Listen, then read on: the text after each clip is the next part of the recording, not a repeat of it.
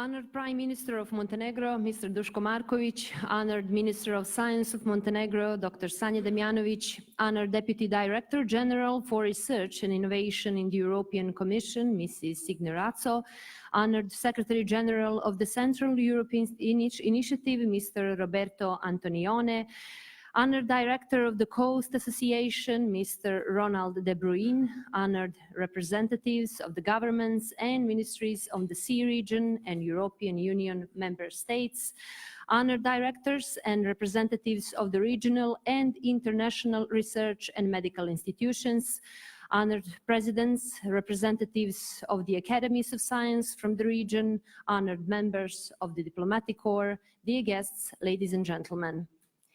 It is our great pleasure to welcome you on behalf of the Ministry of Science of Montenegro and to thank you for accepting our invitation to gather here in Budva today around such an important topic, a large-scale competitive research facility which will develop a regional center of excellence in Southeast Europe, support, of course, socioeconomic development and decrease or even reverse brain drain of this region. It is our great pleasure to welcome all of you today on behalf of the Ministry of Science of Montenegro, which is organizing this special event named Start of the SEEIST Design Phase, with the purpose, of course, to inform, first of all, public about the SEEIST project when it passes from the phase of conception to the phase of design. The government of Montenegro has recognized the importance of the SEEIST project from the very beginning, and Montenegro was the first country which gave its support to this project. Therefore, I kindly asked the Prime Minister of Montenegro, Mr. Duško Marković, to take the floor and open this event. Gospodine Marković, izvolite.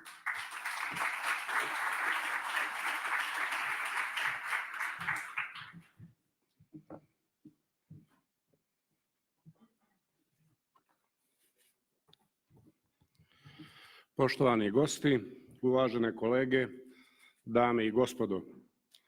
Kada smo prije skoro 3 godine započeli konsultacije o predlogu Ministarstva nauke da se pristupi formiranju Međunarodnog instituta za održive tehnologije u regionu Zapadnog Balkana, bilo je različitih viđenja. Tih sedmica i mjeseci fokus vlade usmjeren je bio na finansijskoj konsolidaciji, nastavku infrastrukturnog razvoja zemlje kao podsticaja ekonomiji. Mnogi su u tom trenutku opravdano smatrali da nije vrijeme da Crna Gora pokreće veliku regionalnu inicijativu i to u oblasti u kojoj se ne možemo pohvaliti značajnim iskustvom. Ipak, vlada je imala viziju i odlučili smo drugačije. Ne gajimo iluziju da naše društvo samostalno može dati presudan doprinos globalnom napretku. Ali istovremeno naša je obaveza i opredeljenje da život ljudi na ovom prostoru učinimo kvalitetnijim, a duži životni vijek oni koji se liječe od najtežih bolesti sasvim izvjesnim. Crna Gora je izabrala put aktivne uloge u globalnom, naučnom i civilizacijskom napretku, ne čekajući da nam se savremena i inovativna rješenja poklanjaju ili da nas potraže na mapi naučno nerazvijenih država.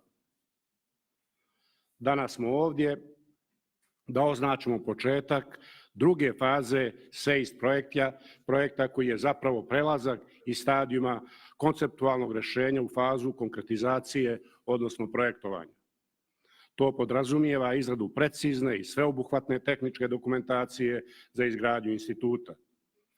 A koja su očekivanja od jednog takvog instituta?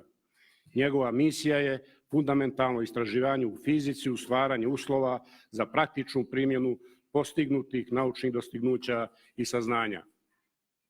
Osim dugoročnih dostignuća našim građanima, obezbijedit ćemo savremeno liječenje kancera putem hadronske terapije. Za razliku od klasične metode zračenja, hadronska terapija ne izaziva oštećenja okolnog tkiva oko oboljele ćelije, jer se veoma sofisticiranom postupku koji prethodi izbacivanju čestice iz uređaja za zračenje, ona probudi na način da ne oslobađa odmah svoju energiju, već da to učini kada stigne dublje u tkivo, odnosno do bolesnih ćelija. Ova terapija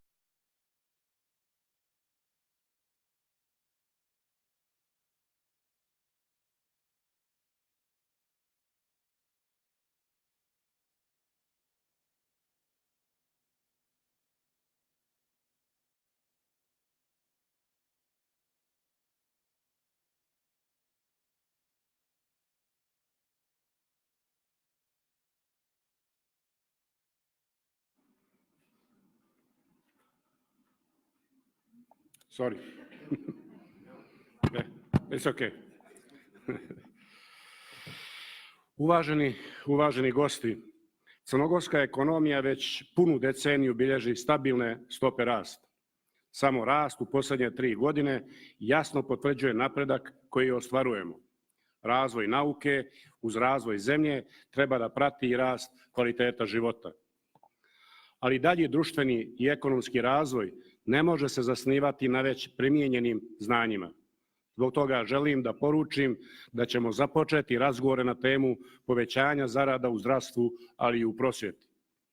Izdvajanja za nauku moraju pratiti i veća izdvajanja za one koji vode brigu o životima naših građana, kao i onima koji obrazuju našu djecu i mlade.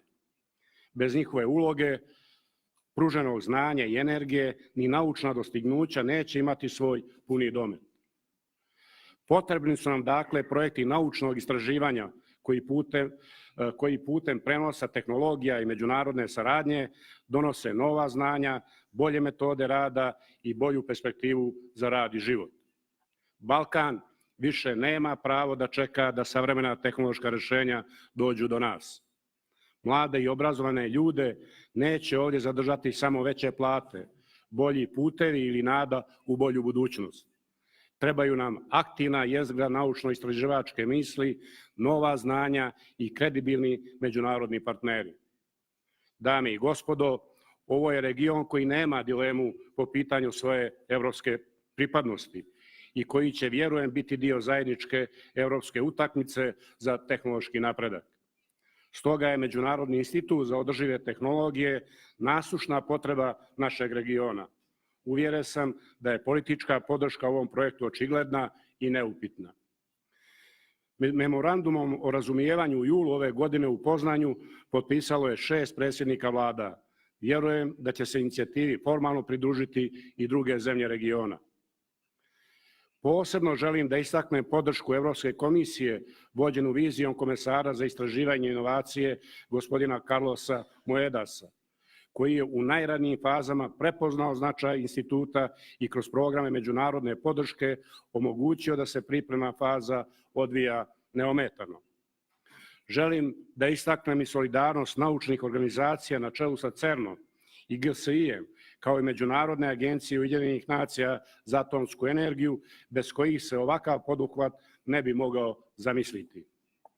Siguran sam da će svaka od zemalja članica imati punu korist investiranja u razvoj instituta, a da će zemlja nosilac njegovog razvoja svima zahvaliti na najbolji mogući način svojim uspjehom. Uz želju da ćemo uskoro biti već na pragu osnivanja Međunarodnog instituta za održive tehnologije u jugoistočnoj Evropi, želim uspješan rad ovoj konferenciji i ugodan boravak u Crnoj Gori i Budvi. Hvala vam na pažnji.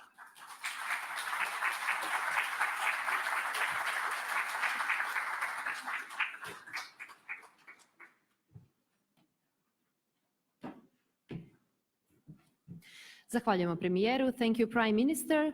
We will now proceed with the video address by the European Union Commissioner for Research and Innovation, Mr. Carlos Moedas, who was not able to be with us today, but shared great impressions about the project. After the message of the European Union Commissioner Moedas, I invite Professor Herwig Schopper to deliver introductory remarks.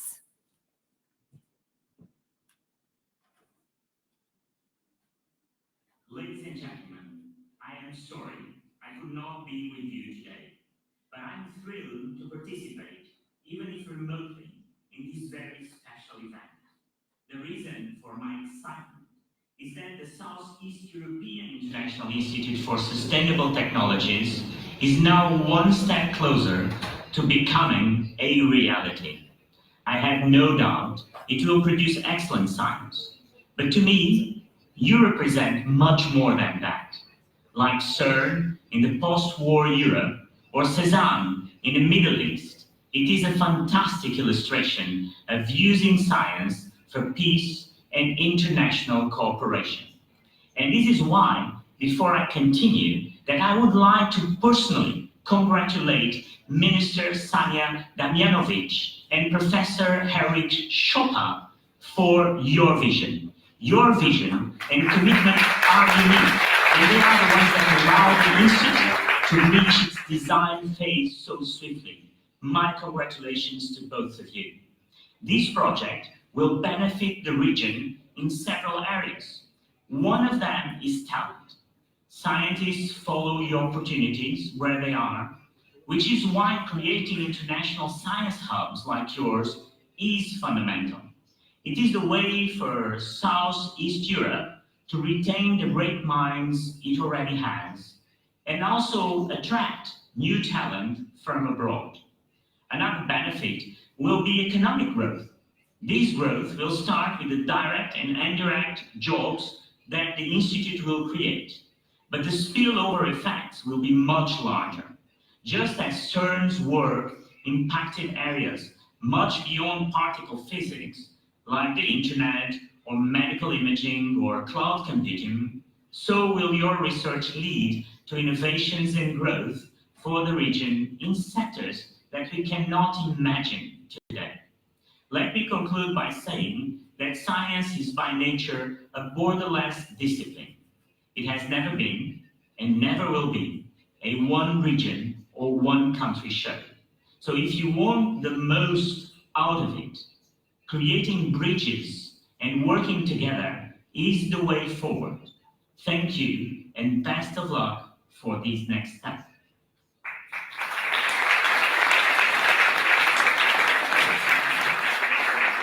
Professor Schoper, please take the floor.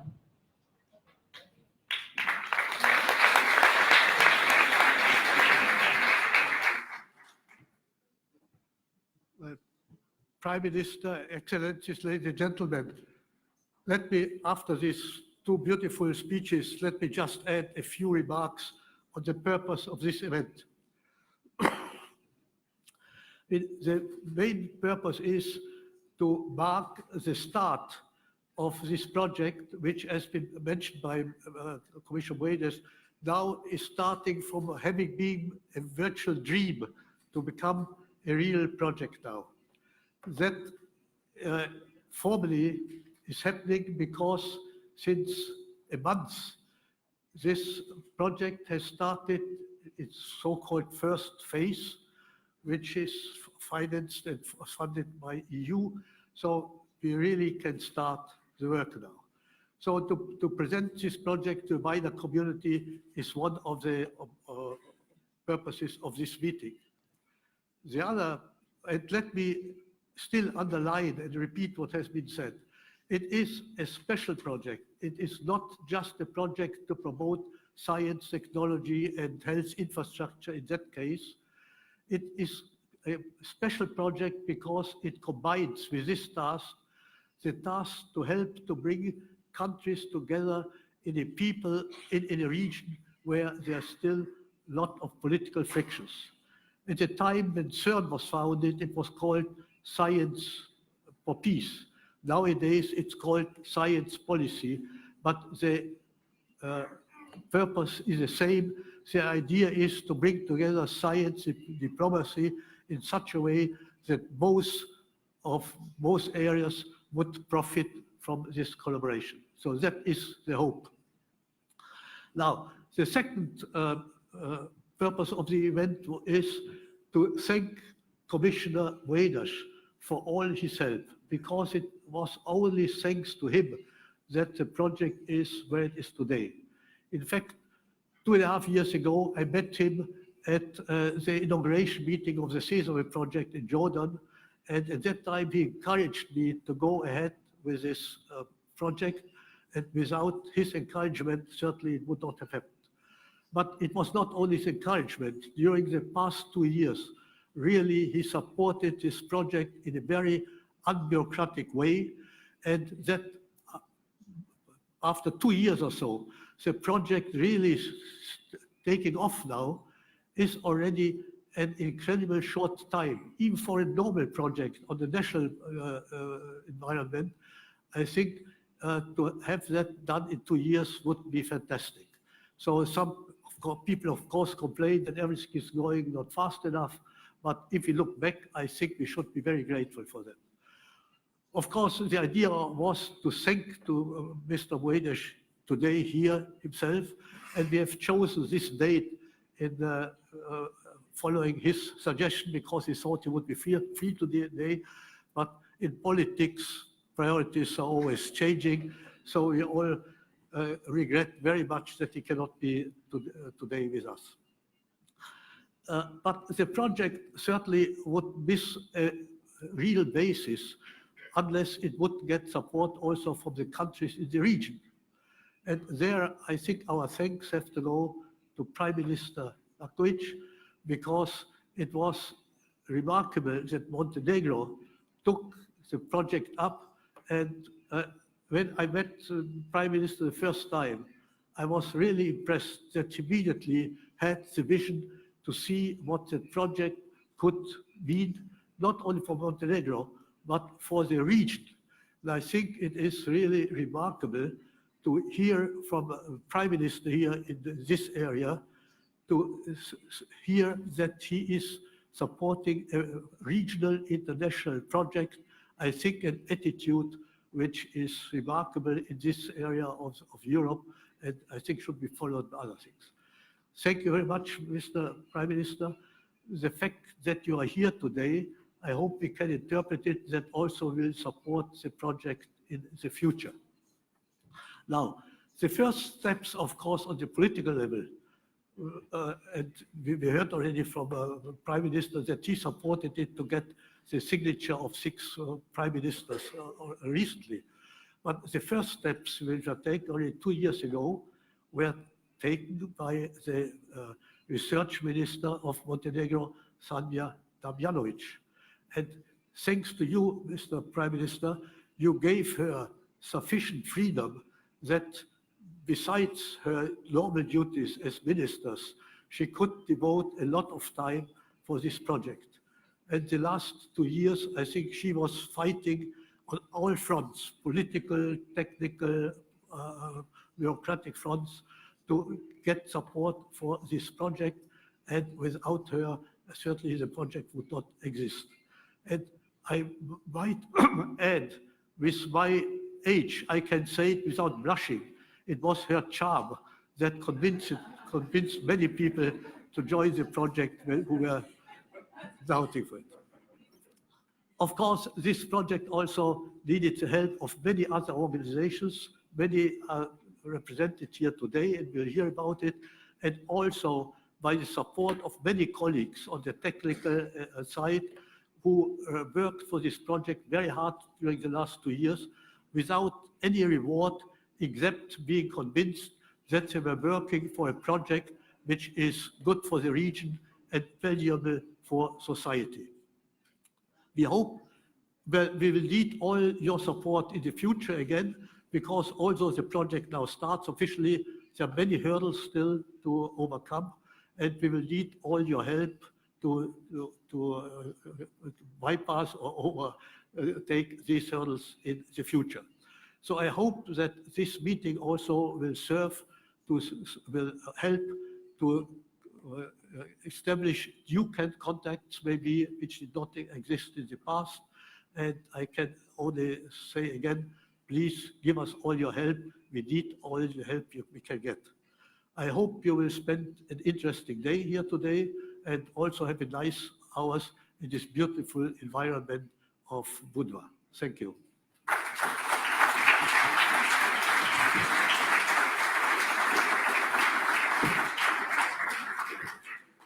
Thank you again, Professor Schopper. I use this opportunity to thank once again to the Prime Minister Markovic, who managed and joined us and opened this very special event.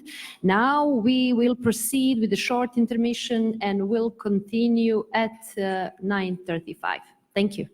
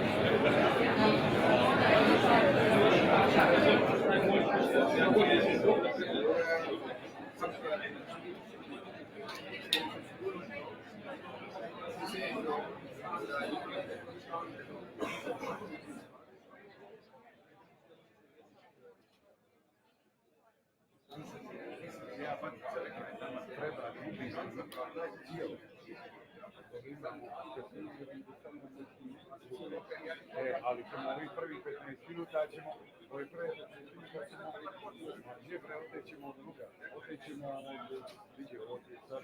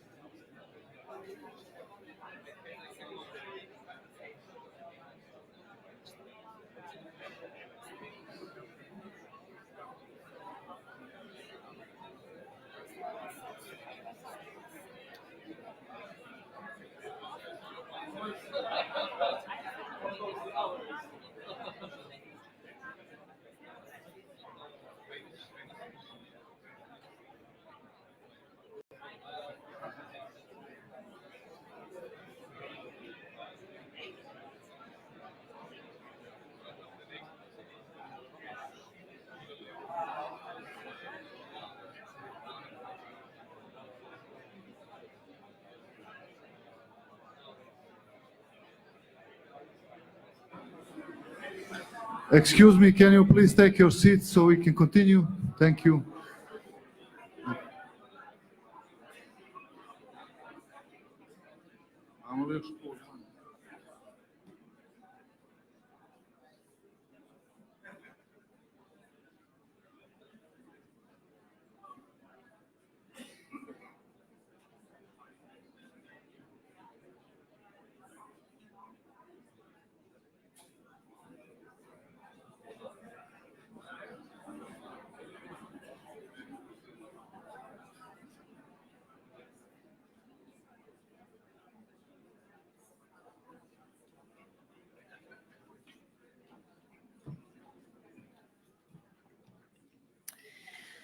The project is now entering into a design phase thanks to the first financial support of the European Commission Directorate General for Research and Innovation.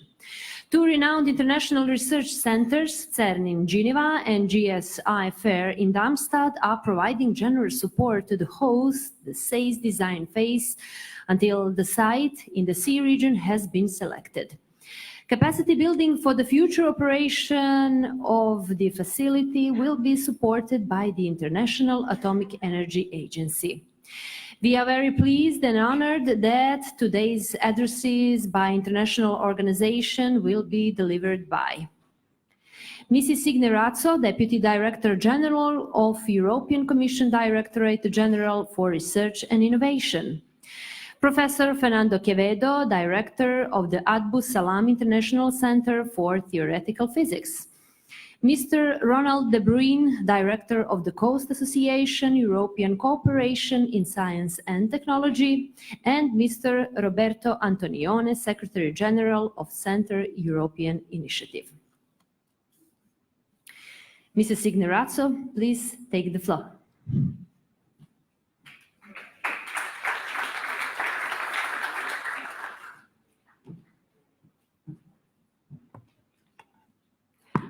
Dear Minister Sanja Damjanovic, Your Excellencies, ambassadors, government representatives, representatives of international science organizations, Professor Quevedo, Director De Bruyn, Secretary General Antonione, Professor Schopper, distinguished scientists, ladies and gentlemen. It's my great pleasure to be here with you at this very, very important event in the lovely city of Budva. This is my second time to be in Montenegro, and since we first met with Minister Sanja Damjanovic here, and also with your Prime Minister Duško Marković, at that time I've heard that a lot has already been achieved and a lot of progress has been made on the project. But now, before becoming to the project, let me say a few more words about the contribution of research and innovation to the development of the area, of this region in particular. Last week, as you know, President-elect of the European Commission, Ursula von der Leyen, presented the College of Commissioners. Previously, she had also unveiled her strategic priorities. And you've noticed that further integration of the Western Balkans into the EU is high up on her agenda. Cooperation in research and innovation can clearly strongly contribute to this objective. Even more so as the next Commissioner-elect of Innovation and Youth, Maria Gabriel, will bring together the portfolios of science, education, youth and innovation. She also comes from this region, so I guess that cooperation with and within the Western Balkans will be really close to her heart. What I've seen as I represent the DG of Research and Innovation in the Commission. So clearly, we've already seen in the current framework program, Horizon 2020, to which all Balkan countries can fully participate, and most of them are already fully associated, already offers plenty of opportunities for researchers in the region to work with their EU counterparts, to build excellence, to share access to research infrastructures, to develop key enabling technologies, and also to find practical research-based solutions to societal challenges. I was really moved when I listened this morning to Prime Minister, who described in detail the advantages of the Hadron technology to fight cancer, to find actually better ways and more efficient and more patient-friendly ways how to fight against cancer. You know that also for the new Commission, fighting against cancer is one of the priorities. You also know that this is one of the missions for our Horizon Europe. So clearly, I think that there will be very good linkages to be made with this project on a wider perspective. Now, coming back to the participation of your countries, I know that also the other countries are represented here in this forum. We've seen that already there is a good participation in the current program. Since 2017, there has been 50% of increase from the region. And if we compare also the budget allocated to the beneficiaries in the region, this has actually, the growth has tripled. But this is not just about the money. There are clearly broader benefits from Horizon 2020 and also from the future program, such as opportunities to tackle global challenges together, to have access to new networks, to infrastructures like the one that you aim to build in the region. In today's information age, science is a cross-border endeavor. and by strengthening the networks and also pooling out investments like SEEIST projects aim to do, can clearly develop a better and more performant environment for research and innovation. Also, you know that we aim to be the first region in the world to be the climate neutral and sustainable society by 2050. Clearly, this will not be achieved without the contribution of science, research and innovation. So there is a lot that actually can be contributed by research and innovation. It's also very critical for the EU priorities. We want a sustainable, we want fair and prosperous society for our people and also for our planet. You know that 35% of the budget of Horizon Europe, the next framework program, will be devoted for topics addressing climate change. We also engage to achieve sustainable development goals. We'd also like to make better linkages with the citizens, so that they also understand what very clear benefits research and innovation can bring to them. And clearly, as health is one of the topics which is always very high up on the agenda for everybody, as we all care, want to be healthy, then clearly also the research innovation that can bring in this aspect are clearly very important. Now, let me say also a couple of words about the EU perspective for the Balkans.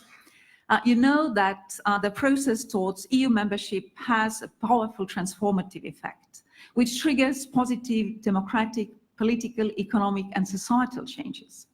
I was also glad to listen to your Prime Minister earlier today, who also spoke how actually ambitions to become a full member of the European Union have actually also helped to transform Montenegro into a modern society.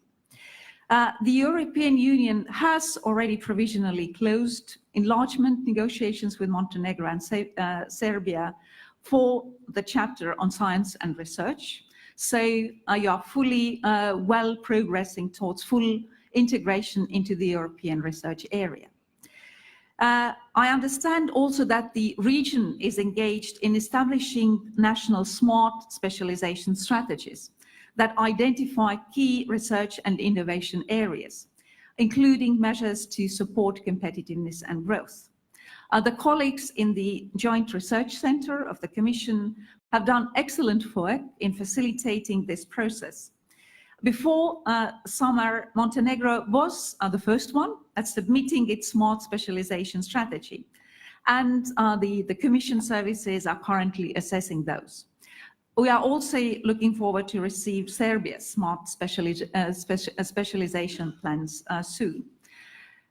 So implementing those will need the efforts of cross-ministerial work of all the ministries within the government. It seems that sustainable development, agriculture and food are key priorities for you. This is also fully in line in the new mission approach of the Commission, because as you know, we've identified climate change, fight against cancer, soil health and food, smart cities and healthy oceans as mission areas. But I'd like to say that the missions are not about research. Clearly, researchers have an important contribution to the missions, but we need all different policies to be supportive. For instance, if fighting against cancer, you also need the support of the health policy. When we speak about smart cities, we need environmental regulation. We need also the devotion of the mayors of the cities. We need all players to come together in order to achieve these objectives. Strong national R&I investments actually underpin successful participation in Horizon 2020 and vice versa. Participation in our framework program is also essential to make national R&I system internationally competitive. I know that Minister Damjanovic has a great role and also the support of Prime Minister in order to bring the objective of 1% of national funding to become real. And I also encourage the other countries in the region to also invest more in research and innovation. Now, finally, coming here today to celebrate the conclusion of the first step, but actually also realizing that there is still a lot of work ahead. Now, in order for the SEEIST to become a reality, first, what you will need and what you already had is to have a vision. And I'm glad that clearly Commissioner Moedas pointed out that Professor Schopper had this vision that something like CERN or Sesame can actually happen in the region here. Then you will need the political support. Here in Montenegro, you clearly have the support of the Prime Minister. Likewise, you've also been able at the Prime Minister's level to have the support of 6 governments to give the support to this project, which is clearly essential. And then you also need someone, there's always, when it comes to successful projects, then it's all up to the people.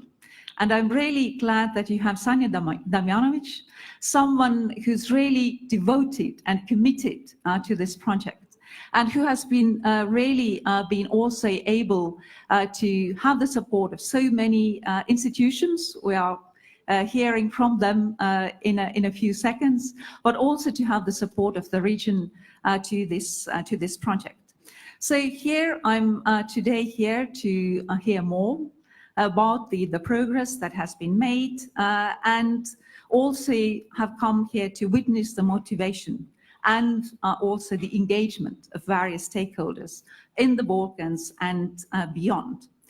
With Antares in Novi Sad, we have already a center of excellence in the area of ICT and agriculture.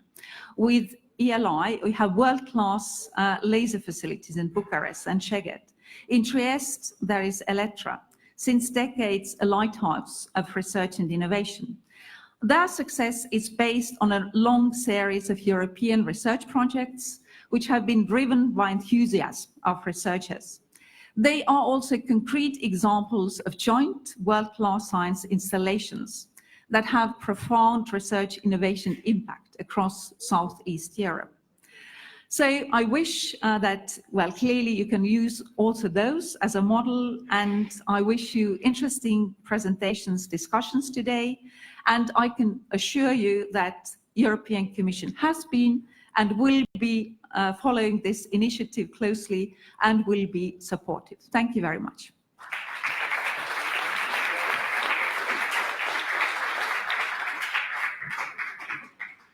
Thank you, Mrs. Razzo. Now we will proceed with the video address by Mr. Yang Daju, Deputy Director General of the International Atomic Energy Agency.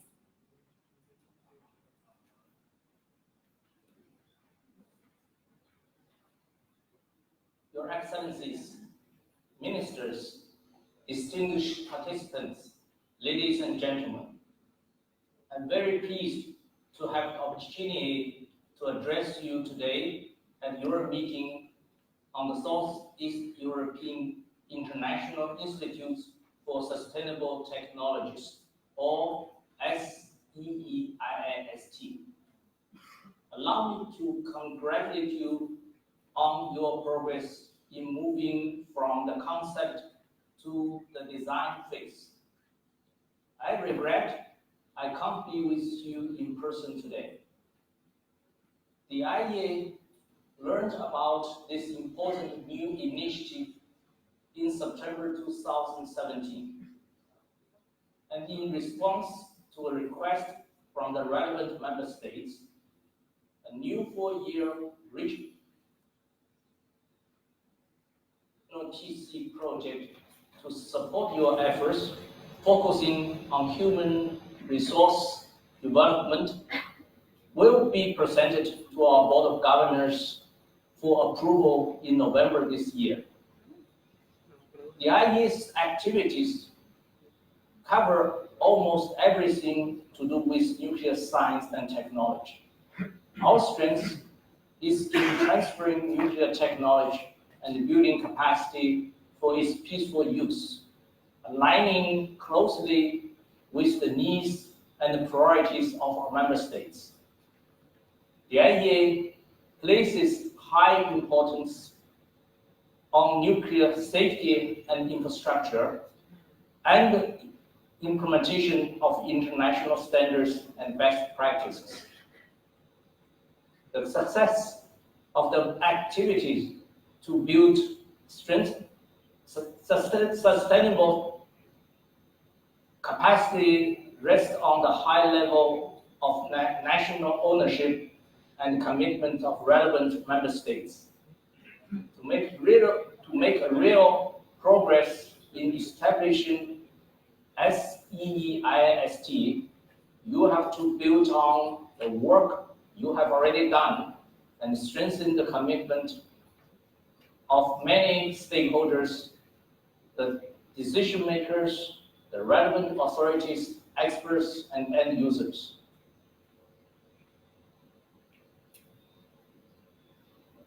I look forward to hearing about the progress you made during the meeting, particularly as regards technical designs and phase selection. Based on this progress, we are ready to provide support through the framework of the IEA Technical Cooperation Program. I wish you every success on your meeting. Thank you.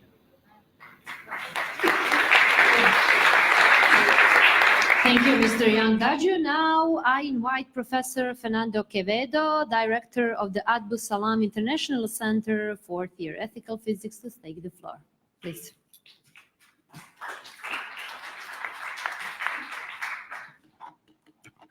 Thank you very much. Good morning to everybody, and thank you for the invitation. And I'm very pleased to be here, my first time in Montenegro. And I remember 2 years ago, we had a visit from Minister Najan Monjanovic and Professor Schopper, who came to ICTP, and requesting if we could have a first meeting in Trieste to discuss these initiatives for, in general, for large research infrastructures for Southeast Europe. And of course, I couldn't say no. I totally agree with the minister. This combination is impossible to say no, because the charm, ambition, and commitment together, I think, is very special, and I think we all recognize the importance of their mission. So we had this meeting. It was early last year, January, February, if I remember correctly. And I was very impressed because in a few months they were able to attract very high-level people, both from policymakers to scientists, research scientists. So we had, it was the first initiative, the first activity to discuss these potential projects. And so I think it was very successful. I know now the last year and a half we can see progress has been made, and I congratulate both of you and all of you who are involved with this initiative.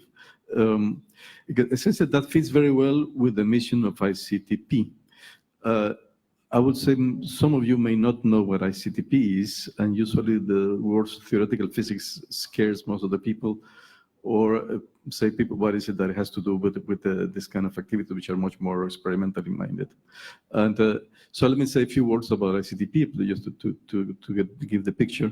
So we were founded 55 years ago on the initiative of Abdus Salam, which is one of the top theoretical physicists of the 20th century. He was from Pakistan, and he couldn't go back to his country because there was no conditions for him to do research there. So after a couple of years there, he realized that was better to come back to Europe and develop his career, but with the idea to help all the other scientists in developing countries to have a career in science. And so he made a proposal, and at the end, the IAEA, together with the Italian government, agreed to create this center in 1964. It started as research in theoretical physics, but the idea was to be a center where people can come from every single corner of the world. And remember, it was the Cold War, and we were more or less in the border between the two sides, Trieste. And but Saddam managed to attract scientists from the regions. For instance, there was a first activity in plasma physics, people coming even from the Soviet Union, people coming from the United States, and so to meet at ICTP. And that has been the idea of ICTP throughout all these 55 years. We are very proud to say we have visitors from 188 countries. We have 60 activities per year organized at ICTP, 20 that we organize abroad. We have thousands of scientists coming every year, and we work with them at ICTP and in all the countries, in particular the developing countries. From this region in the Southeast Europe, we have hundreds of scientists coming every year. I would say 200 every year, which is a good record. And now I can see has been increasing after the last year's meeting. And we have been supporting a network called CNET that I have seen Goran Đorđević, who is the leader of that, is present here in the audience. So in that sense, we have been already very much involved with the region. The other point is that since even though we are doing mostly theoretical physics, we have been expanding over the years. In 55 years, many things have happened, and we have been expanding to cover other subjects which are very much in need for all the world, like the climate change, renewable energies, now even artificial intelligence, computer sciences, and so on. So we have been covering more subjects. And one thing that is difficult for us is to have a lab doing concrete experiments, because otherwise it will be extremely expensive to cover all possible fields. So we have a small equipment for mostly to support scientists from developing countries. We have agreements with CERN, for instance, and work in some experiments with CERN. In particular, we have an Atlas group, and through this Atlas group, we created a new program called Physics Without Frontiers that has been becoming very, very, very successful, going to countries like Afghanistan, to Palestine and Venezuela, where scientists are in difficult conditions. So what we have learned is important for us to have partnerships with experimental institutions, and CERN has been a major one. But we also have a program called TRIL, which is Training of Researchers in Italian Laboratories. And for that, we sign agreements with hundreds of labs in the whole country, and we bring scientists to do experiments there. We pay half, and the lab pays another half. So in that sense, it is profitable for everybody. The scientists benefits to have a very good working conditions in experiments. The experimental lab benefits. We have a relatively cheap scientists working with them, and we expand our mission for that. I have to say that over the years we have changed, and in 1990s UNESCO joined in the collaboration. So now it's UNESCO, IAEA, and the Italian government, and we are all UNESCO employees. And in that sense, we are United Nations. We are the only Category 1 institute of UNESCO for science, and so in that sense, our international component also I think is very important to be able to achieve all this duties. And so combining all that, I can see that we can be helpful also in the future for this project. For instance, I have just learned that this now in Pavia, so we can have an agreement eventually with now, and then we can help people, send people there from this region to be trained there. So that could be a concrete activity. Of course, we have also worked with Elettra in Trieste. We started an activity only 5 years ago, which is a master's in medical physics, and is official international master in medical physics, done in collaboration with the International Organization for Medical Physicists, and so that could be another source of capacity building for students from the region. But also this connection with the Union of Medical Physicists has been lasting for more than 25 years. So we have activities every year there at ICTP and abroad. So I can see that this can be a good contact point for us to work with this new project. And so essentially, well, I would like to congratulate you again for all this progress, and also just tell you that CAN with ICTP, we were very honored to be at the very beginning of this project. So we would like to be part of it since now until its full completion. So thank you very much.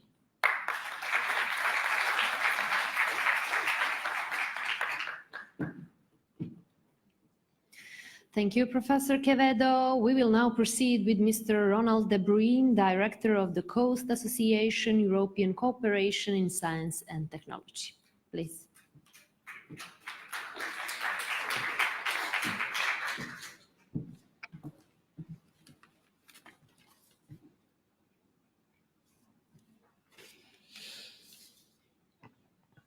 Dobro utro.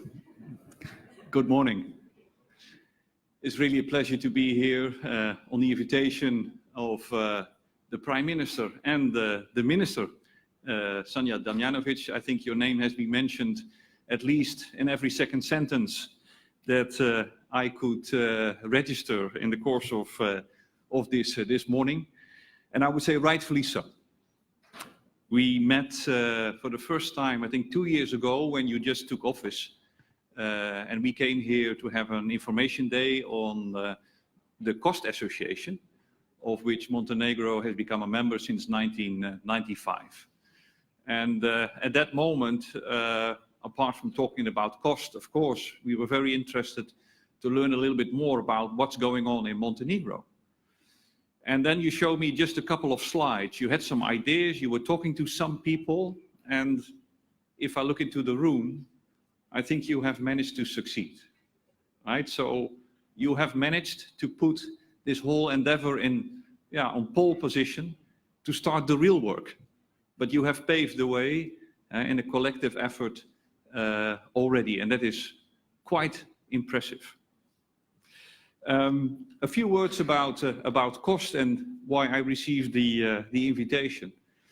COST stands for European Cooperation in Science and Technology. We are an intergovernmental organization that was established in 1971. We are, in that sense, the oldest and still running European network initiative, even before the European framework programs were established. We currently count 38 member countries, and we recently also welcomed South Africa as a partner member. What we basically do is not so much funding the research, but we fund the networking activities themselves. Networking is essential because by pooling resources all over Europe and beyond, we are able to build up Europe's capacity to tackle not only the scientific and technological changes, but also the societal changes that Ms. Razzo was also referring to. And one of them is cancer, beating cancer. And we have many more missions to look at. So COST is about networking, and in concrete terms, we finance networks that can organize conferences, they can organize training schools, there's short-term mobility to facilitate brain circulation rather than brain drain, and I think that is one of the appealing features, certainly also for this region. And all different kinds of dissemination activities, and these networks typically run for a period of 4 years. So that is, in a nutshell, what COST does as its core business. We have 3 strategic priorities. These priorities, in our opinion, are sound until the end of the next framework program. And first and foremost, that is to promote and spread excellence. As the Commissioner already said, science has no borders. I always say excellence has no borders. There's excellence everywhere. And our challenge as COST is to make sure that all the excellent talents around the globe are connected and get together to look at, let's say, the challenges that we are facing today. We have very much, let me put it in another way, we have a focus on interdisciplinarity. And why is interdisciplinarity important? Because if you bring together people from different scientific fields with different perspectives on the problems at hand, you come to different insights and hopefully breakthroughs that actually are needed to make progress in a society that is becoming increasingly complex. So interdisciplinarity is key. We invite interdisciplinarity because our call for proposals is completely bottom-up. We do not prescribe any specific scientific field, so all the proposals are made based on the initiative of the science community. And we select the best, the excellent proposals that emerge from that call. And in addition to that, and that is truly unique, COST is able to leverage on its network of national contacts in all the member states that are part of COST to appoint researchers from all over the place to help facing that challenge as articulated in the proposal. Last but not least, I would also like to mention that we really like to invest in the next generation. Boosting the careers of young researchers is essential. We just had a short conversation with the Prime Minister and the Minister, and I think he was exactly pointing to the fact that what is needed is the connectedness, the cooperation, the collaboration, and also to make sure that your talent is not only educated, but is also exposed to experiences in other laboratories. And COST is exactly facilitating that kind of short-term mobility. And of course, for them to come back. That is very important. Now, to make this a little bit more tangible, we have recently organized a stakeholder event on cancer research. And we had the pleasure of contribution, an active contribution from the Minister. And you have to imagine we had people from 35 different networks participating in COST in the room. And at the same time, all different kinds of other organizations and initiatives, including also representatives from the European Commission. Mr. Reinhard Butcher, your colleague, was there, knowing, of course, that cancer research will be most likely one of the missions in the room. And I must say, you deeply impressed not only the policymakers, but also the scientists in the room by explaining the necessity of SEEIST, not only from an organizational point of view, but really pointing out from a scientific point of view what is going on in this project and what the contribution it could make to beating cancer. Now, these kind of stakeholder events we organize quite regularly. In a sense, we try to build also the bridges to other parts of the European research area through, for example, the global networking. I mentioned South Africa, but we will probably pursue partner membership of other countries. We also are reaching out to the policymakers by pooling into our network of 45,000 different researchers who are altogether a huge resource in providing evidence-based policy advice to policymakers.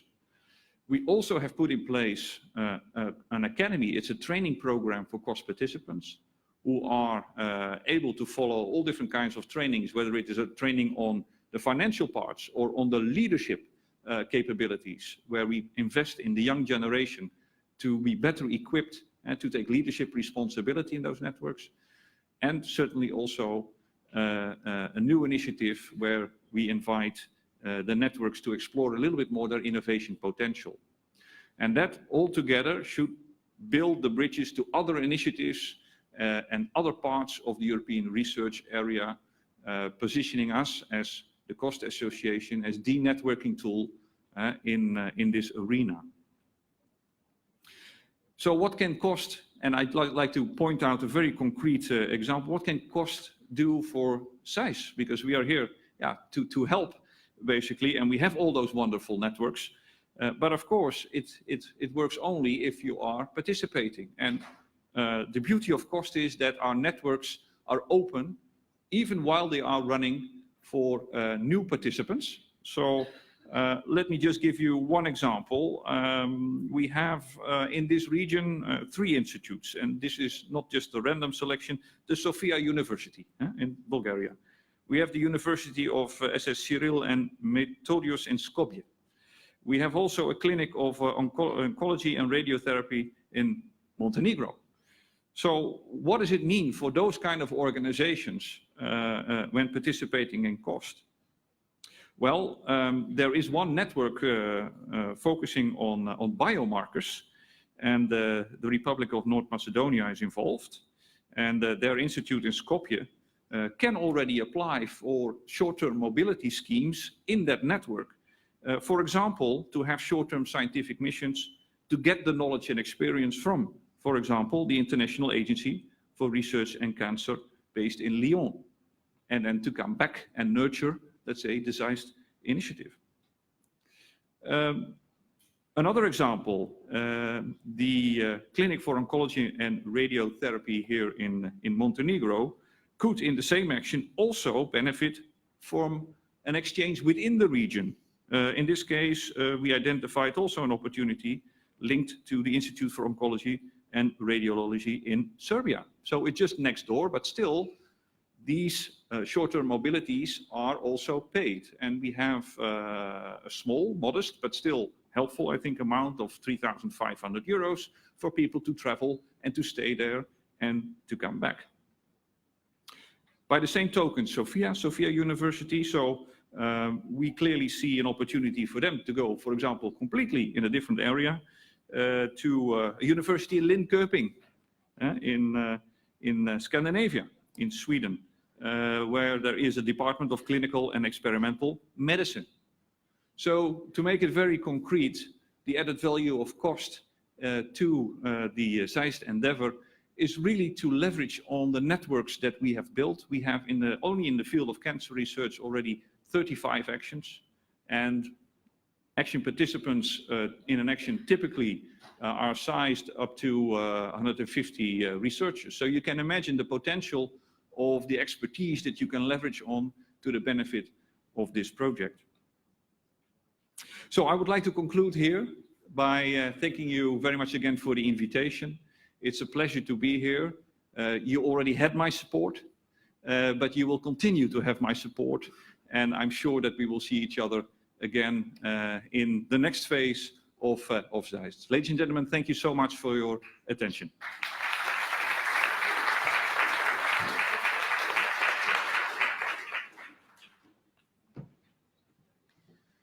Thank you, Mr. De Bruyn. Now I invite Mr. Roberto Antonione, Secretary General of Central European Initiative.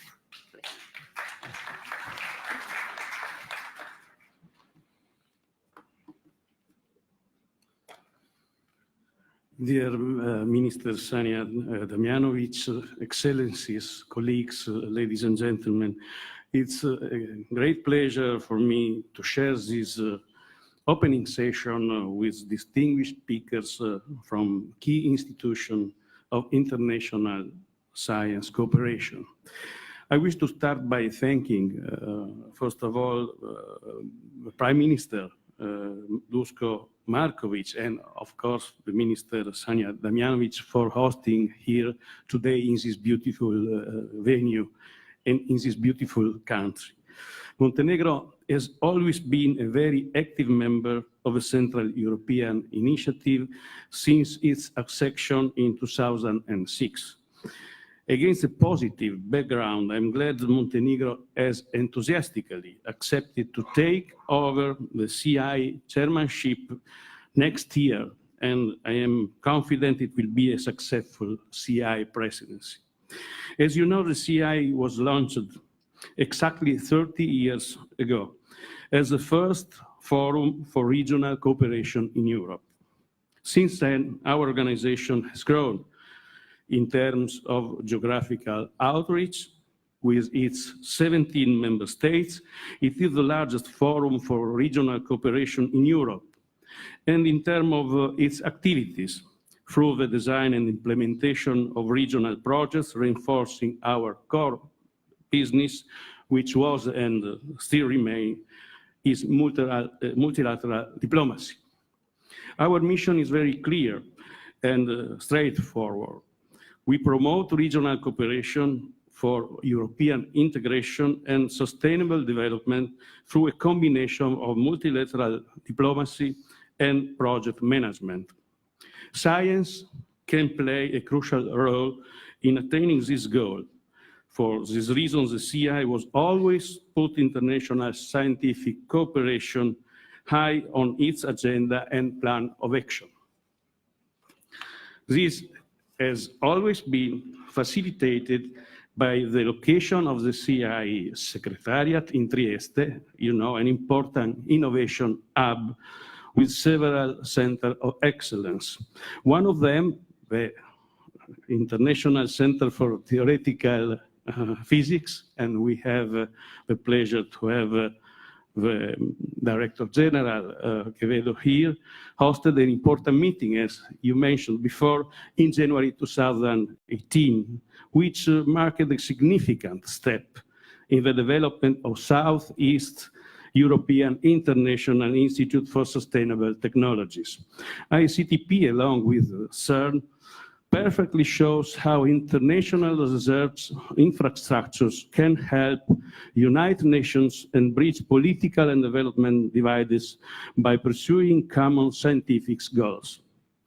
Since the 16th, when it was founded, ICTP was provided an open space, and Professor Quevedo said so, for scientists from all over the world to meet and to cooperate, including the Cold War period. It was and still is a successful model that I'm sure will inspire an initiative like yours.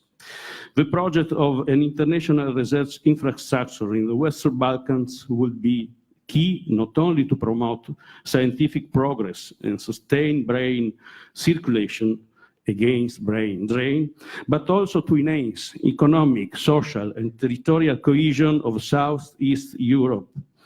Finally, this would have a positive impact on the EU accession path of the Western Balkans, one of the main CI political goals.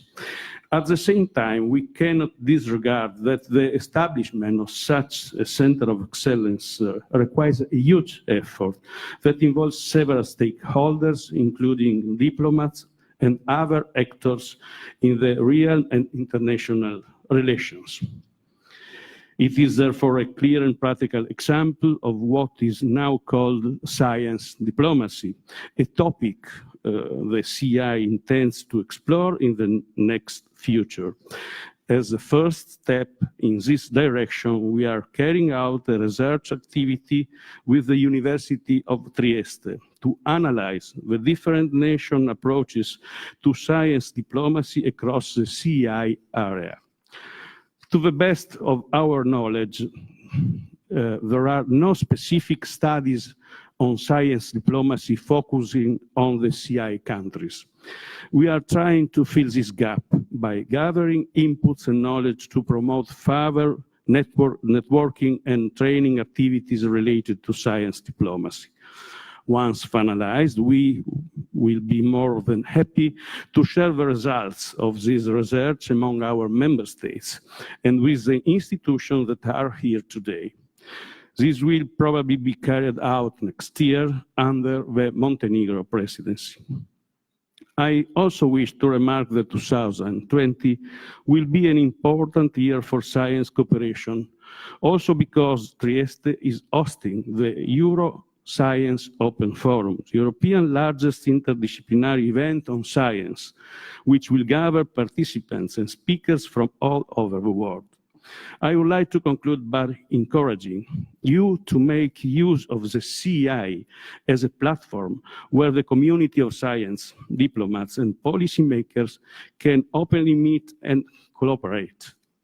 I believe that the open discussion and the fruitful exchange between scientists and diplomats is essential to support an ambitious project such as establishment of the Eastern European International Institute for Sustainable Technologies. As a well-rooted intergovernmental organization, the CEI is ready and available to do its part, both by supporting the development of SEEIST and by promoting further activities in the domain of science diplomacy for the benefit of our member states. Thank you so much for your attention.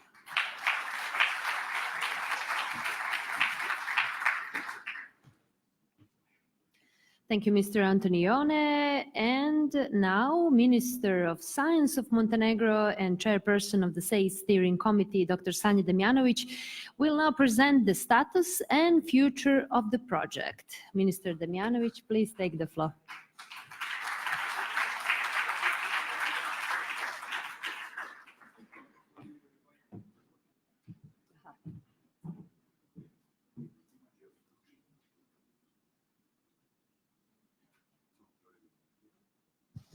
Prezentaciju možete.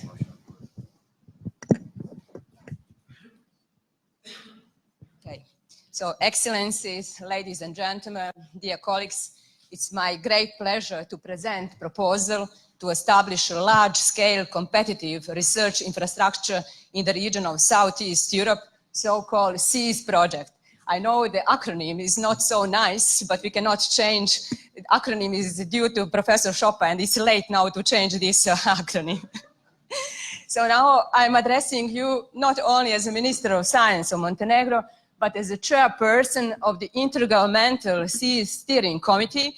We are about 10 members, and we have 2 observers, and most of my members of steering committee are here with us, and without them, of course, I alone would not be able to steer, we would not be able to move this project, although my name was mentioned so many times, but we also need to thank all these, my steering committee members.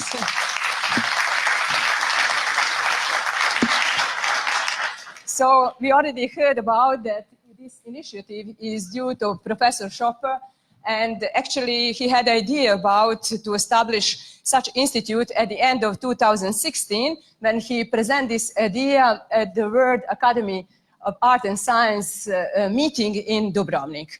At that time, I became Minister of Science of Montenegro, I need to say by chance, and when I learned about this idea from Professor Schopper, I got infected, and since then we started to work together. At that time, it was very hard. It was just idea. You know, you want to start something, but how?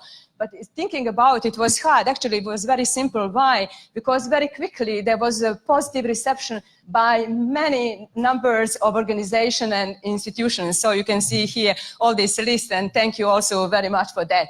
That was the Reichel wing for this project for us. Oops, no, I did not want that. Fine.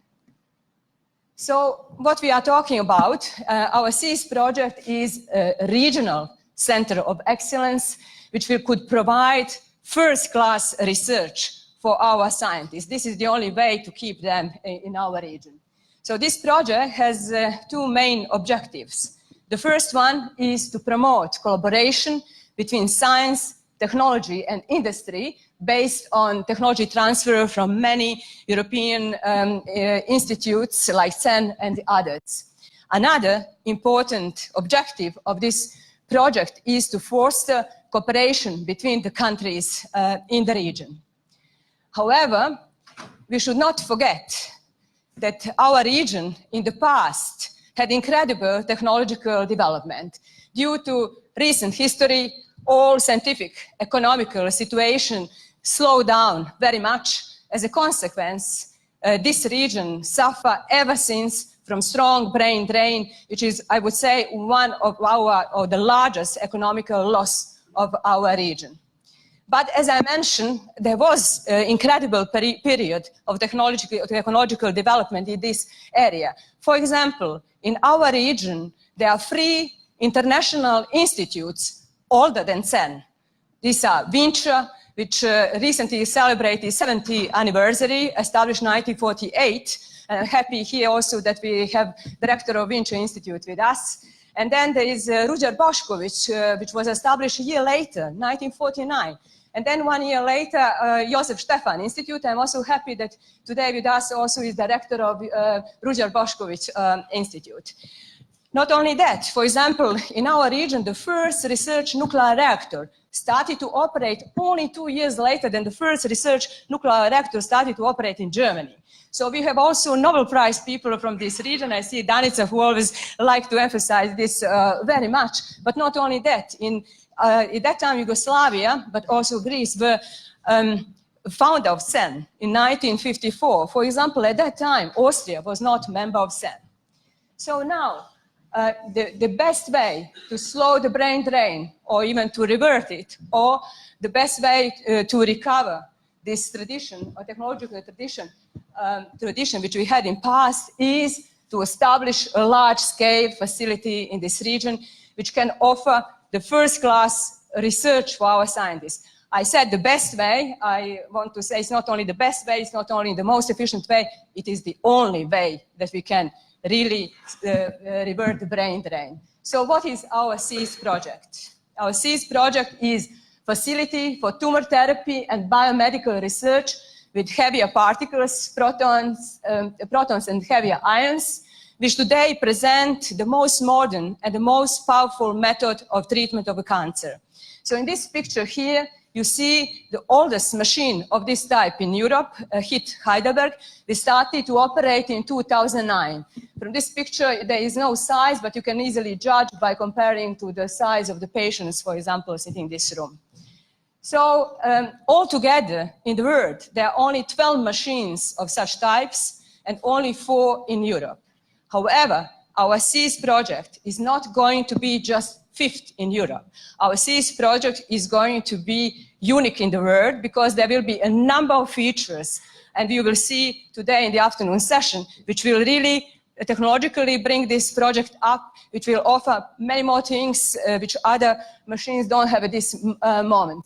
So the idea is with this machine the idea is to dedicate 50% of the time to the research. So even though 50% of time will be dedicated to research, we will still be able to treat about 500 patients, which is the need for a population about 20 million inhabitants. And this institute will also offer capacity for about 1,000 researchers to work in this project, and given a unique side of this project, it will attract also the researchers from Western Europe and worldwide.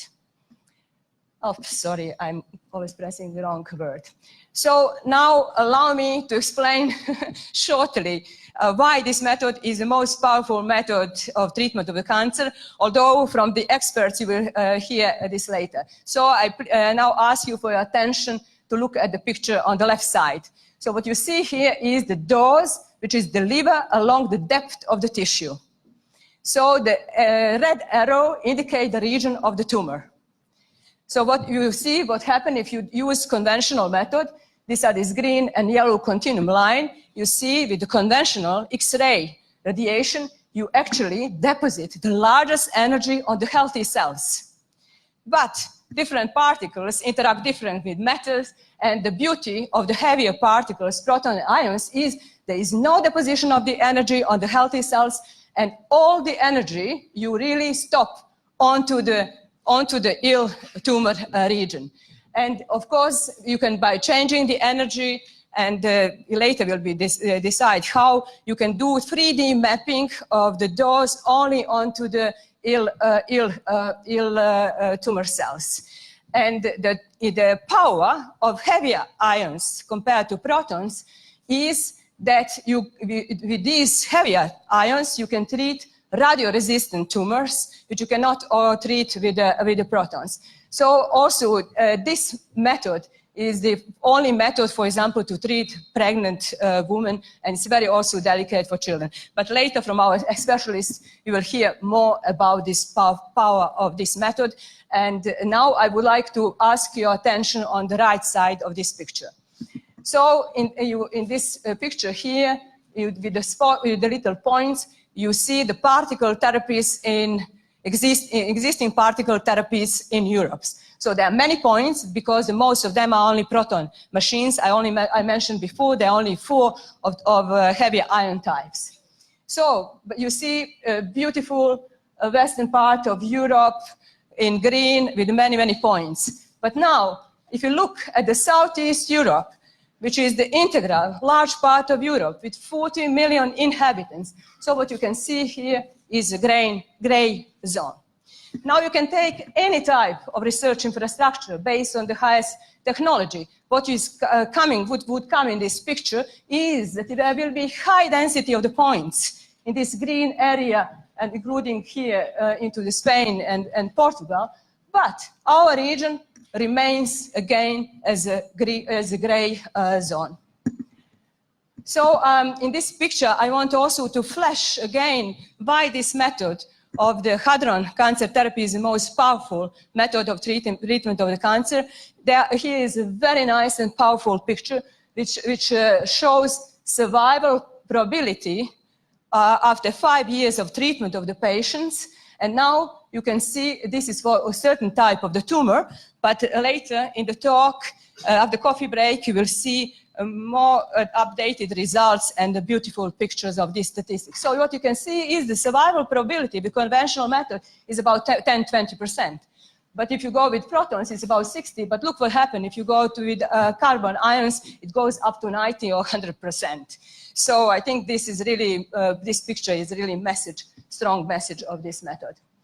So now there is a little bit of sad pictures for our region. Here you see cancer statistics, mortality, our incident ratio. And now in this red area, this is our region, we call Southeast Europe region. And so you can see that in our region, mortality is factor of 2 higher compared to the other countries of the Europe. So you can see, for example, Switzerland has only 34% mortality rate, while in our region it's going up to 80%. During these 2 years, a lot of progress has been made, both on political and scientific scene. Now, in March 2017, there was a first official support by Montenegrin government for this initiative. And only a few months later, we managed to sign declaration of intent at the neutral CERN ground in October 2017. In this picture here, you see 10 ministers from our region, together with Professor Schopper, of course. And that was, I would say, also a unique event for CERN. There are many politicians coming at CERN every day, but it was unique because at the same time, you had 10 ministers on the CERN ground. And that was a very, very important moment because the SEEIST initiative, by signing this declaration, was transformed into regional project. That was very important for also European Commission to see that it is not one single country event project, but it is really regional project. So what is our region, which goes Southeast Europe? So you can see here in this parties, and you see these blue bullets. So at this event at CERN, 8 parties signed declaration of intent. Croatia agreed at referendum, and Greece took an observer status. So after that, we have we formed intergovernmental steering committee.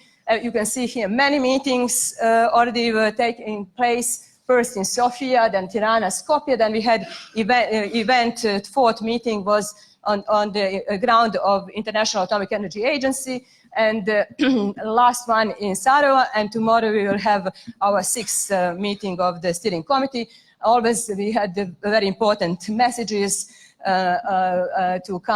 coming out of these events. And so then what happened is that another very important political movement was that European Commission really recognized, DGRTD recognized that there is a real potential in this project, that is really something not for the region to come like to help the region in any way, but it's based on the real pure excellence. And I need also personally to thank very much to Commissioner Moedas, who was very, very supportive really from the beginning.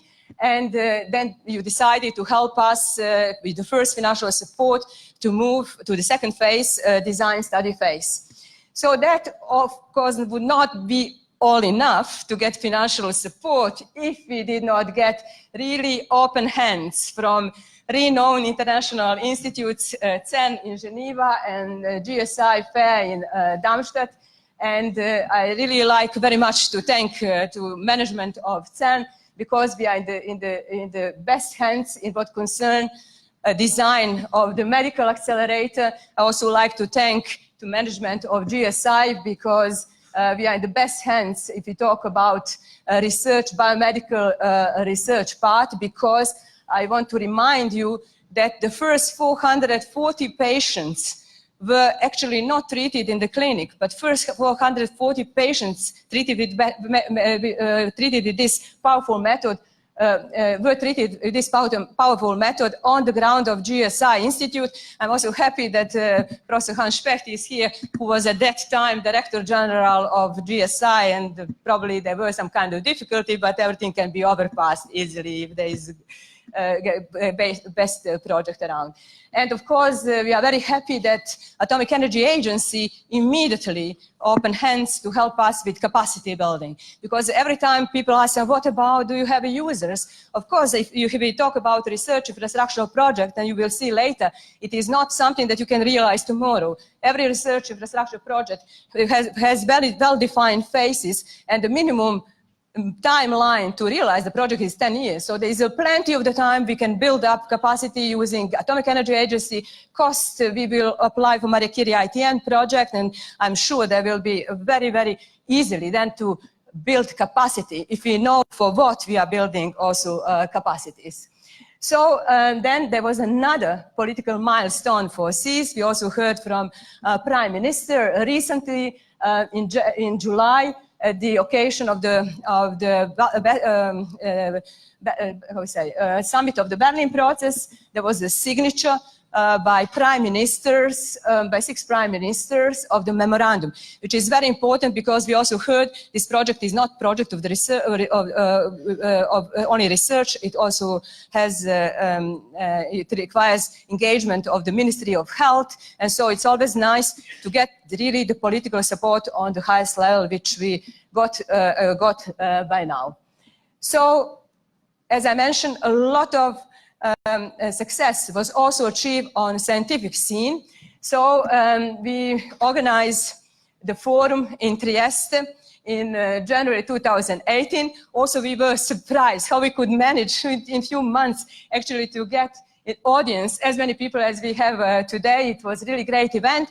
But the reason to organize this event was to present the outcome of the first phase of this project, concept study, and then to also show this to the public, that there is really ongoing development of a special project. So as Fernando said, there were more than 100 participants, representatives from European Commission, ESFRI, Atomic Energy Agency, all these research institutions, but there were also 40 users from our region, and also in our room today, there are also many potential users of the project.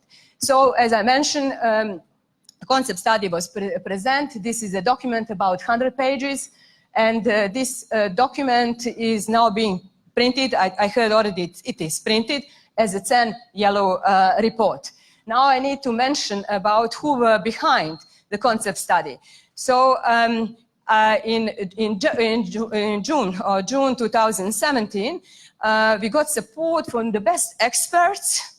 And the chairman was Professor Ugo Maldi. I'm very sorry that he is not today with us. And then you see all these people were working very hard to produce in a short time the concept study. I mentioned 100 pages, a document which is a type of business plan, has all operational costs. It's a beautiful document you can find on our SEEIST website, I assume. But what I also want to say, they were working on voluntarian base for us. And some of them are here in the room. It's Majid and Jacques Balosso, and of course, Sandra Rossi is here. So these are the pictures from our event in Forum Trieste. I now realize that we did not plan group photo from this event. I hope that we can still organize to do that in the meantime. So now I come to the actions in plan. thanks to the support of the European Commission, as I mentioned again, of 1 million, we could start design phase. We call this phase 1. Here you see the structure. We have overall responsibility is under the SEEIIST steering committee. And then we have overall coordinator of this preparatory group, who is Dr. Horst Weniger, who is also here with us. And then we have structure. We have working group 1, which is concentrated on accelerator design. And this group is placed at CERN.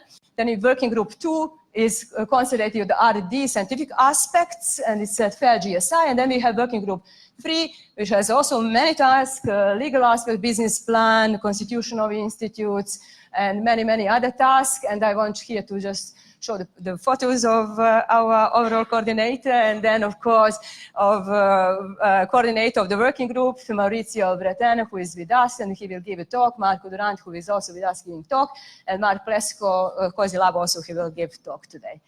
So now I want just to say that scientifically, we are in best hands, and so if scientifically we are in best hands in what concerns design of a new type of light ion medical accelerator. We cannot be in any better place in the world than at CERN. We are in the best hands in what concerns the research part, clinical, preclinical, imaging, and whatever. And I just want to say, scientifically, we are in the best hands, and we scientifically cannot fail. So I really wish that this political support will remain, and then there will be shine in our region. So I just mentioned we started phase 1 of design study phase. We are now under preparation for very competitive call under the Horizon 2020, which has already been open, and it's closing in November, but we are working very hard. It's competitive, but we are not afraid of that because, as you will see in a moment, I think we will have a very beautiful proposal. I want to say also that SEEIST, since recently, got a status of a legal entity. We became association à la Swiss law with location in Geneva. And we are now, after applying for the design study call, we need to rush to prepare application for ES3 roadmap, deadline May 2020, after that break of 5 years. So we really need to work hard. And in what concerns building innovative capacity in Southeast Europe in a cutting-edge field, such as hadron therapy, we already got $500,000 from Atomic Energy Agency. We heard in the video by Deputy Director General Technical Cooperation that in November it will be approved, so we can start to use. And I'm also happy that we can connect and send people via ICTP and send and direct to get really the best way of training for our purpose. Cost application has already been submitted. Finger crossed, yes. And then also we are starting preparation for Maria Curie ITN call, which is very great. It's 4.6 million. You can support many users. And then we also have connection with Enlight, and you will hear about that later in our from Majid in her talk. So I want you to say again that we are working seriously hard to prepare application for this competitive call, which is called HITRI. HITRI in our language means being fast. And so you can see here how many consortium of HITRI. We have, of course, all CERN and GSI, but we have all these 4 existing machines of hadron cancer therapy, now Medostron, HIT, PSI, NFN. I mean, you can see here a lot of institutions, and there are several beneficiaries from C region are now including through the SEEIST, because SEEIST now is a legal entity. We can also apply there. And here I want also to point that we have a person who is working very hard to connect all this.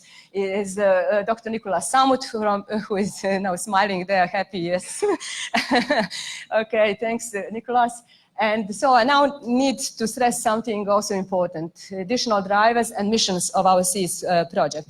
So no matter where SEEIST project will be located, and we will know by end of 2020 or by beginning 2021, there will be national benefits across the whole region. Why? First of all, we will be able to treat our patients with this most modern method. So far, we will not be being able to do so, and each country will have its own quota of the patients.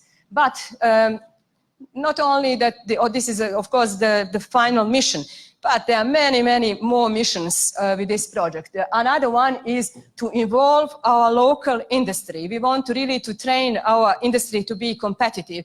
And the point is that to build this institute, like, for example of Knau or Med Osten, you need about 200 small companies. So we want to really involve our industry to teach them to be competitive, because now many countries from the region are either becoming member of CEN or associate member of CEN, but they are not competitive in the industry. So this will be a really good way to train the industry. And then digitalization, the medical data, big data, ecological data, big data. So we need a really powerful digital hub, cybersecurity. We want to make a clinical network, scientific network, not to tell you that our region, most part of our region, which is not part of EU, like excluding Bulgaria or Slovenia, don't have even electronic register for cancer. So you cannot even share your data with another colleagues, oncologists from elsewhere. And of course, training for building innovative capacity. Every time we hear we need to train our people, we need initiative to train our people, but if you don't know for what, this will only enhance brain drain and not reduce brain drain. So this is really good way to keep people in our region. I just flashed that we want to have this digital hub. We want another point, because part of operational costs are energy. And if you come in our region, it's beautiful. They have big potential for energy. You have 250 sunny days per year. And so what we want to really boost is green energy. And we want to make a special hub, let's say, for production of the energy, which is going to be in another country different from one where the project is going to be built. We know that Sesame is doing very well this job with using solar power panels to produce more energy than needed. But I heard from our experts in energy that potential in this area is better than in Jordan, this efficiency. So I took too much time, but I now need to come to the timeline of the SEEIST project, and soon I'm finishing. So we have concept study, and now we start design study phase, and we prepare application for this competitive core. In 2020-21, we need to select the site, and there will be special committee set up, external people to prepare accommodation for the site, that every country which wants to be host can apply. Application for ES3, we need to rush for that. If everything goes well, in 2023, we could start construction. And if our dream becomes reality, in 2028, we will have commissioning of the project. Now, for SEEIST, up to 200 million is required to guarantee competitivity in Europe. Now, somebody said 200 million is large, or it's not large, but everything is relative. So if you talk about ELI project, that was 900 millions, only 3 countries involved, each country got 300 millions. So we are talking about 200 million for 10 countries. So I would say 200 million is really small for such a project and for so many countries involved. So we would like to try to use many type of investment funds to pool, structural funds, cohesion funds, IPA funds. Some contribution has to come from the member states, of course. And yeah, this is now the last slide. Now what Europe needs. Europe needs to further advance in ion therapy. So this multi-ion tumor therapy and research facility based on innovation accelerated technology is needed for Europe. And we also heard about Horizon Europe has this mission. Politically, it's widely accepted. Our region needs economical help and further stabilization. And thus, multi-ion tumor therapy with large fractional beam time dedicated to biomedical research in Southeast Europe will be benefit for Europe as a whole. So I now, before I thank you very much, I want to thank advisory committee of this meeting. And of course, I thank you very much for your attention.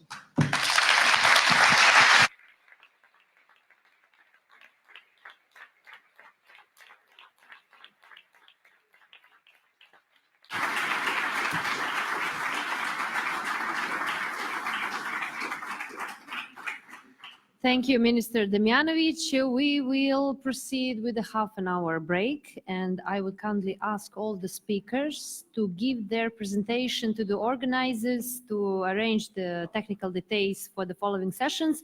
And everyone who has organized transfer, please go to registration desk to check the transfer time. Thank you.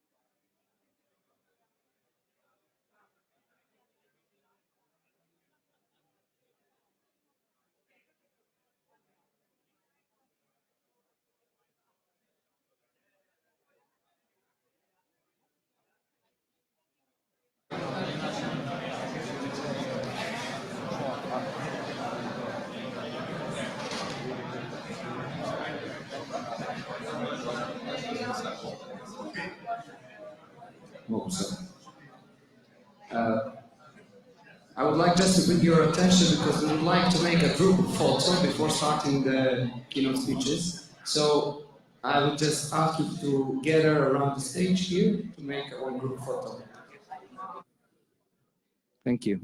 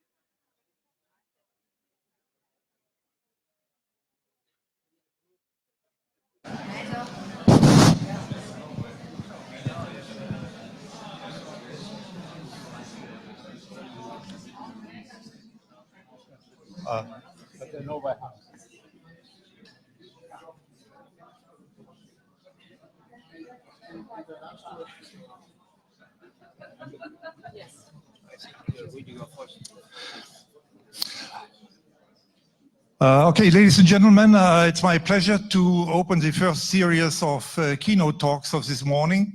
For those of you who are curious who I am, my name is Rüdiger Forst. I've been former president, now vice president of the European Physical Society, and it's a great pleasure and honor to chair this first scientific session this morning. Our first speaker will be Dr. Alberto Gianalfi from CNAO in Pavia, on the subject of experience of the treatment of tumors with ion beams. Please, Dr. Gianalfi, and you have 20 minutes. Good morning. Thank to organizer for invitation, and I'm the pleasure to be here for this important event.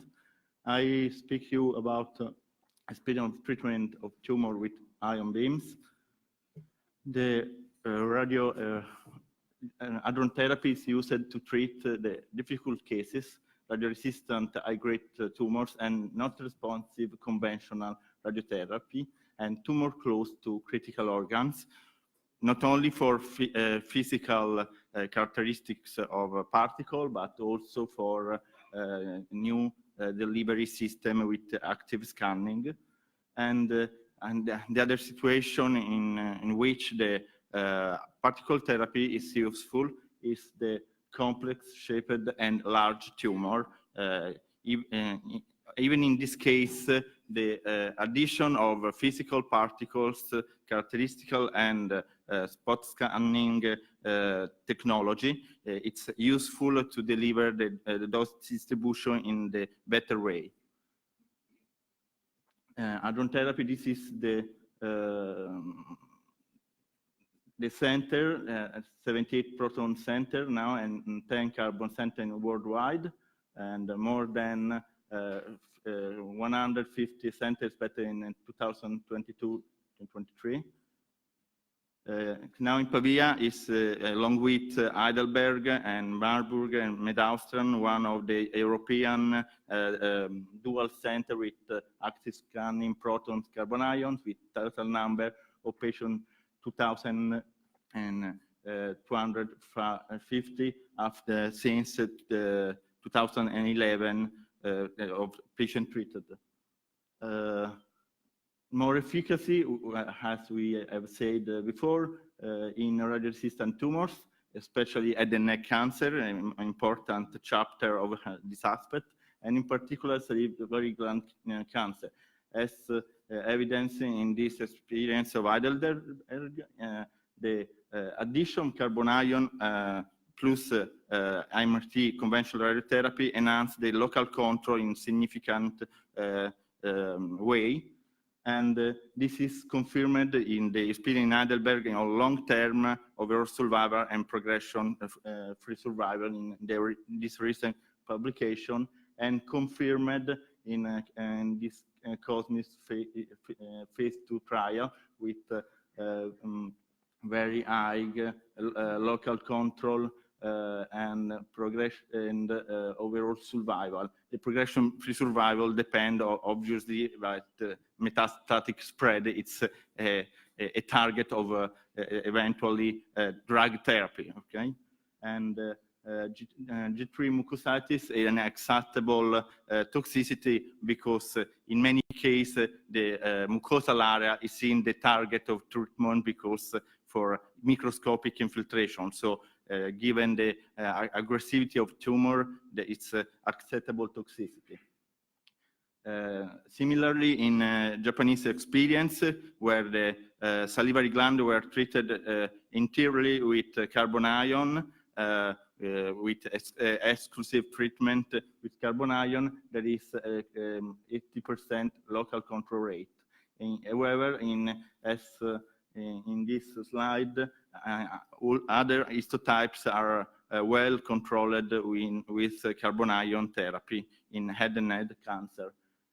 This is a significant case in an NIRS experience, for example, of salivary gland tumors that have a great reduction till disappeared in these two cases. This is our experience of 128 patients. We have high local control at 24 months and median survival time 24 months. We have expected for longer follow-up to confirm this local control. The problem, as we can see in progression-free survival, obviously, is the aspect that is not in the field of radiotherapy, but in the pharmacological therapy for metastatic aspects. This is our experience, a case of our experience in the upper MRI. We can see tympanic cavities, nasopharynx, adenocystic carcinoma that after carbon treatment, there is significant reduction of the tumor after that 18 months with treatment in 16 fraction. Another pathology, very resistant, is scleroderma. In this case, skull-based scleroderma experience, 130 patients followed in prospective way in our center. This treated with proton or carbon ions in the base of multi-parameter choice, aspect, age, surgical features, volume of tumor, and other aspects, for example, the relationship with organ risk, as brainstem, optic pathways, and pediatric age, for example. This is local control, 5 years, 84% for proton, carbon ion, 71%. We know that there is a selection bias, that carbon ions treat the more difficult cases, and in many cases, the cases with the strict contact with brainstem or optic pathways. So to spare the organ at risk, we need obviously to respect very noble organ at risk that can be sacrificed. And this is the data of overall survival at 5 years. In acute toxicity, it's high grade, no acute toxicity, and acceptable low late toxicity in terms of high grade toxicity. This is chondrosarcoma experience, less cases, because the chondrosarcoma are more, I think, number of patients, but the case for particle therapy, maybe it's in difficult cases, it's less, okay? And because in low-grade chondrosarcoma need low dose for control, okay? So this is 35 patients with a very high control rate and very high survival at 5 years with very low toxicity. This is a more particular significant cases of skull-based scleroderma after and before and after carbon ion radiotherapy with significant reduction in maxillary sinus area. This is the literature, the proton 5-year local control, scleroderma 59, 21%, chondrosarcoma 79, 91%, for carbon ions 72, 85%, and chondrosarcoma 88%. The local control, it's depend also for prognostic factor as tumor volume, proximity with organ at risk,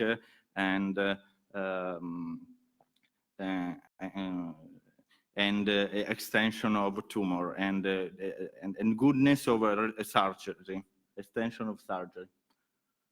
This is a chordoma in sacral region, in experience of 59 cases. There is a local control with a median follow-up of 25 months of local control, 86%. In 60%, there is a partial reduction, and with minimal late toxicity, also in no high-grade neuropathy, because the neuropathy affected in significant way the quality of life. This is a particular case in CNAO of sacral chordoma with significant reduction after 1 year. And this is another case of significant reduction of carbon ion in Japanese experience with important reduction of tumor, with obviously the reduction of compression of organ at risk. This is pancreatic cancer, another challenge in radiotherapy and oncology. In our experience of a starting experience of 16 cases, we have a local progression-free survival of 1 year, 71%, and with metastatic disease-free survival at 11 months and median overall survival 12 months. with lower G2, G3 toxicity. These are other significant cases. Other radio-resistant tumor are sarcomas. In this case, we can see an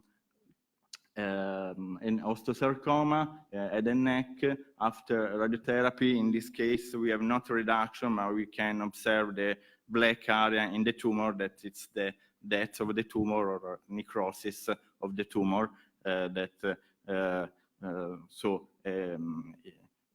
A response that is certificated not that, but by a reduction, but enlargement of a necrosis area. Obviously, the important of this aspect and that avoiding eccentricity orbite, so obviously a cosmetic aspect that it's not secondary in quality of life of patients. This is another difficult case of earth sarcoma. So the difficulty of high grade tumor, high dose, and the problem that is a moving target because the target is moving according with the respiratory function. So with the technology of moving target, it's possibility to treat with accuracy the tumor in this particular region, very delicate and very difficult to treat. In these cases, we can observe a significant reduction of a tumor indicated here. 1 month after the treatment, we have half regression. This is another significant case, another sarcoma that with a great important response. We have low-grade sarcoma, but it's very large and compressing the organs. And we can see after 16 fraction, there is another significant reduction of the tumor, and after 3 months. Other sarcoma, in these cases, it's malignant peripheral nerve sheath tumors and other sarcoma type tumors, but there is a reduction of the tumors, and very aggressive tumors with the risk of diffusion by the nerve. And after 15 months later, we have important reduction in tumor. All these cases are very radio-resistant tumors in delicate situation, need high dose and a great sparing of surrounding health tissue. It's important that this clinical activity is increasing in the framework of a trial. This is example of 2 trial in school-based and chondrosarcoma and chordoma. This is another case of a sacral chordoma syndromatic study with 31 patients enrolled from February 2017 to 23 patients treated in arm B of a study in CNAO. Other study, it's ongoing. It's a CIPHER study for pancreas in international cooperation framework. And another international cooperation framework, it's this study cooperation with ETUAL for the treatment of radio-resistant tumor. This is a study that in this study it's possible to analyze also the rare tumors. So the tumors that have not so high incidence. It's difficult to have the scientific data if we treat separately in different way. In this way, it's possible to have some response also for very rare tumor that's have a very low number if considered the single center. If we centralize the data and the way of treatment, we can see in what is the effective. Okay, I'm finished. Thank you.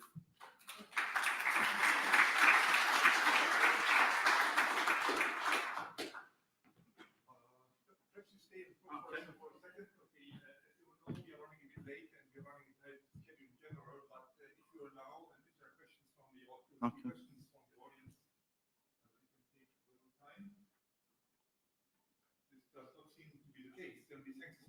Okay, thank you.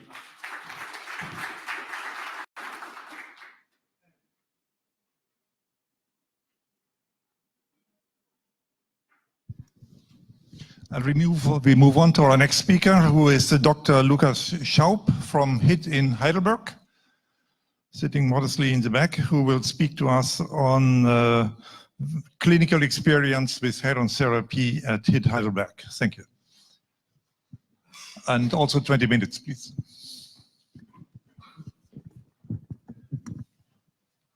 Okay, thank you very much. And thank you very much also, Dr. Damjanovic, for the kind invitation. Today, I would like to share some of our clinical experience we have with hadron therapy at the Heidelberg Ion Beam Therapy Center since 2009. So this picture was taken in December 1997. It was the day of the first patient treatment with carbon ions in Europe. It was part of a pilot project mainly initiated by Professor Specht, who is here today, who at that time was a scientific director at the GSI, and Professor Debus. Unfortunately, the pointer doesn't work, but Professor Debus, who is now our medical director at the HIT and at the Radiation Oncology in Heidelberg. So within the pilot project until 2008, about 440 patients were treated with carbon ions in Darmstadt. And the promising clinical results gave birth to the idea of building an own ion beam facility, heavy ion beam facility in Heidelberg. And after initiation, planning, construction, finally the first patient was treated in 2009 at our facility. The HIT is really embedded into the clinical environment. It's very close. It's located on the University Clinic campus, very close to the main disciplines we work with, such as the children's clinic, the pediatric oncology, the gynecology, and the comprehensive cancer center, which is very essential for the daily work life and routine. It is also surrounded by academic research environment. We have the German Cancer Research Center, which has a long tradition in Heidelberg and which is always promoting innovations and especially also in radiation oncology, is located very near to the HIT itself.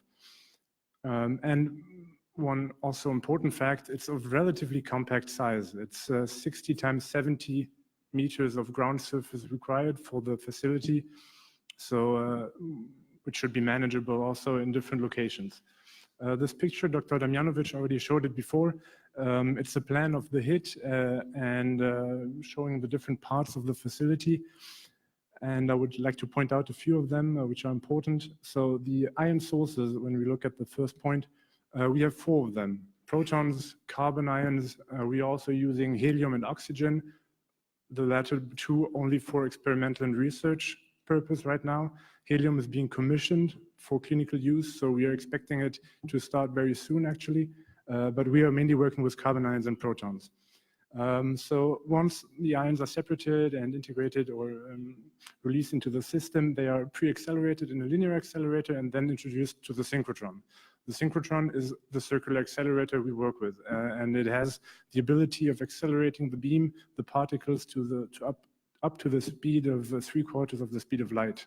So the range of energy we have is quite bright, and we need to use it to define different depths in the treatment target, in the target of the treatment, sorry.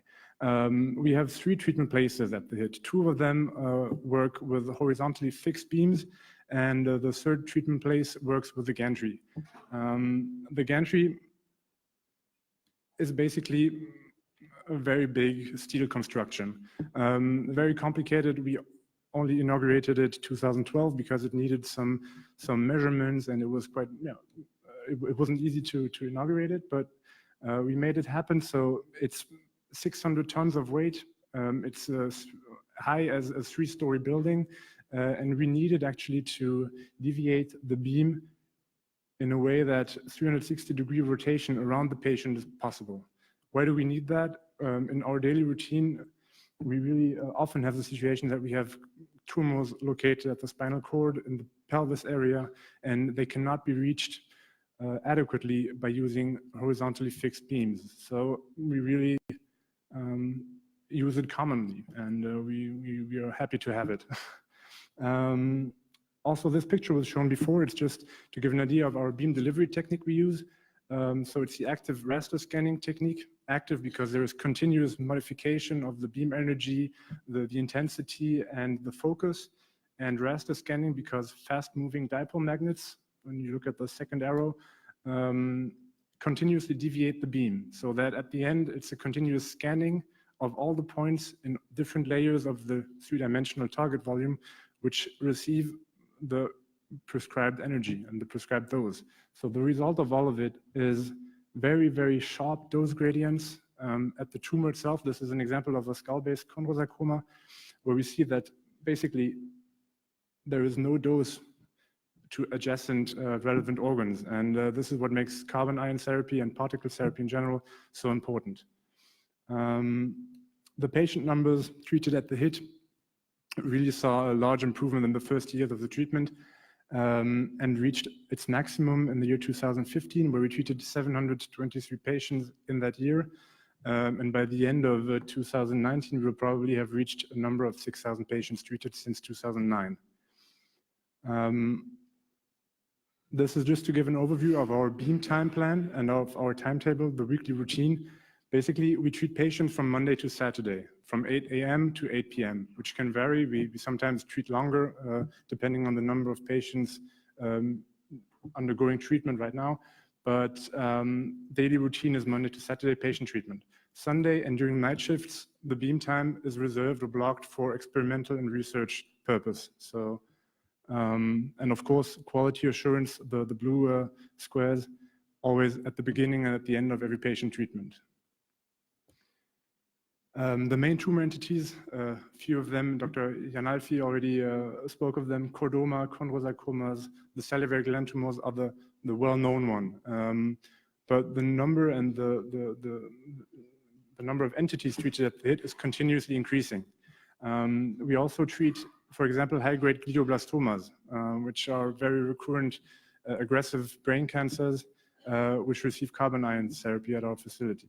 We also treat lung cancer, and we treat a lot of young patients, especially with lymphoma. We use proton therapy to spare the surrounding tissue. So there is a large variety of tumors treated right now, and it's not only the typical ones we would know. This is a list of the main clinical trials ongoing and accomplished at the HIT in Heidelberg. So I would like to point out a few of them and the most important ones. So Dr. Janalafi already spoke about the ACCs, the adenoid cystic carcinomas. Those are slow-growing but locally very aggressive tumors, and therefore the surgical resection is somehow, and the complete resection is difficult. And those patients need additive, or when the tumor is inoperable, definite high-dose radiotherapy. And conventional radiotherapy with photons reaches the limits regarding to the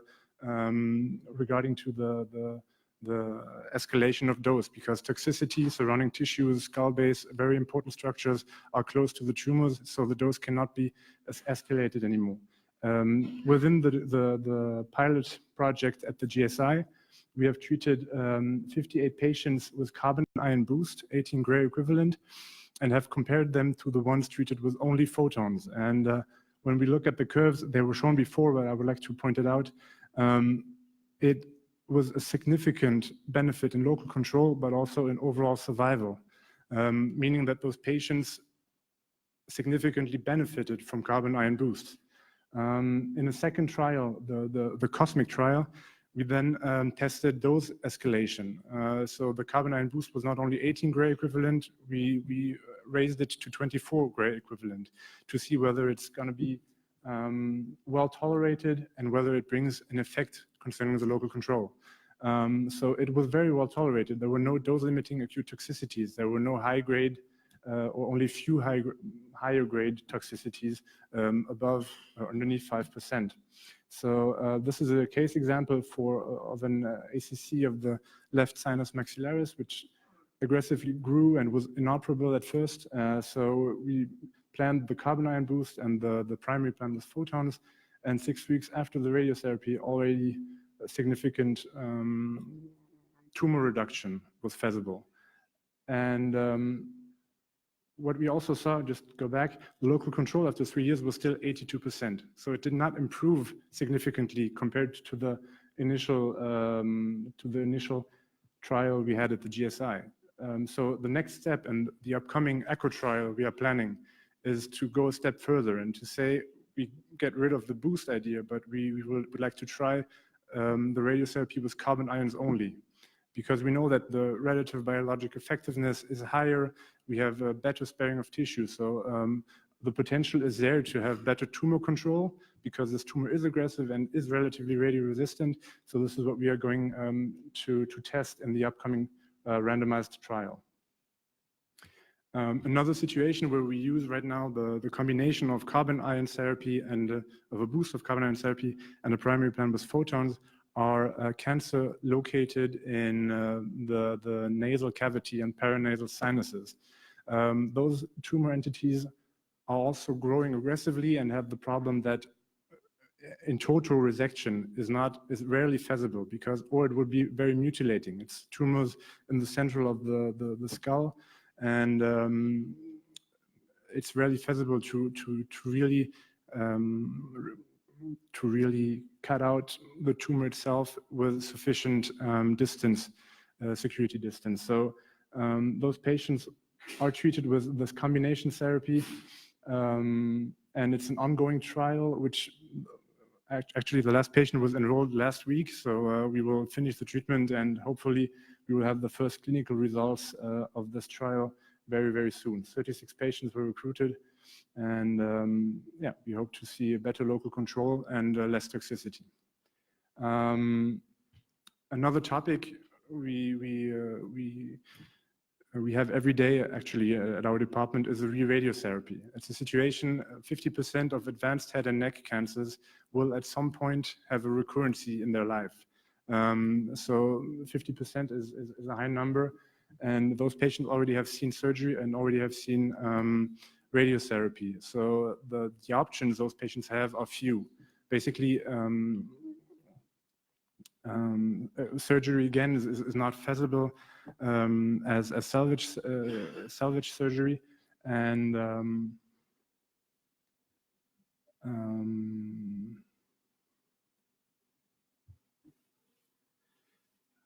I'm sorry.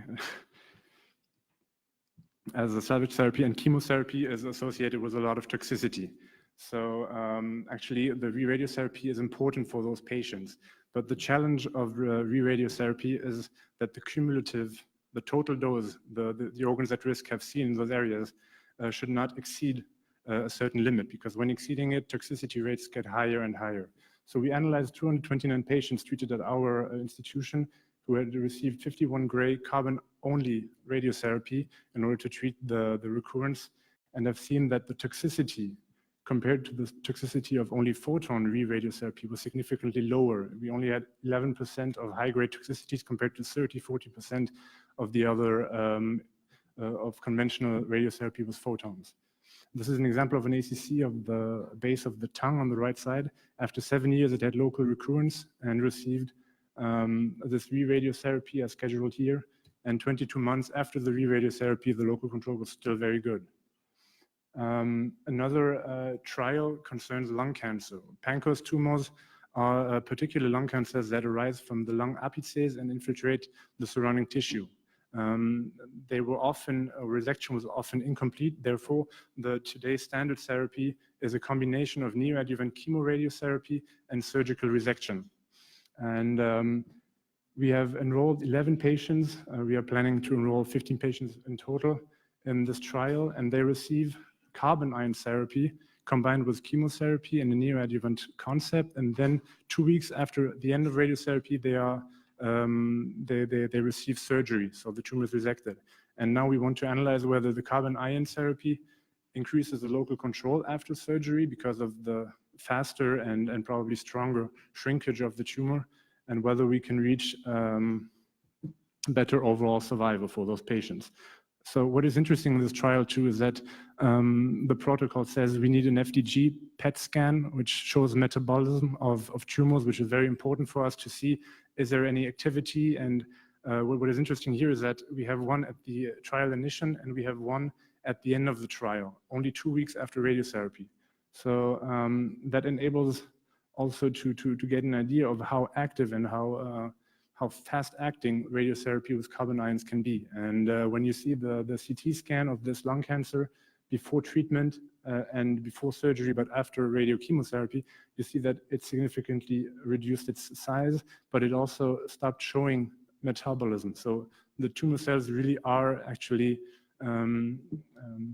dead, if we want to put it in that way. And because the tumor was resected, we also could analyze the histopathological outcome. And those tumor cells resected, in this case, for example, there were no tumor cells in any histological analysis found 2 weeks after radiotherapy. Sorry, I will come to an end right now. Chondrosarcomas, we have talked about them before. Skull-based tumors that often do cranial nerve palsy, for example, this oculomotorious palsy in this 18-year-old patient. And 6 weeks after radiotherapy with carbon ions, she had significantly improved symptoms, and double vision didn't last any longer. And this is the MRI, the corresponding MRI, and the ongoing trial Dr. Jan Alfi already mentioned before. OSCA, which are osteosarcomas, very aggressive bone tumors, generally also affecting children and younger patients, are being analyzed right now in a trial. We do in cooperation with our medical oncologists. Patients receive chemotherapy, a combination particle therapy, and then again adjuvant chemotherapy when the tumor is localized at the skull base or at the pelvis, because resection is not feasible in those areas. And these are just a few pictures to show the situation of a pelvis osteosarcoma treated, and showing also the same in the FDG PET scan. Very good response only 2 months after radiotherapy. This is an example of an osteosarcoma in the head and neck area. And just to come to an end very quickly, there is one last topic I would like to share is the challenge we have is treating younger patients, and especially also treating little children, because I just showed this example of a medulloblastoma, which is a rather rare brain tumor that affects children, and those children after surgery commonly need craniospinal irradiation. So we know, I mean, the overall survival is constantly improving for those patients. So it's very, very essential to also look at what happens in 10, 20 years and to reduce also the risk for secondary malignancies and late side effects. And when you compare those two pictures, the right one would be a craniospinal irradiation with photons only, the conventional one, and the left one with particles. And you see that the tissue, the integral dose the body receives is significantly lower in particle therapy, which makes it so important for the treatment of little children. And also pregnant women, which we are treating every few months, I would say we see some in the department. And for example, right now we are treating a pregnant woman with a head and neck cancer. And we know that the dose arriving at the belly in the relevant areas is significantly, or is not mentionable actually. So thank you very much.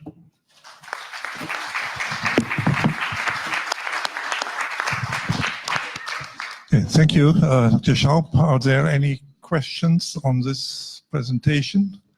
Yes, I see one over there. I was wondering, your list is very impressive, but I did not notice the breast cancer. Is there any particular reason? I know breast cancer is a systemic disease. metastases Yeah. from vascularity? Indeed, we don't run any breast cancer trials right now because actually the conventional radiotherapy for breast cancer and the modern photon techniques are very, very good. There is no tumor resistance to radiotherapy, such as in other tumors I just described before. So, of course, it's also, it needs to be evaluated. But there are some situations where maybe metastasis or a local recurrency might also be treated with particles. Okay, thank you. Fernando.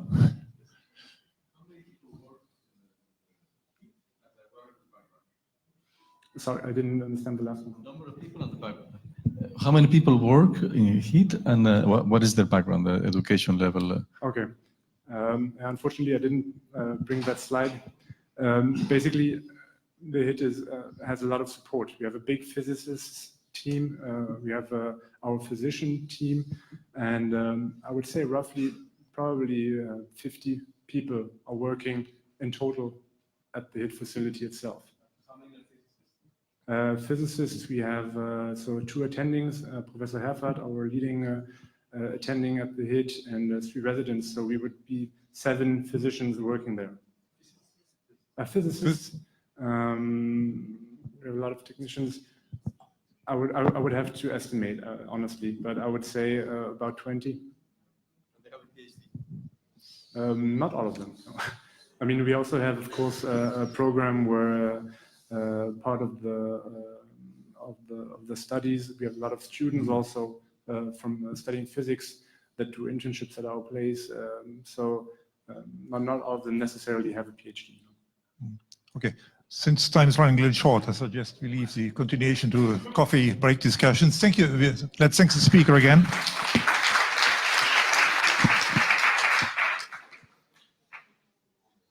And it's a pleasure to welcome our next speaker, who is Professor Marco Durante, the director of the Biophysics Department at the GSI in Darmstadt, who will speak about various aspects of research in radiobiology with ion beams. Please, Marco. Thank you very much, and special thanks, of course, to Sania for this kind invitation for this wonderful event. So now we will move from the clinical results that you have seen both in Italy and Germany to the research aspects of this therapy. The SEEIST will be, I would say, primarily a research institute. It must be research and clinical, but the research component must be very important because it really comes as an R&D. And so now, of course, the beauty of particle therapy has 2 phases, physics and biology. Physics, we see it very nice here. I mean, I'm not sure the laser pointer is not working. Okay.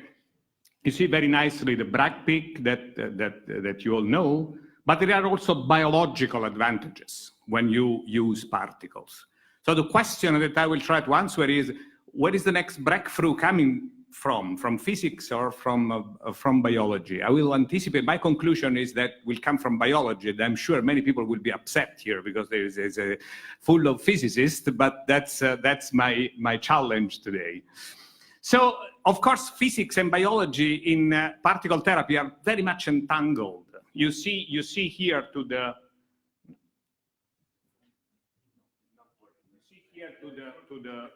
left a simple cartoon between what is the difference between high LET, high linear energy transfer, and low LET, low linear energy transfer. In physics, you see the dose distribution in the center, and in biology to the right, now you see it in 2 cells. So the one on the bottom is exposed to low LET X-rays, and the one on the top to heavy ions. The green spots that you see are DNA double-strand breaks, essentially DNA lesions that eventually lead to the late effects. You see the difference immediately in the DNA damage. The question is whether this difference is then translated in a different radiobiological response. Now, this is a picture, it's a sort of snapshot, but we can also have a movie. I hope you see here, the time is on the top. You see, these are cells exposed to X-rays. Live. These are live cells. In fact, you see, it's a long movie, it's about 2 hours. Every one of these little dots is a DNA double-strand break. What you see are the repair proteins that rush to the site of DNA lesion induced by X-rays. So it's nicely uniformly distributed. This is done with the microscope, and X-rays are coming. But you can also put, this is Burkhard Jakob, who works in my department and is the expert in this unique technique at GSI, I have to say. He is putting the microscope on the beam time of the accelerator. So now you can shoot the ion and look live what happens to the cell. And that's what you see here. These are now, you see, this is the time, 2 ions, 1 and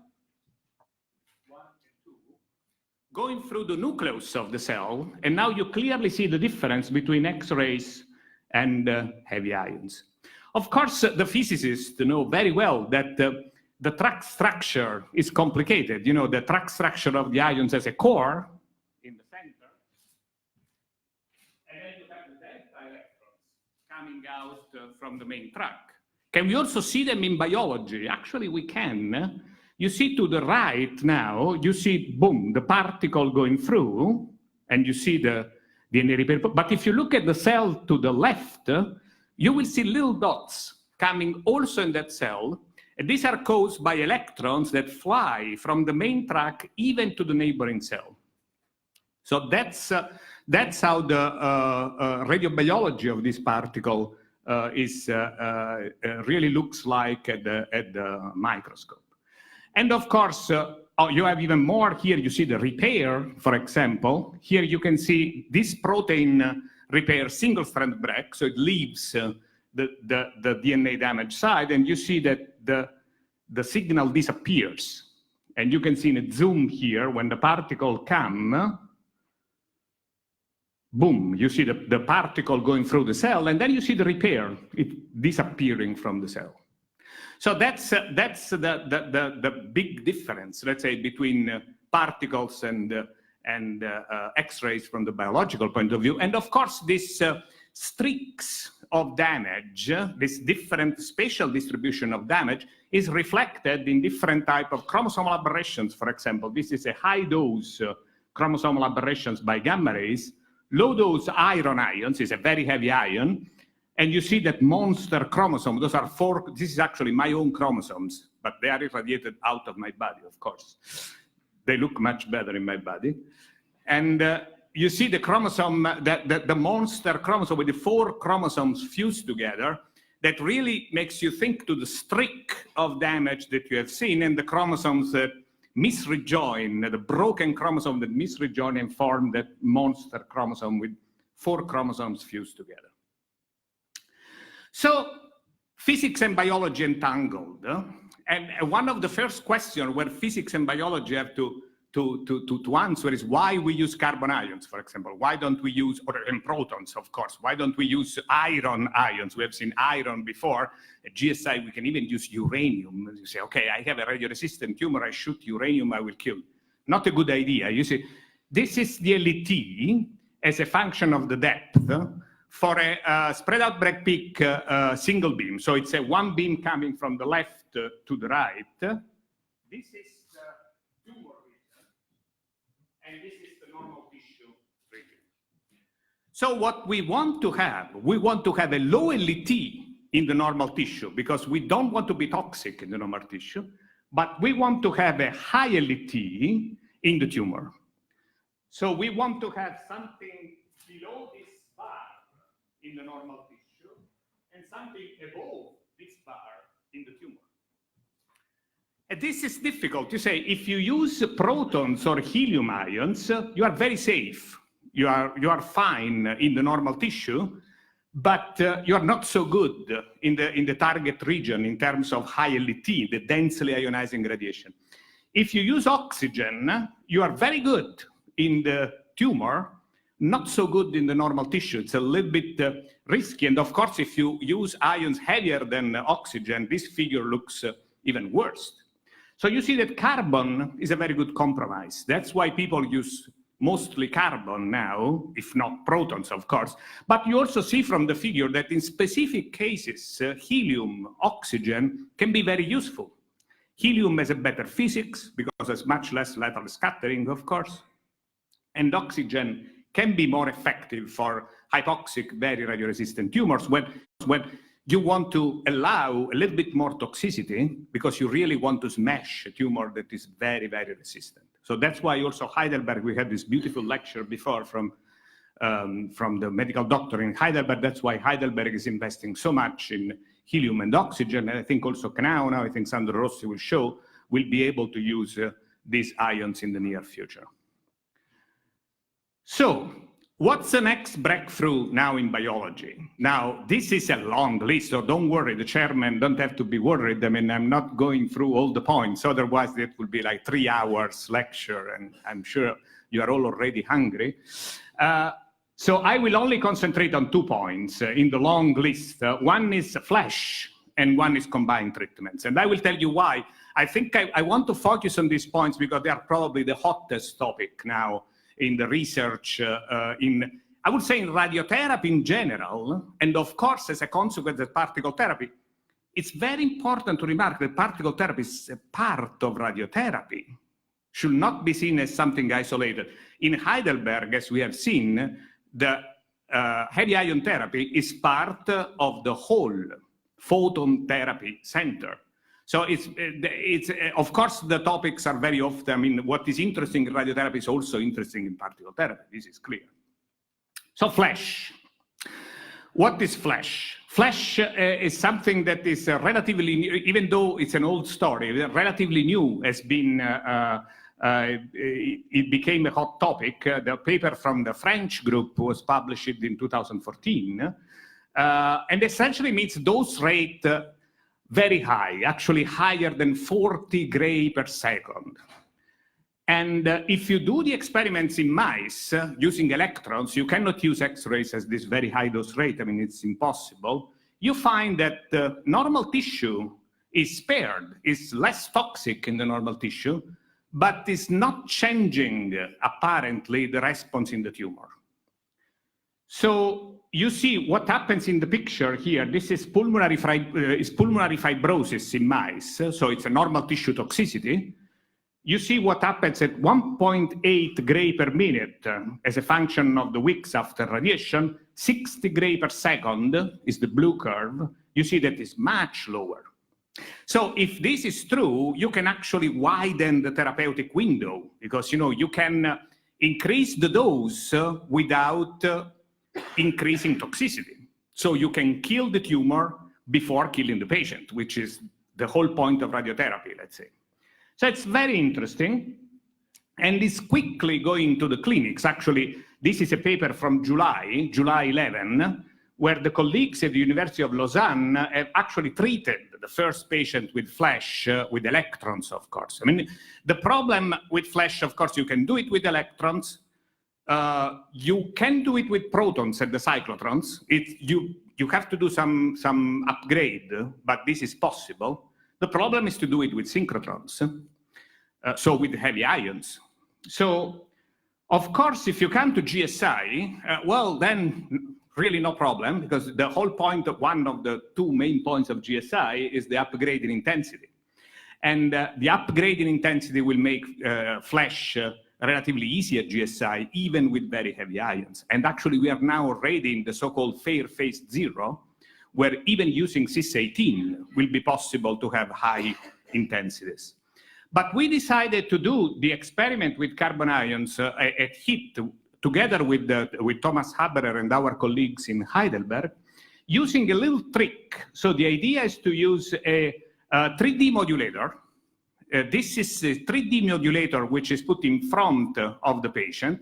Then you scan the 3D modulator only in one dimension, so in 2D, and you produce automatically a spread out break peak. This can be done in less than a second, so eventually you can get a dose rate which is FLASH style. We did it in Heidelberg already from the dosimetry point of view, and now we are ready to do it in the mouse. You see, these are 2 examples of experiments that we are about to do, looking simultaneously at the normal tissue toxicity and the tumor control using carbon ions in a FLASH. Unfortunately, I have no results. This is only the plan. It takes time, you know, to get the ethical authorization for doing the experiments in animals, but I think the next time that we have a meeting with SEEIST in with you, I will be able to show you the result. The second point that I want to talk about, it's a little bit more a strange question, if you want. Are we sure we will need radiotherapy here? Because, you know, if you go to the clinical or to the medical oncology meetings now, a lot of people say, well, look at these results. These are results for malignant melanoma. So you see to the left is a patient with malignant melanoma. You clearly see it's a metastatic patient. In the past, his chance of surviving were essentially 0. But now, after treatment with ipilimumab, which is an immune checkpoint blocker, so it's immunotherapy, you see that the results are amazing. And this really means survival. I'm not talking about local control here. I'm talking about survival of the patient. So looking at the picture, you say, why do we need radiotherapy? Well, the first problem is that unfortunately, it doesn't always work. It doesn't work in all patients. You see, the red curve is the survival as a function of years for patients with malignant melanoma treated with ipilimumab. This was the first immunotherapy drug introduced, so we have a long follow-up of 10 years, so we can be really sure.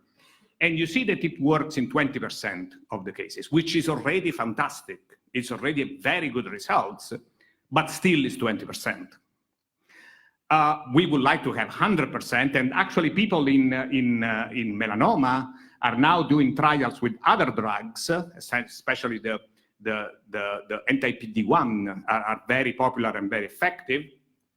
And you see that the bar is raising. You see, we are going from 20% to 35%, 45%, even though we don't have a very long follow-up. But you see what is interesting in the ipilimumab trial, that if a patient survives after 3 years, then it's really cured. There is not a relapse. So apparently the results with the short follow-up that we have now are very encouraging. How do we raise the bar? We can raise the bar in combination with chemo, combination with targeted therapy, and of course, combination with radiotherapy. That's particularly promising because radiotherapy is known to be able to induce immune suppressive signals already. The famous abscopal effect that is sometimes observed in radiotherapy by chance. Some patient where you irradiate one tumor and all the metastases really disappear. The problem is that the tumor also have immune suppressive signals, the don't eat me signals. So the tumors have don't eat me signals that are able to fool the immune system, and the immune system is not recognizing them. So if with immunotherapy we block the immune suppressive signals, radiation will work as a vaccine. Is this possible? Is this true? Well, this trial that came out in 2017 for, now I'm not talking about melanoma, I'm talking about lung cancer, the #1 killer in the world. The results of this trial for non-small cell lung cancer have changed the practice of the treatment of non-small cell lung cancer practically in 1 day, because you see that if you combine radiation and durvalumab, which is one immunotherapy, you get a much higher, this is the progression-free survival, but it's also true for the overall survival than if you give placebo. Stage 3 non-small cell lung cancer, and this is stage 4, metastatic patient in non-small cell lung cancer. Irradiation of one single metastasis, these are metastatic patients, plus ipilimumab, the drug that I showed you for melanoma, 30%, I'm sorry, 30% of the patients responded. Not necessarily were cured, this is also partial response, but 30% of the patients responded to the interaction of radiation and immunotherapy. So this begs the question, what about heavy ions? Are they better than X-ray? Can we prove that heavy ions are better than X-rays in combination with immunotherapy? This is a big question. You understand why. We are talking about life and death of our patients. And that's why we wrote this paper with David Brenner from Columbia University and Silvia Formenti from Weill Cornell, who is the top expert, I would say, in radioimmunotherapy, arguing that heavy ions can be more effective. And actually, this is for a physics reason, actually, not for a biology reason, but for the physics reason. What have we learned in the past few lectures? Well, of course, you knew it already, that one of the main advantages of particle therapy is that you spare normal tissue. Because of the Bragg peak, you spare normal tissue. And you spare normal tissue in all kinds of tumors. You see CNS, head and neck, lung, abdomen, pelvis. But if you spare normal tissue, you spare immune cells. And if you spare immune cells, it's much more likely that you will have an immune response. You don't kill the immune cells that you kill with conventional radiotherapy and with chemotherapy. So, and in fact, this is another paper I published with Silvia Formenti recently that shows that if you look at the lymphopenia, so the loss, the death of the lymphocytes in patients treated with esophageal cancer, with different treatments, you see IMRT, protons, 3D conformal radiotherapy, and carbon ions, the patients treated with protons or carbon ions are much better off. They have less lymphopenia, more immune cells survive. So again, this is the physics helping the biology. Thanks to the survival of the immune cells, you get the amplified immune response. Of course, we have to prove it. We are doing experiments in animal models because, of course, that's the only thing we can do. This is a nice experiment we are doing in collaboration with NEARS in Japan. 5 minutes. Oh, yeah, plenty of time. So in this experiment, we are treating a mouse. We are irradiating one tumor of the mouse. And we look at the response of the other tumor, which is not irradiated, in combination with immunotherapy. And we look at the lung metastasis. This is an osteosarcoma that makes lung metastasis in the mouse. And I just want to mention, this is, you see, the results that have been now submitted to a radiotherapy journal that shows, you see, this is, you have controls, the number of metastases in the lung. You see them in the lung of the mouse to the right. The number of metastases in controls, carbon ion only, X-rays only, and in combination, X-rays or carbon ions plus immunotherapy. And you see that carbon ions is already very effective by its own and gets much better than X-rays when you combine it with immunotherapy. So, of course, it's a preliminary results in animal models, but looks like very promising for the use of carbon ions in combination with immunotherapy. And with this, I'd like to conclude. I think I convinced you that the future breakthrough in radiotherapy is likely to come from biology with some help from the physics, of course. That radiobiology research is therefore essential in particle therapy. So this project is really welcome because, you know, that's where we will be able to do more research. That heavy ion biological effects can be not only it's not only a matter of RBE, it's also a matter of quality. So it's the quality of the damage that can be different, the signaling response that can be different. And then finally, that probably the studies on combination of charged particles and immunotherapy is the hottest topic at the moment for the survival of the patients, which is eventually what we all should be aiming to. I mean, we don't have to forget that. We have to remember that we are all working for having patients survive. And with this, I really like to thank all of you, also on behalf of my group, GSI, which is, as you see, a pretty big group. It's about almost 100 people now, spanning from nuclear physics to really, we also measure nuclear fragmentation cross-section for therapy, down to molecular biology. You have seen the beautiful work of Burkhard Jakob with live cell imaging, and we will be very happy to support Sania and her big effort in Southeastern Europe. Thank you very much.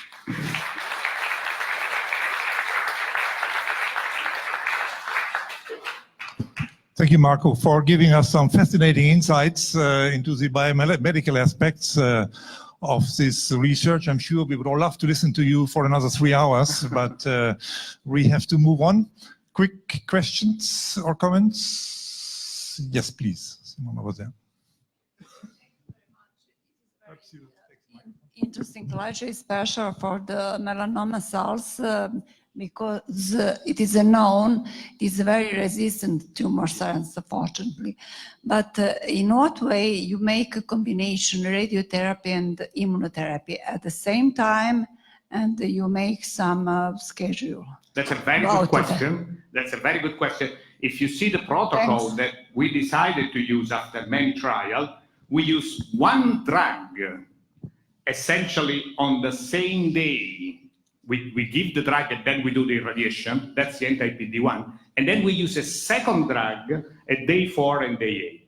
But that's a very good, there is a rationale in these choices. We can discuss this at the coffee break, but you pick the reason why we need research. You know, when to add the drugs, which cocktail, which time, that's something that we cannot do in the patients. We have to do it preclinically, and then we have to translate it in the clinics. So it's a very good point, and you see what we decided to do in this specific experiment. Yeah. Thank you. Okay, thank you again. I'm afraid we have to stop here. Let's thank the speaker again.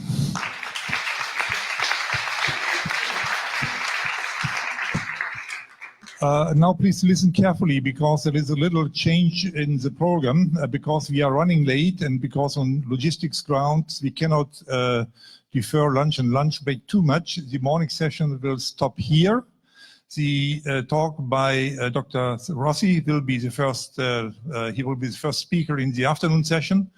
And the timing of the afternoon session will also be maintained. So we reconvene here at 14:15, Sanya, correct? And you will all need to eat a little faster. So I wish you bon appetit. Okay, thank you.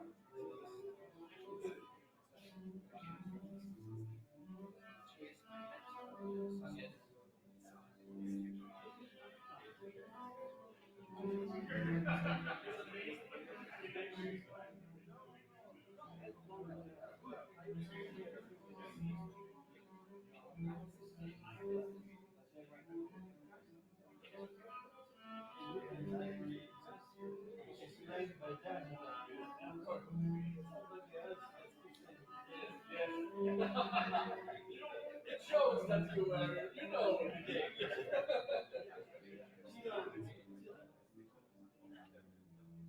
It is a challenge, but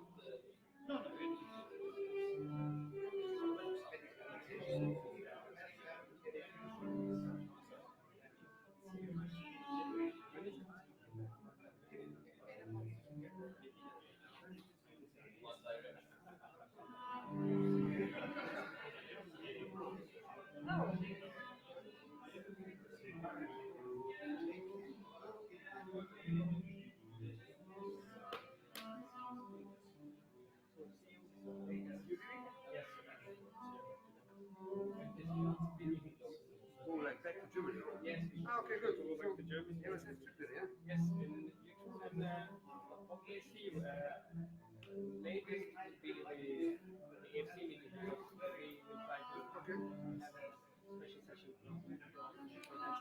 Okay, good. We see how it goes on with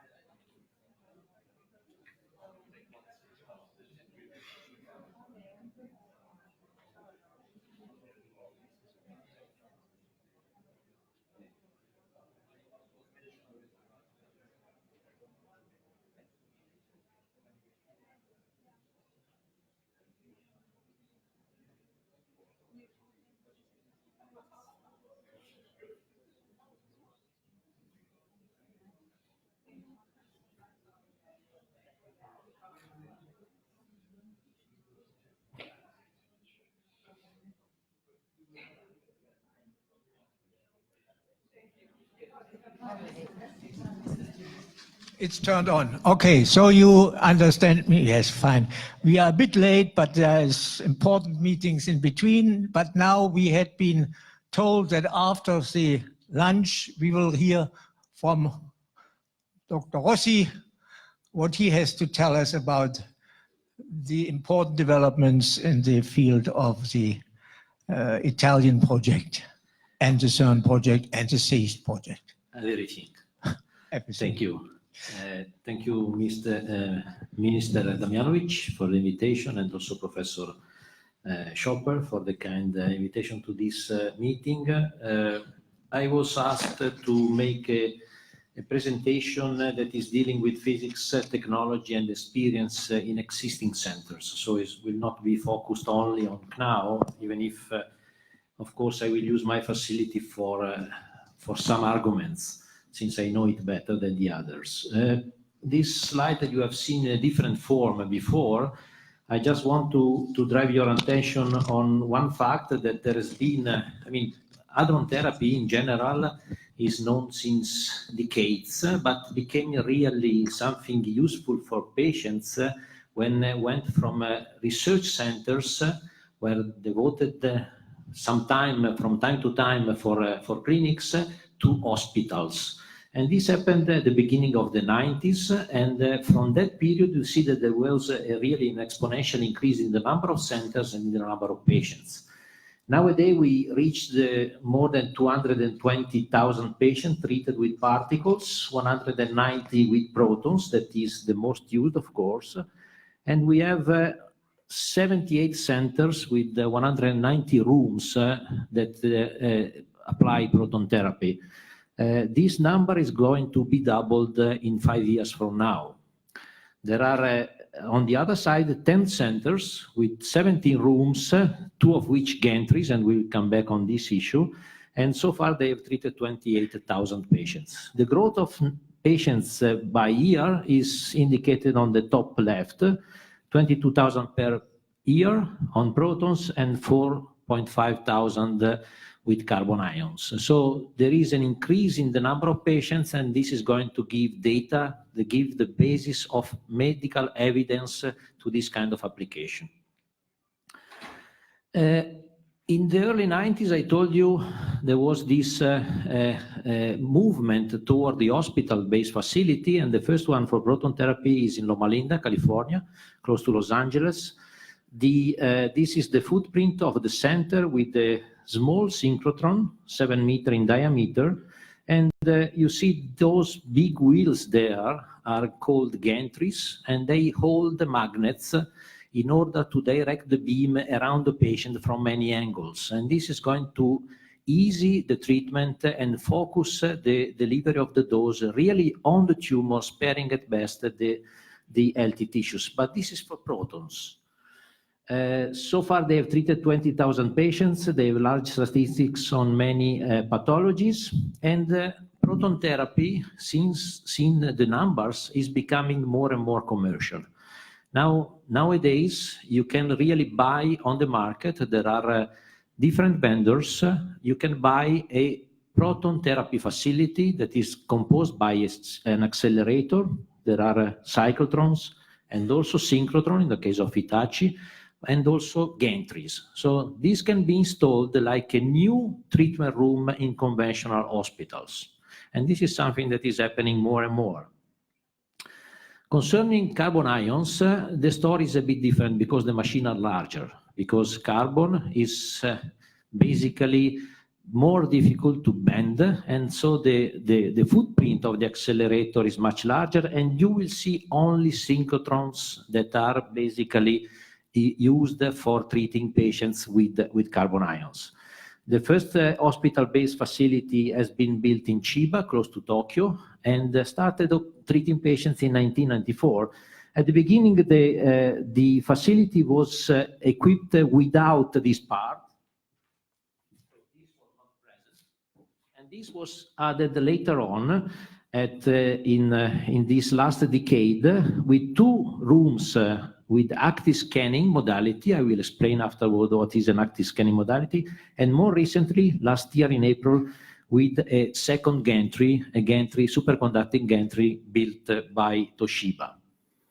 You see also some data of the beams that are used, maximum energy, 430 MeV per nucleon, and this is what is needed to reach 30 centimeter in depth in water for treating the deepest seated tumors. The maximum field size is 22 by 22 square centimeters. So this is the dimension of the field for the treatment. I want to go now to concentrate now on dual machine, or let's call it multi-particle machine, because normally they are used for patients now for protons and carbon ion, but in general, these machines are ready for adding new species. We have heard this morning that, for example, activities are already going on in Heidelberg with helium, and this is also in our programs. And these are the 6 multi-particle centers in the world. IOGO was the first one in the early 2000s, and this is a spin-off of the competence of NIRS in Chiba.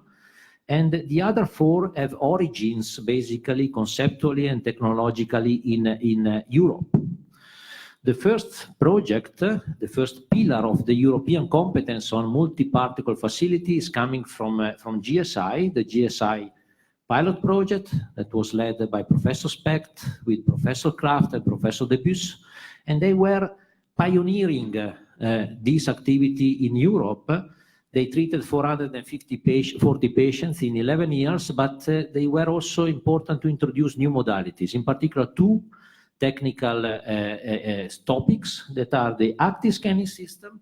So they painted the tumor slice for the first time using the beam like a pencil. And the second topic, you see those heads, the patient there, and on top and the bottom, there are 2 heads that contain detectors in order to monitor the PET emission due to the radiation with the carbon beam. And this is the first time in 100 years that we see where the dose has been deposited, a very powerful tool to have imaging of the dose delivery. Out of this success came the experience of Heidelberg. They started treating patients in 2009, and so far they have treated more than 5,000 patients. And the previous talk already introduced the characteristics, 2 horizontal beamlines and 1 gantry. The first gantry in the world dealing with carbon ions. A huge machine, huge dimension, but it works. It allowed to treat patients from all the angles and get better results. The other movement that came up was the technology transfer. So it was not a realization of a single facility, but also it was transferred to Siemens Medical that built 2 other facilities, actually 3, but the third one in Kiel was discontinued before starting treatments. The other one is in Shanghai. You remember the center in China in the previous slide. And the second one is in Marburg, that is somehow mastered nowadays by the same people, the same crew of Heidelberg. The second pillar in the European experience on multi-ion center is coming from CERN, and this was the proton ion medical machine study that was held at CERN from 1996 to 1999. And due to the boost of interest from Ugo Maldi and Maynard Regler and other people from CERN, like Giorgio Brianti and Phil Bryant, this study was meant to, let's say, conceive the ideal greenfield machine for treating patients with hadrons. No matter of dimensions, no matter of cost, but all the best solution, at least at the time, to have something that is conceived for treating patients. You see, for example, 2 Linacs, 1 for proton, 1 for carbon. You see a fishbone structure of the extraction lines to serve multiple rooms with different kind of gantries, also for carbon ions at the bottom, for a Riesenrad-like carbon ion gantry. And the idea was to have somehow a toolkit from which all the other projects could take what was interesting for them to build their facility. This was what happened to us in CNAO. And together with other institutions, mainly INFN, we managed to build such a facility. And so far, we have treated more than 2,400 patients, 60% of which with carbon ions. And this is in at the front, the facility with the hospital part, in the back, the synchrotron space, and the main power station that feed all the electricity. Some interesting numbers. These are common numbers, I would say, for this kind of installation, at least for those installations at that time. We are talking between 2000, 2010, 2012. This is the time plan on the left. You see 2 years of final design, 5 years of construction. This was quite fast, at least for Italian experience. 1 year of commissioning, and then we started what we call the sea trial phase, in which we had to demonstrate, going through dosimetry, radiobiology with cell and also small animals, and then patient clinical trials, we had to get the CE marking as a medical device. On the right, you have the construction costs of the whole installation, and the fact that to this realization worked a lot of firms. And this is, I want to strengthen a point that was already mentioned this morning, the possibility really to involve the environment of the industry and let it grow. And this is also an important byproduct of this realization. Actually, 115 persons are working in the center. 30, 35 in the technical department. They assure the running of the facility, the operation, and also the first maintenance. 45 in the medical department, physician, medical physicists, bioengineers, technician. And we have also an administration and also services like radio protection, safety, and so on and so forth. Let me also drive your attention on our experience, because this is also part of the topic on the managerial model that was introduced for CNAO, because I think this could be also useful here. So the basic idea was to have an internal core group of middle and young-aged people from different expertises, integrated by a strong network of collaboration. We had a lot of institutes, contracts with these institutes that were supplying personnel, expert personnel, to follow the realization of the various parts. So you recognize, for example, Ugo Maldi, that was the initiator with Terra Foundation, made the final design, but in particular INFN, the Italian Institute of Nuclear Physics, but many universities, and on international level, CERN, GSI, LPSC in Grenoble in France, and also NIRS. All these institutions were contributing. Which are the added values that I can trace? The first one is that those experts were available during the construction phase at a reasonable cost. Consider the facility in Italy was financed by the state. INFN is a governmental institution. They are already paid for doing things, and they did things for us. So the 135 million was so low because we had those people and we were not paying for them. But in particular, those people are not staying during the running, and so this is going to reduce the running cost. And the second added value is that the core group that was formed by young people gets trained during the realization of the system, and now they are the basic resources for maintenance, operation, and upgrade of the facility. These facilities need to be continuously upgraded in order to keep always the momentum and to keep the forefront of the technology. The other facility in Europe that is coming from the CERN origin is Medostron. They got from us the final design, and you see the layout with respect to CNAO is quite different. They use more or less the fishbone approach of beams, and they have different treatment rooms, research room, horizontal and vertical beam line, horizontal line, and also a gantry for protons. So you see the design is very flexible. They have multiple sources, so they are already prepared for introducing other species in their treatments. This is a nice picture. They started treating patients in 2016. They are more than 400 patients treated so far, 12 of which with carbon that started a few months ago. So very, very important. Now, this is the framework. This is the scenario in which SEEIST is going to happen, is moving. Let me use now the second part of my talk to go through a bit the technology with the goal to show you that there are different competencies, different opportunities, and this is really a very dynamic project. So this is the layout of CNAO. You see, with respect to Medostron, is more compact. We wanted to have space. We didn't have so much space, so we needed to squeeze things in order to leave more space for the clinical part. So we put inside the ring the two sources, the LINAC, that is the injector that accelerates the particles, the synchrotron itself, and you see a fan-out magnet, this one, that drives the particle in one of the three horizontal beam lines, and we have also a middle room with a vertical beam line. This is the layout of CNAO, and the diameter of this synchrotron is 25 meters. So let's go through a bit the particle origin from the origin to the patient and see the technologies. We have sources.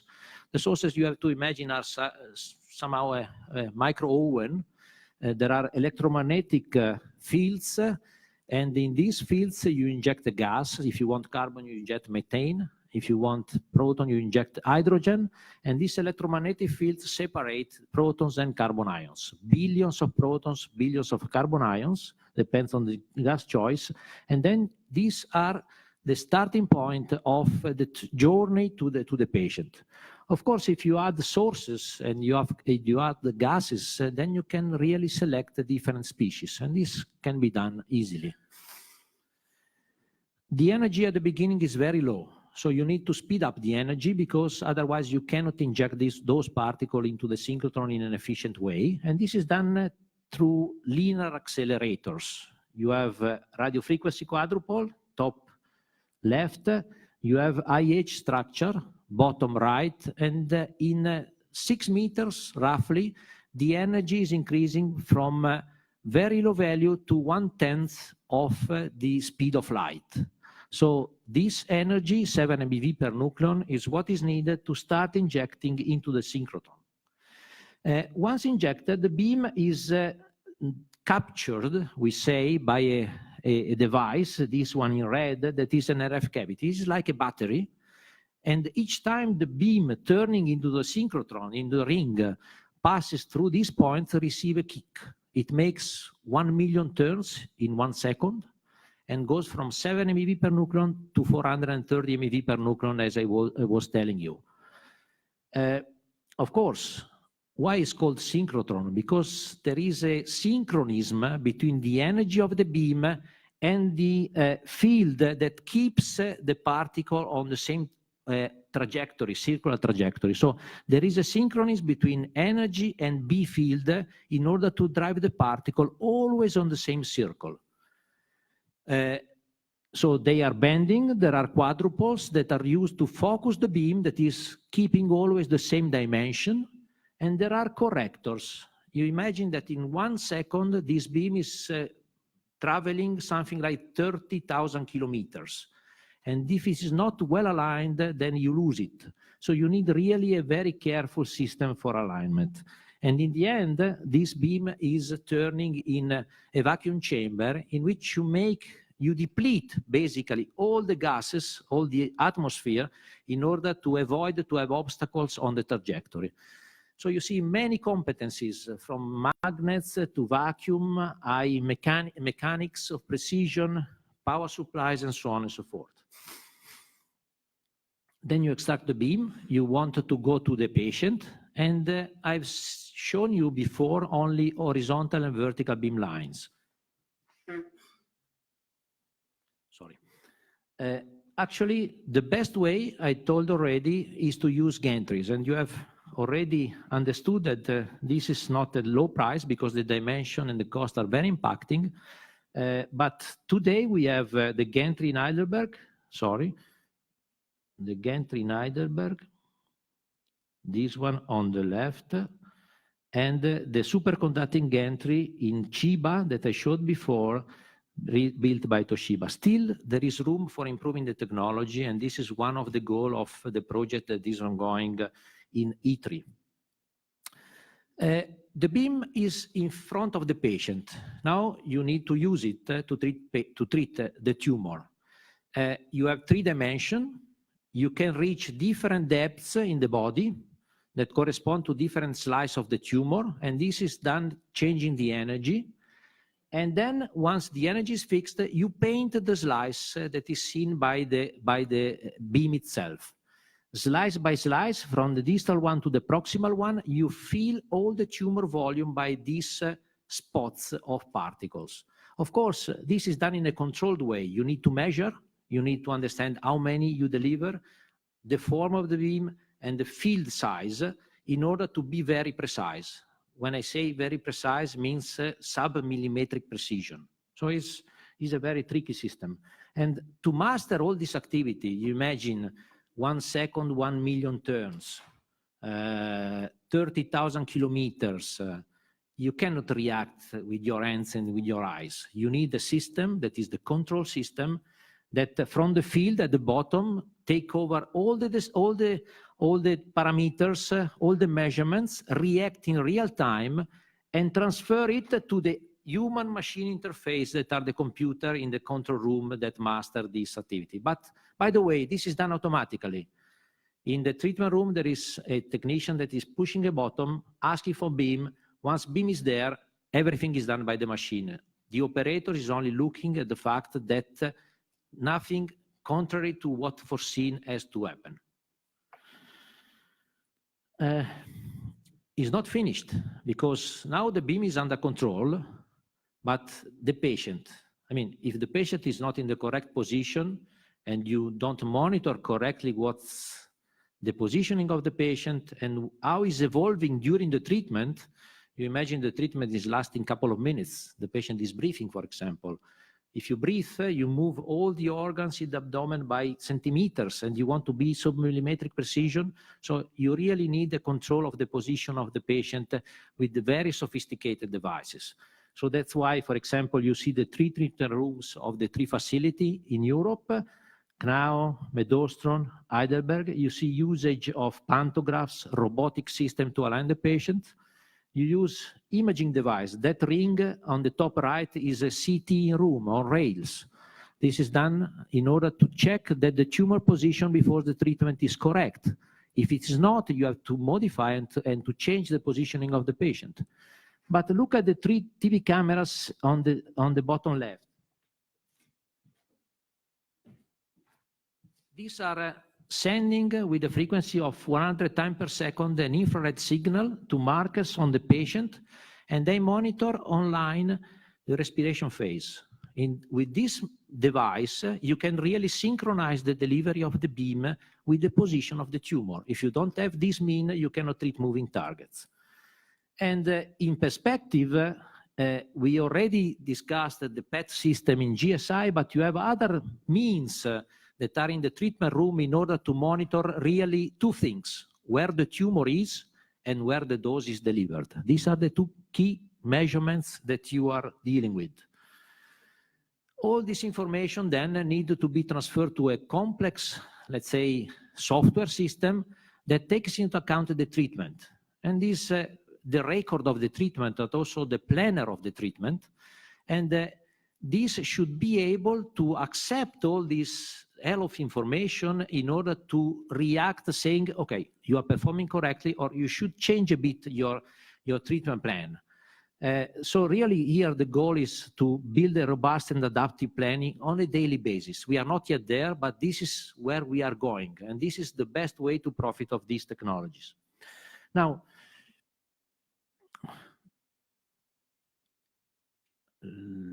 doesn't collaborate. Okay. I've shown you many different systems, maybe in a too fast way. All of these systems have a high content of technology, of competencies. Some are really, let's say, new projects. Some are really prototypes. Others are commercial products. The real challenge of these projects is that all these systems need to run together in a safe, efficient, reliable, and easy maintainable, because you are in a hospital environment way. And to do that, you need beforehand to treat patients to get the CE marking as a medical device. Now, this is feasible. These are data coming from CNAO, but I'm sure from Heidelberg or Medoston, we have the same kind of data. And you see that this machine that we have built, basically, look at the table on the last year, was running 322 days, not making only treatment, but also research during weekend. 240 days were devoted to treatment, so very efficient system, very available system, so that the availability is more than 90%, because there are also preventive maintenance in order to keep the system running. But look at the reliability. In terms of days, last year was 100%. It means that if I plan 240 days treating patients, I treat 240 days patients. But this is a bit not correct. You should, because each day we have 50 patients in treatment, and we need to see how many of these patients have been completed that day or have been postponed because of delays, because of other reasons. And the figure that you have at the bottom tells us that only 314 sessions has been postponed over more than 10,000. And if you look at the 314, you see that half of them are due to patients' problems, not related to machine. So these are really very stable systems. And this is the challenge also of new projects. That is, we need to have a system that is performing, but also is available to treat patients or to make research. Because in the end, you cannot say to the patient, okay, oh, today is not working, come tomorrow. So I'm concluding saying that I think that my purpose was to show that physics, technology, and experience are ready to contribute to the success of SEEIST, of this initiative. And I thank you for your attention. Thank you very much. Thank you to this very interesting lecture. One question is allowed before we go to the next topic. Is there a question? No, you are perfect. So thank you very much, Jesse. And we come to the next session, and we have Maurizio, who will tell us more about what the state of the development is for SEEIST. Thank you, host. Thank you, Minister, for the invitation, and we wait for the slides. Okay, so you have 20 minutes maximum. I was 25. 25. I mean, don't 25, sorry. You try to cut my budget. No, don't cut me my time. I will cut both. Okay, thank you. So, okay, this is my first slide, just to show you that I fully agree with Marco. Yes, I fully microphone. agree with Marco when he said that the next breakthrough will come from biology, but the price tag for it will come from physics. Because if you look at the size, so we want to put the patient and the scientific research at the focus of the new facility, but you see the patient is very small there, and behind this is an image from Heidelberg. It's a huge accelerator complex. If you look at the document of for SEEIST prepared in 2018, 75%, more than 75% of the cost of the facility, it comes from the machine. And also more than 75% of the operation costs are related to accelerator. So it's a big challenge to make an accelerator that will make the cost lower and the operation simpler for a new facility. Now, I also have to thank Sandro Rossi because he explained to you very well, in very simple words, how an accelerator works, so I don't need to go into any more details. I only have to mention that this is the standard layout for an accelerating system, an ion source, a linear injector, or a synchrotron, but there are other ideas on how to make a facility, for example, making a long LINAC going all the way up to the maximum energy. So, but there are different layouts of accelerators that are interesting for us. And we have also to observe that Europe has always played a leading role in the development of therapy facilities. So we have now in Europe 4 facilities operating, doing ion therapy. I will concentrate only on ion therapy, so no proton therapy. Ion machines can also make protons, but the future, as we have seen from the presentations this morning, is really for ion therapy, ion machines. There are 2 facilities that are based on a design of the so-called PIMS, so design that was started in '96, first patient treated now in 2011, and then 2 machines are based on the GSI's Siemens design that was started at GSI in '98, first patient at Heidelberg in 2009. Now, it's about 20 years from the time when these machines have been designed. There was a lot of progress in the field of particle accelerators, and there are many more new technologies that have appeared in the field of accelerators. So the first question is, should we really continue and build a 5th facility in Europe with the same design, or should we really try to go beyond and see how we can apply the latest technologies to ion therapy accelerators? So where should we start from? The original SEEIST report of 2018 is an excellent starting point. So it's a perfect description of the most modern design that you can have based on the so-called PIMS layout. So it's a very complete work that came out to a machine with a cost of 120 millions, operation cost 11 millions per year, and a footprint all included of 15,000 square meters. So this design has the advantage of being there, of being immediately available if you want to start the construction tomorrow, but might suffer of similar problems as the present generation of ion therapy machines. Can we really think of going beyond this design? Of course, you know what is my answer. Yes, we have to do it, but how? What are the parameters? What are the specifications for a new design? Last year, in June 2018, we made an interesting workshop where we have called representatives from the medical community and from the medical physics community to tell us what are their requirements, what do they really want from a new machine. And of course, some of the requirements are, in a sense, obvious. Lower cost. These machines are very expensive, so make it cheaper. Reduce footprint, make it smaller. Smaller also means that it is really easier to reproduce, and a design that can be replicated in other places. Lower running costs, of course, and also be faster dose delivery, and this means more intensity. This is one of the big challenges for the accelerator designers. Give us more intensity, more particles into your machine.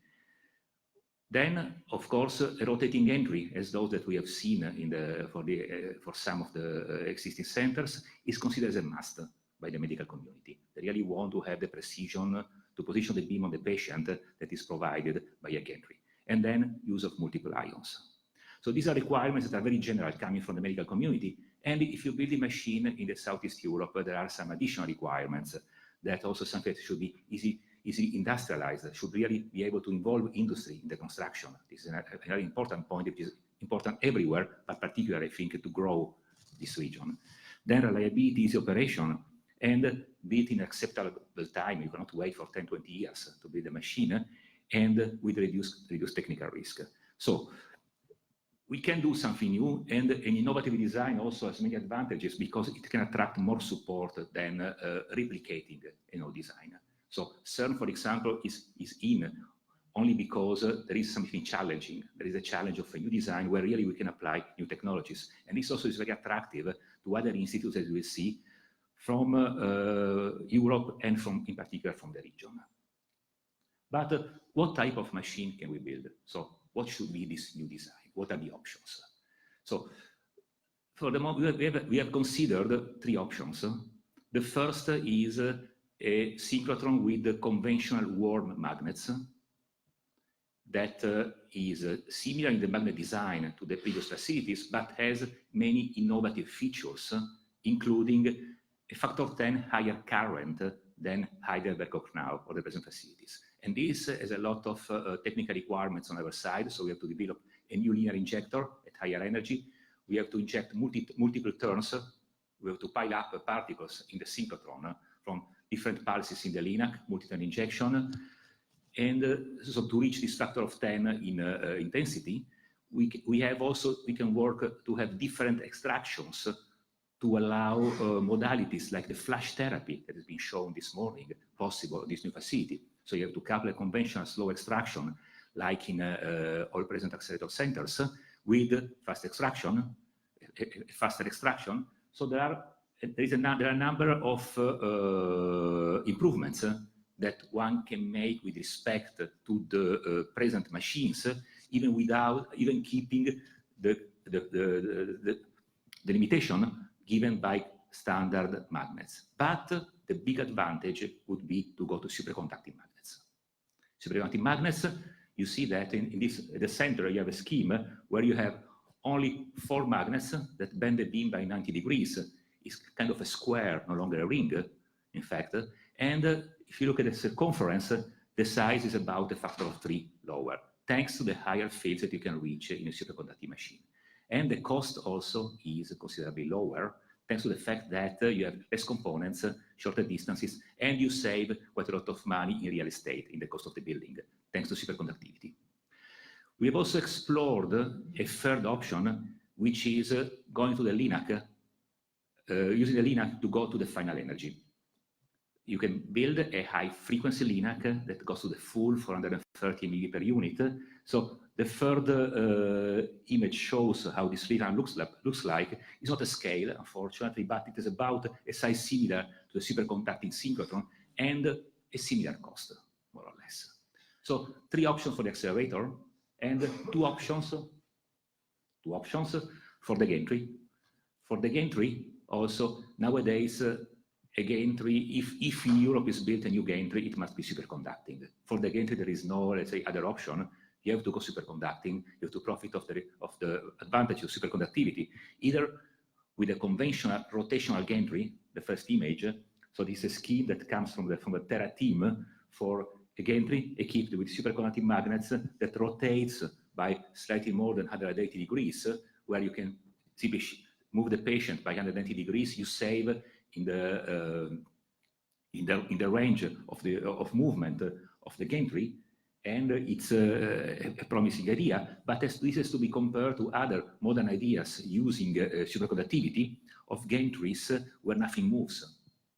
nor the patient, nor the mechanical structure, but only you move around your beam using a little magnet inside a toroid. So this is a scheme of a toroid that can deflect the beam directly on the patient in the position that the doctors want. So this is also two promising ideas, but they have to be explored. We have to take some decisions and see which one is the most interesting. Okay, apart from the gantry, we made an analysis of what are different features of the accelerator designs. And we compared warm synchrotron, superconducting synchrotron, and linear accelerator in terms of construction cost, operation cost, footprint, performance, time to development, risk of development, and treatment protocols. We don't have yet all the numbers. We want to replace the colors in this table with the numbers, and it is ongoing. But for the moment, what I have are colors to give some ideas that, of course, a warm synchrotron is the fastest in terms of as the lower time to development and risk. You can use the existing treatment protocols, but still keeps a construction cost which is the same ballpark that you have seen from the previous proposal, and also operation cost and footprint are within what is standard nowadays. With a superconducting synchrotron, of course, you gain in cost, you gain a lot in operation cost and footprint. Performance is always good because this comparison is done with the higher intensity that we want to have into the machine, but more time to development is needed, and there is, of course, some technical risk in developing the new superconducting magnets. The linear accelerator is the best in terms of performance, is also relatively, so to be confirmed that lower construction cost, lower footprint, but time to development is going to be much longer and very likely with more risks. And also for linear accelerator, one has to develop completely different treatment protocols.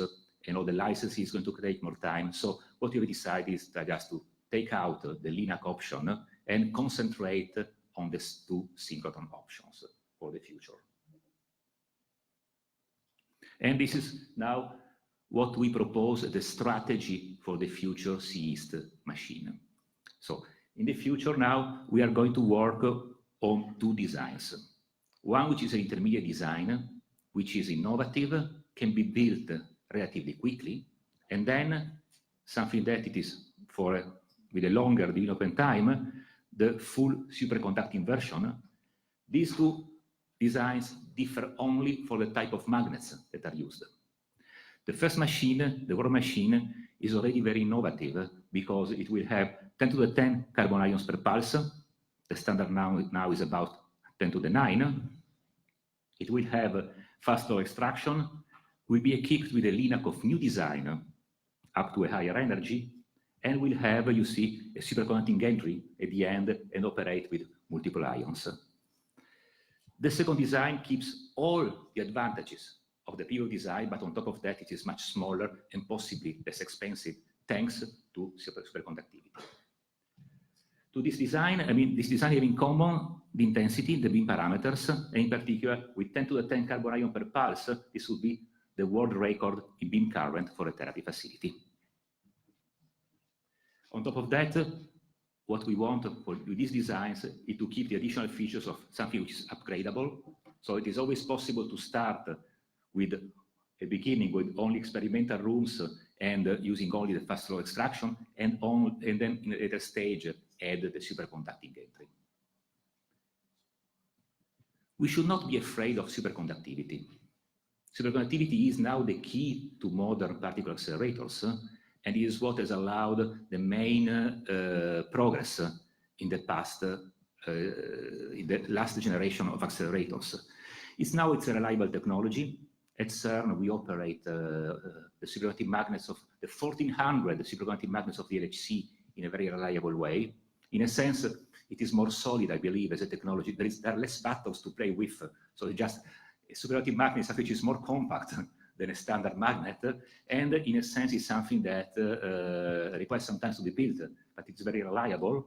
And one of the ideas for this new superconducting machine would be to use a new type of design of superconducting magnet, which is coming from Berkeley, that you see here, the so-called canted cosine theta magnets, which are quite special in a sense, and would offer really new perspectives, not only for the SEEIST facility, but also for other applications of particle accelerators. So our strategy is based on two phases. So first of all, now what we celebrate today is the start of the design phase via the DLR service contract that aims at comparing the three options, not only in a qualitative way, as I've shown in my previous slides, but also in a quantitative way, and really identify what is the right direction for the design. In a sense, we have done this work already because we have made our choice of focusing on the synchrotron in the two blends of warm design and superconducting design. And then the next stage, the phase 2, will start, we hope, with another celebration in Montenegro next year, when we start the HITRI design study. And this corresponds to an application that we are just preparing now for support from the European Commission Research Infrastructures for the phase 2 that should go from September 2020 to August 2023, where we developed the main features of the designs that you have seen. This design study, you have seen already in the presentation this morning, is called HITRI, Heavy Ion Therapy and Research Infrastructure. It's a project that will last 3 years. The proposal includes 9 work packages. You see a lot of institutes contributing from Europe and from Southeast Europe, in particular for this region. There are at the moment 13 participants from Central West Europe and 7 participants from Southeast Europe, including the SEEIST. The coordination the overall coordination of the project is going to be done by CERN. CERN will take care of the administrative coordination, but the scientific coordination will be fully with SEEIST, and Minister Damjanovic has agreed to be the coordinator for the design study with the support of Nicolas Sammut for the University of Malta, who is going to be the deputy coordinator. This project will focus on the technical aspects and on building community and capacity, which is the main challenge. While it will leave out political and organizational aspects specific to SEEIST that will be approached by SEEIST activities that will go on in parallel with this design study. So this is about the timeline. So at the moment, we are concentrating on the first phase, where we have support from the European Union via the DLR and support from CERN. NIMS is the Next Ion Therapy Medical Machine Study, which is the CERN initiative for the next generation of ion therapy machines. And this will produce a conceptual design report for the 3 designs that we have seen. The next step will be to have all the information ready to prepare a technical design report or a pre-technical design report for a warm machine in 2021, and then 2023, at the end of the design study, we will have all the elements to produce a technical design report for the superconducting machine. There is something which is very important in this design study, the fact that the goal is to create a community around the SEEIST project. Something that also I liked a lot was the slide by Sandro Rossi that pointed out how an important point for the construction of CNAO was to collect a community around the project that could help to build the project, and then was available for consultancy, for advice after the construction, but would leave a space to young people that will have to operate the machine. So this is something which is very important. I think at this moment is to create a community around the SEEIST. And this project is an exceptional tool to create this community and to contribute to build in the region the competencies that are required to build a facility. What we want is that in every work package of this new project, phase 2 of HITRI, we want to have at least 1 institute from the region. And this is a way to transfer the competencies and grow the competencies in the region. On top of that, we don't have to forget industry, because these kind of projects are an excellent tool to develop industry, to develop technologies in the region and with the region, And in fact, we must aim for a virtuous system where you have really a collaboration between European accelerator centers, local university research centers, and industry. Industry from the region, from outside of the region, and with SEEIST in the middle. And already a step in this direction is a workshop that we are organizing in Sarajevo in early April that we call SEEIST Meets Industry. And we have to thank Professor Milosevic for the University of Sarajevo, who is the local host and organizer of this meeting. And this will be an exceptional opportunity to present the technology possibilities of the project to the industry, hoping to attract interest and possibly joint ventures with Western European companies that will support the construction of the machine. So now I come to my last slide. And I think that we have to underline two very important points. The first is that for us, the goal is really is more creating a community than building an accelerator. We have to create a community to grow a culture in the region, which is a goal which goes beyond building a particular accelerator. And this for us is one of the main challenges. And second, we have to decide whether the SEEIST accelerator is going to be the last one of the first generation or the first of the new. And of course, you know what is my suggestion, what is my answer. Yes. And also you have to underline that to build something which is at the forefront of technology is not a limitation, on the contrary, it's an opportunity. It's an opportunity because it's the best way to attract the interest of young people, the interest of the institute in the area, the interest of industry for something that has a future in terms of technology that goes beyond the immediate need of the SEEIST. So, and we have to we have to be very flexible, have a flexible strategy to maximize the result and to minimize the risk of the project. And if I can finish with the message, so I believe that our goal for our accelerator people, but also for this project, is not to plant a tree, but to grow a tree in the region. Okay, thank you for your attention.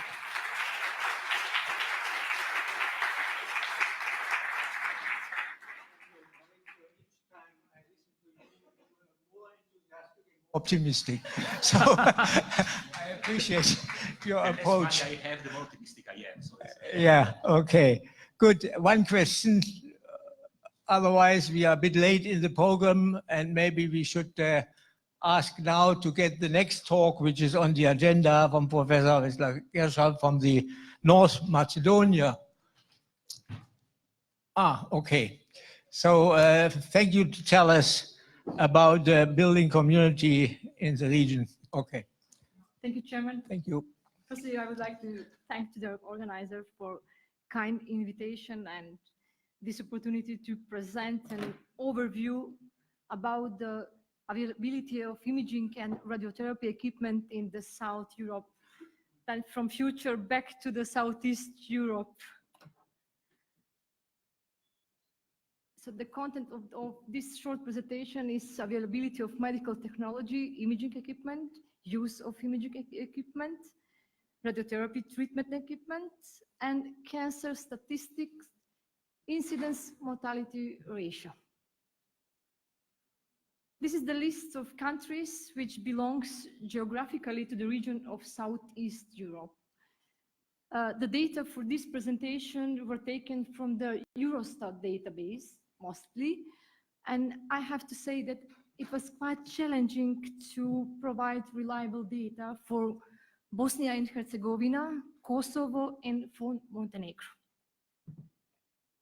So, imaging equipment, the data from 2015, the data for North Macedonia were 2018.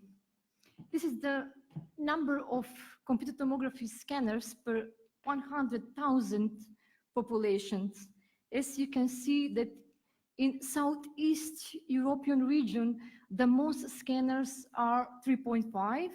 There are in Greece and Bulgaria, the least 0.8 in Albania, in average 1.7 scanner per that population.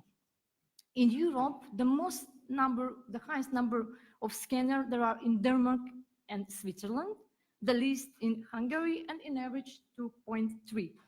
As you can see, that in Southeast European region, there are 24% less CT scanners for the same population. Magnetic resonance imaging MRI units. In Southeast Europe, the most are in Greece, 2.4, the least in Albania, in average 0.8. In Europe, the most 3.4 in Germany, the least in Hungary again, and in average 1.5. As you can see, 43% less there are MRI scanners in this region. I'm not talking about the performance of the scanners, the protocols that have been applied during examination of patients, just about the core number about the machines. Gamma cameras in this group are included also SPECT CTs.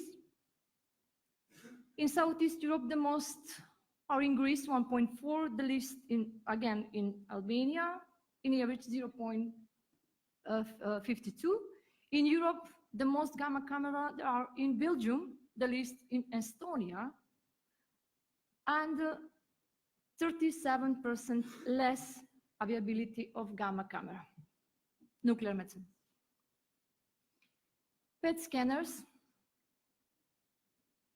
the most in Macedonia, 0.2, North Macedonia, 0.2, sorry, the least in Albania, and in Europe, the most in Denmark, the least in Latvia and Cyprus, and 55% less availability of PET scanners, PET CT in this region. Then I put several slides that describe the usage of these imaging modalities. The number of CT scans, I couldn't find data for Albania and Greece. The highest number of CT examinations have been done in Turkey, but the strange is that in Turkey there are 3 times less CT scanners, and I was wondering about the heavy workload of that scanner there. The list in Romania, in average 7,952. In Europe, the most number of CT scans are performed in Luxembourg, Belgium, and France, the least in UK. Not only the number is the slowest, but also I know that the doses are the lowest in UK during the one CT scanner. In the average, 12,825. So also I would like to say that it was quite difficult to provide data for private hospitals units. It's, for example, in North Macedonia, it's quite impossible to have data from private hospitals, how many scans they have done, MRI, CT, whatever it is. Number of MRI scans, no data for Albania and Greece. The most number of CT scans in Turkey, again, but 3 times less MRI machines. The least in Bulgaria. In Europe, the most in Germany, the least in Cyprus, Portugal, Hungary, and Finland. So again, the same story about the number of private units. So this is a very good and reliable indicator, the number of MRI scans versus number of CT scans, which indicate having of good clinical pathways protocols for diagnostic or follow-up for the patients. And no data for Albania and Greece. The highest ratio goes in favor to Turkey, the lowest ratio in Bulgaria. That means the highest proportion of CT scans have been done in Bulgaria in comparison to MRI. North Macedonia, something in the middle. The highest ratio in Europe, Liechtenstein, Finland, and Germany, the lowest in Cyprus. So as you can see, about 3 times less MRI exams have been performed in Southeast Europe in comparison to the rest of Europe. This is not only due to lack of number of MRI scans, also due to using simple different type of protocols for examination of patients. Number of PET scans, no data from Albania and Greece. The most PET scans in Turkey, the least in North Macedonia, although there was a highest number of PET scanners. But this year, there is a dramatically improvement in the number of patients that were examined by PET methodology in North Macedonia. No data from Belgium, and the most PET CT scanner have done in Denmark, and the least in Lithuania. So, oops.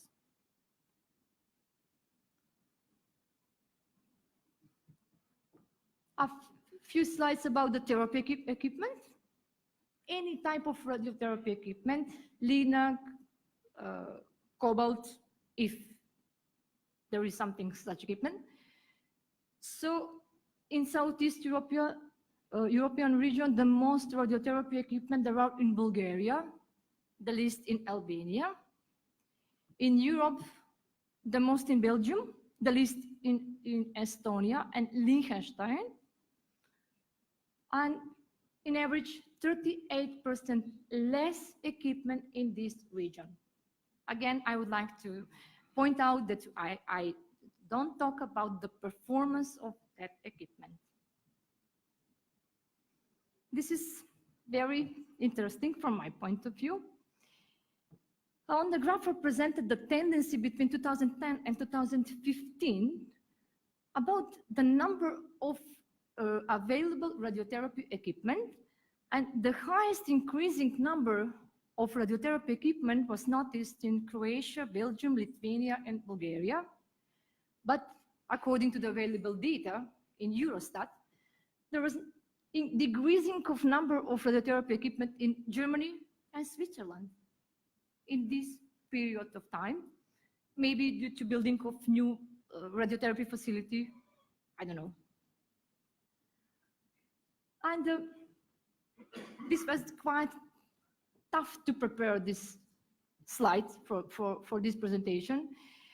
I have gone through bulk of literature and different percentage numbers of incidence, mortality for this region.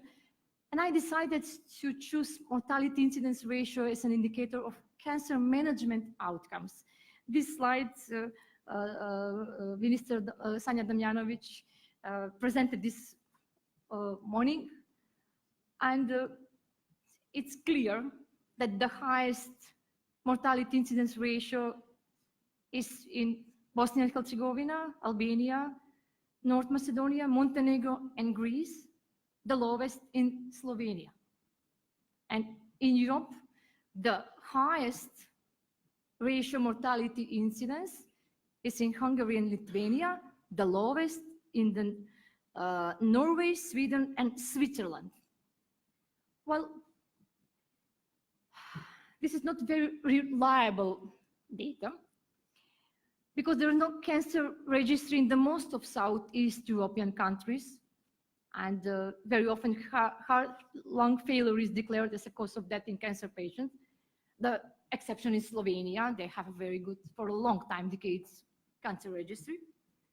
And less imaging and treatment equipment is only one factor for higher mortality incidence ratio. There is not good screening program in this region, screening in general, not only for breast screening, colon screening, etc. Not very good protocols for diagnostic and treatment, follow-up of patients, etc., etc. There are plenty of questions regarding from diagnostic to the final outcome of this type of patients. So there are the references, and thank you for your attention.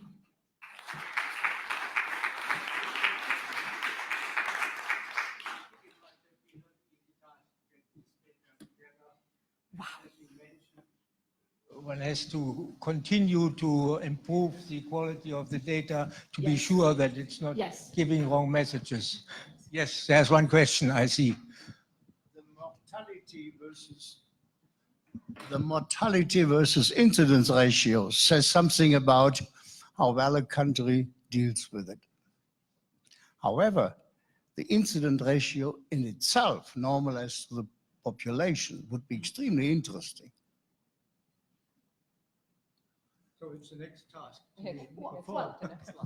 But My I answer- suppose you have that in your data. You have not shown it, but it's a question to you. Oh, okay, so I would say I'm You a have a plot physicist. on the incidence ratio. I am a physicist. And as a physicist, I could find this data. I'm not a oncologist or So epidemiologist. it was not, it is not in her data yet to show, but maybe we should improve and see what has to be done. I have another question there, which I cannot avoid to. 10 questions. Was the same question. Okay, so GSI has the same questions. Good. Manjit, you are anyway the next speaker. I'm not going to be the next speaker anyway, but we know this is a challenge, and that's one of the things we need to make sure that happens. Okay, and I'll put that up just to say. So it's your turn anyway. Thank you very much. Okay, so you continue to work on this data, and Manjit is now on the agenda. Please. Give your report. You need my. No, actually, there's well, I like moving around, so.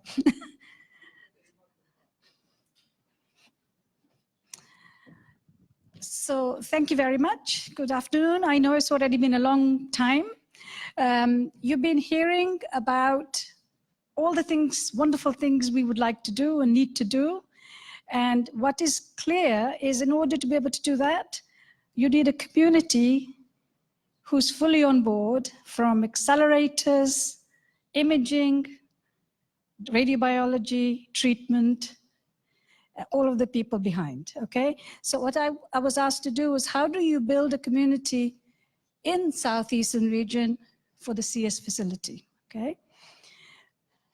Now, you've seen a few of these slides already, but just to say that when we are talking about from physics to medicine, I mean, this whole idea of the accelerators, does it work? Okay, doesn't matter. Okay, I didn't see it. Okay, so, you know, it started with the first cyclotron with Lawrence brother, one of the Lawrence brothers. And the reason I put this is it takes time from the idea to getting into the actual reality, okay? So the first cyclotron in 1932, Wilson already proposed what this Bragg peak you've been hearing quite a few times today in 1942, but the first patient was treated in Berkeley in 1954. And the reason I mentioned this idea of the first patient is it's not by chance the first patient was treated in Berkeley, because it happened that one of the Lawrence brothers was an accelerator physicist, and the other one was a medical doctor. And it was a collaboration from accelerators technology to medicine that led to this possibility. So I think this is really important, and this is the community we need. We need a multidisciplinary community which has expertise in a range of the topics, which makes radiation therapy, but also hadron therapy, a complicated but a really important aspect of what we are discussing. And you've already heard this from Sandro and also from Maurizio, so I don't need to say much, that actually from 1954 to 1993, all of this was being done in high energy physics laboratories, because they were the only ones who had the technology and the accelerators to do that. So the first facility dedicated 93, the first carbon facility in Japan, and then of course, you've already seen the GSI original results, which was so impressive that it led to the Heidelberg facility. And I think I don't need to tell you anything at all, other than the fact that the imaging is key. And that last caption there shows you real-time PET imaging while the patient was being treated. This was really an amazing breakthrough. And for particle therapy, if you're talking about precision and the Bragg peak, the challenge of doing real-time treatment, moving organs, compensation, and being able to get feedback is really an important issue. So I just show you, and it's interesting because you've already seen the numbers from Sandro. When I looked at this, it was 2016. We had 160,000 patients. In the last 2 years, we've gone up to 200,000 and more. And the number of facilities is also increasing. So there's a huge momentum. And I show you globally where the centers are and where they're being built, and the numbers are increasing day by day. But this one, which Sanya showed you this morning already, why we need SEEIST is because there's a huge blank area in Southeastern Europe. And this is one of the reasons, not just for the facility, but the technologies, the community, the innovation that's needed to be able to make sure we are going to start going blue or green, depending on your color, okay? So, and I wanted to say, so why do we need a SEEIST facility? One of the things is there isn't one. But what more importantly is that there are 43 million inhabitants in this region, and there is no facility. So therefore, we need to have hadron therapy access. That's an awful lot of inhabitants with no facility. The second thing is, it's been alluded to, is the region is suffering huge migration. Montenegro, by the way, as #1 with -4.9. And Malta is taking too many of inhabitants, Nicholas, so we need to be able to reverse. No, but jokingly though, I heard the word which I liked very much this morning, the idea of need for brain circulation and not brain drain. So we want to train the brains, but we want them coming back, okay? So how can we try to do that? And data are difficult. And I have these data from Bosnia and Herzegovina, but actually, we don't know how accurate these numbers are, okay? And the fact is that on the other hand, it's not surprising. The breast is the most regular, and then lungs and so on. But the point is, we don't actually have really good data, as you just heard from the previous talk. So if we are talking about needing facilities, needing technologies, we need to also know what sort of numbers are we talking about and what are we going to do. So in order to, and I'm stealing your slide again, Vesna, is the fact we are not. These numbers, yes, and I know, Hans, you have the idea of incidence rates. We need incidence rates, not just the ratios. And the thing is, the problem is there's no real accurate cancer registry, and there's lots of less imaging and treatment equipment and many things to do. So what do we have to do in terms of the needs?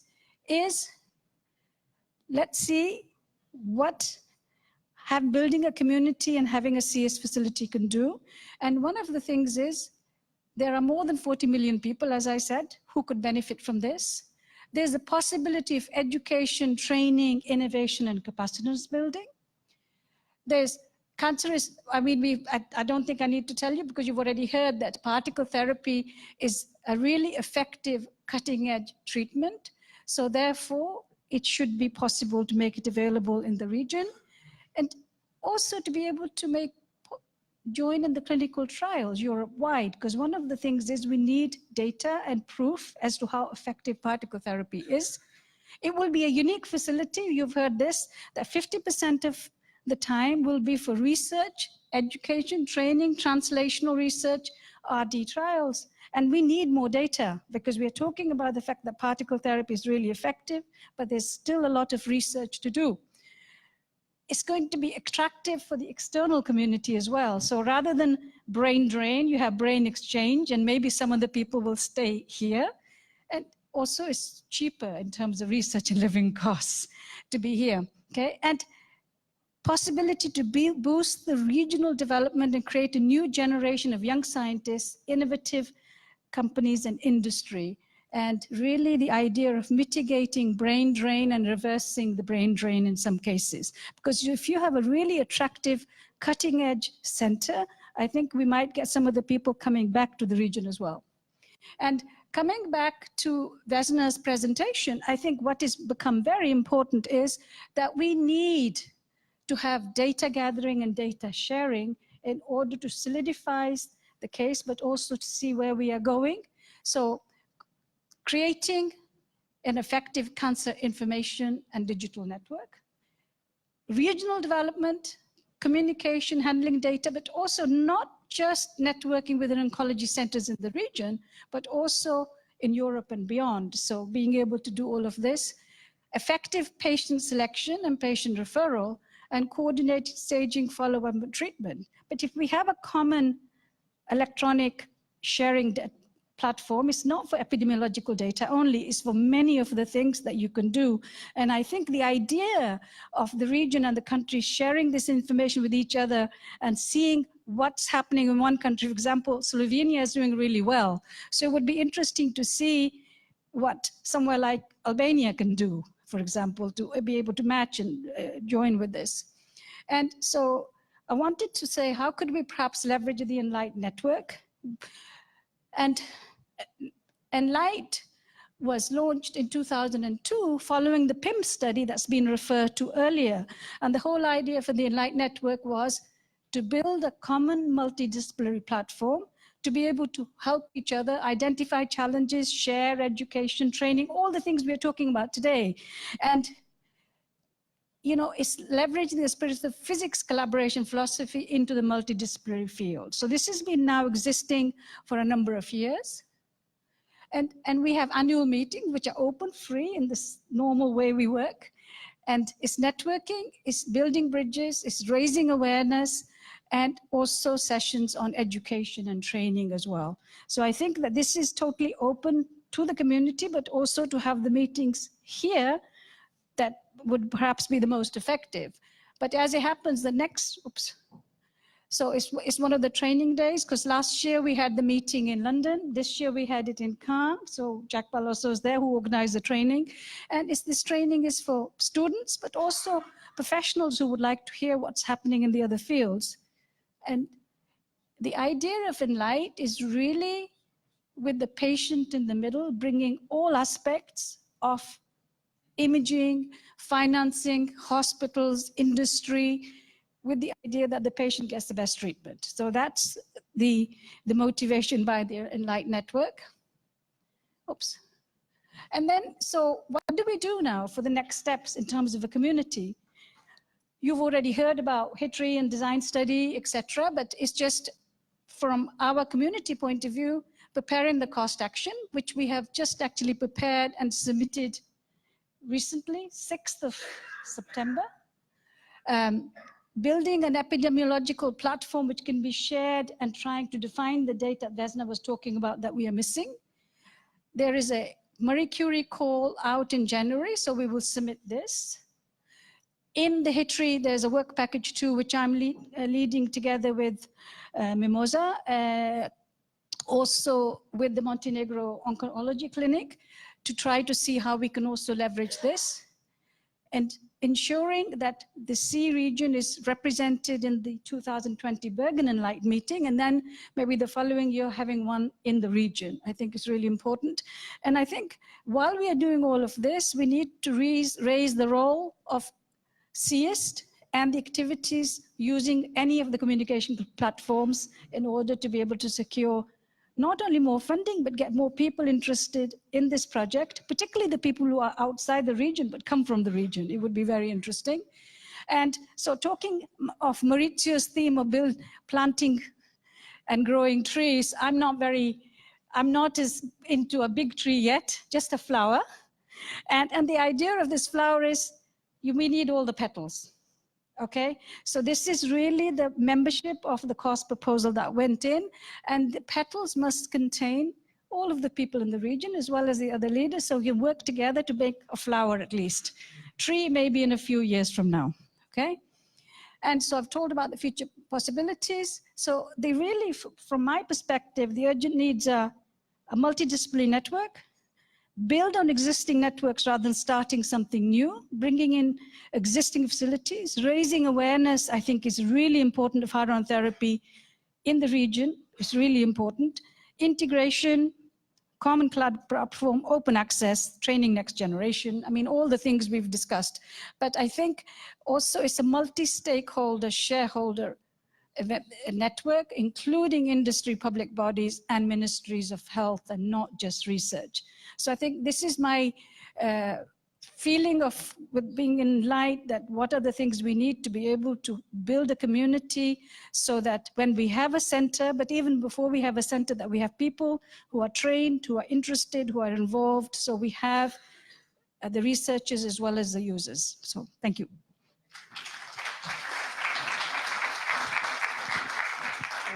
Manjit works since long time on this question of Enlight and the community building. We have 4 more speakers, and it's just a coffee break we can use for it on the agenda. I propose we can do this, but the next speakers then have only 15 minutes or 10 minutes if possible. So we have here another speech on Mr. Yamamoto. Is not. Ah, okay, you are coming.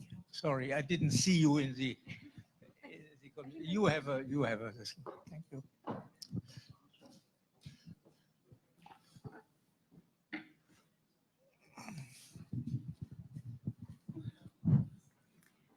Thank you very much, Chairperson, and good afternoon, ladies and gentlemen. Thank you very much for giving the IAEA to make a presentation this afternoon.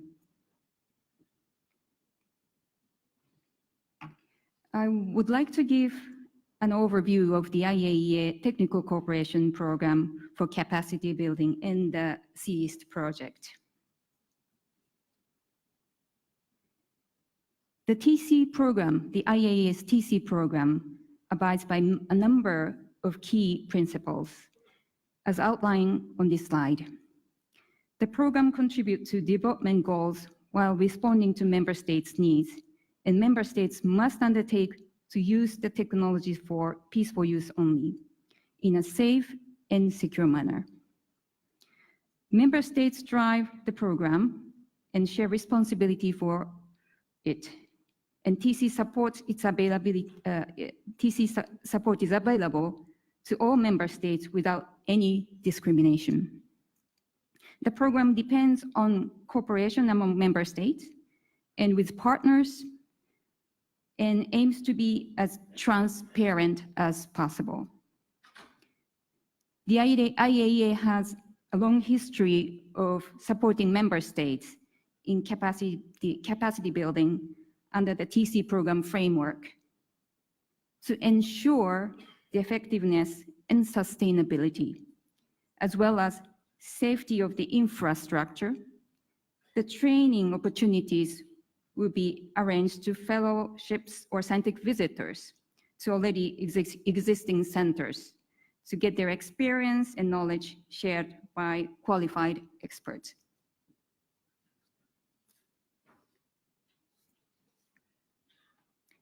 The Technical Cooperation Program of the IAEA, the primary mechanism for our implementation is to serve member states. It builds national capacity in the peaceful applications of nuclear science and technology. The program also facilitates networking and knowledge sharing, and very importantly, the development of suitable partnerships at all levels. The main mechanism the TC program uses are provision of training, expertise, and in some cases procurement, as listed in this slide. We may also organize such as workshops to provide the experts to share their knowledges. The program is guided by requests for assistance by member states in accordance with the national project or regional project priorities, and provides guidance to member states on the best way to address their needs using nuclear technology.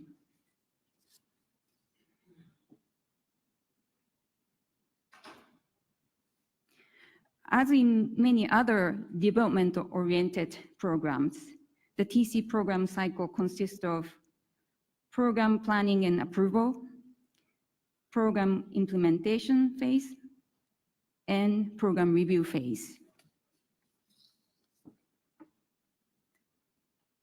And needless to say, we have many partners, and each stakeholders play a different role in project, implementing the project and achieving the result of the project.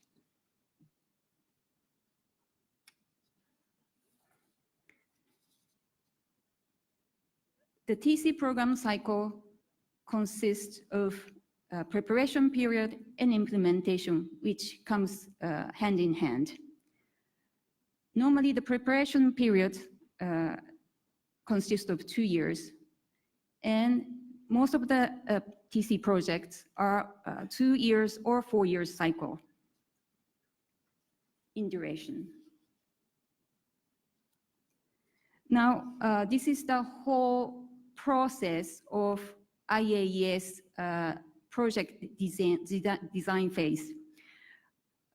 Also for the IAES regional project to support SEEIST, we have started our preparation already in May 2008 when we received the concept from the SEEIST member states. We went through several steps of designing phase, including some clearing process, review, and currently we have finalized the regional project design and waiting for the Board of Governors approval in November 2019.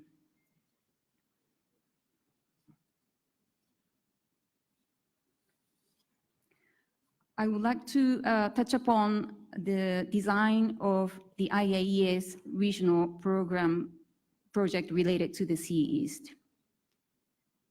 The title of the project is Developing Human Resource for Setting Up an Ion Beam Therapy Center within the joint Southeast European International Institute for Sustainable Technologies.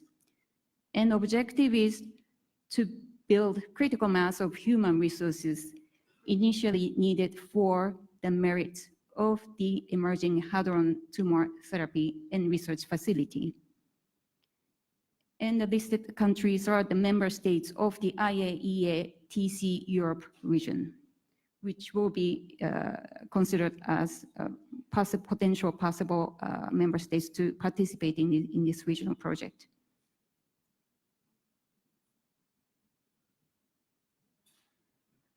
Now, within this project, the main objective is to provide capacity building support by training of scientists, medical practitioners, engineers in various specialized, and people in various specialized fields, as well as to support networking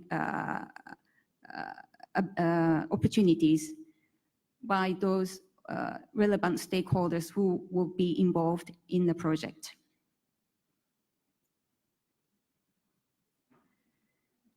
The expected outcome of this project is to achieve critical mass of staff for construction and operation of the hadron tumor therapy facility. And in order to achieve this, the expected output will be, first, the qualified staff, which could be medical physicists, engineers, technical staff, for construction and operation of hadron therapy facility becomes available. In order to do this, we have relevant activities, which is to train the engineers and medical physicists in relation to the establishment of the hadron therapy facility. The second expected output is to improve knowledge among stakeholders and awareness raised on hadron therapy among SEEIST stakeholders.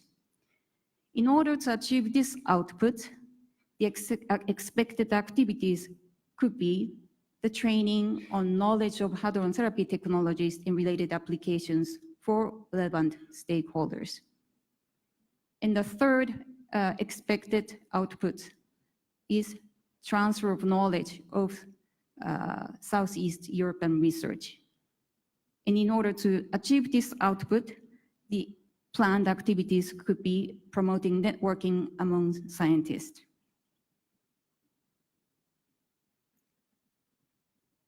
Now, in order to implement the mentioned activities, what we, under the project, intend to implement would be to organize fellowships for engineers, medical physicists, and many others as needed. And also to organize workshops for stakeholders to deepen their understanding about the therapy center or technologies or expected institutions. And also possibility is to organize a group scientific visit of experts to visit other institutions to learn from them or exchange views. The project is designed in a way that depending on the progress of your main project, we can, in a flexible manner, apply the requested needs, respond to the requested needs, and implement the activities or inputs based within the framework of the IAEA methodologies and framework.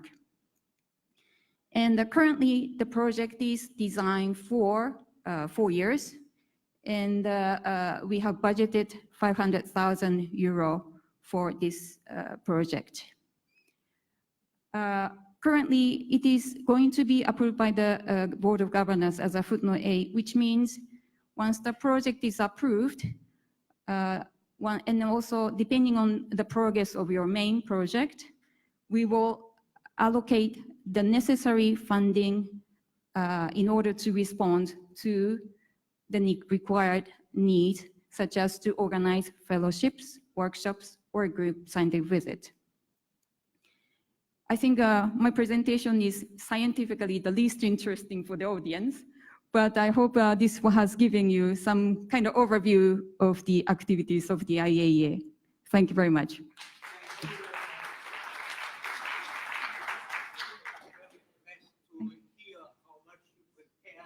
And we are confident that the approval will be given, and then everything will move automatically in connection with the SEEIST project.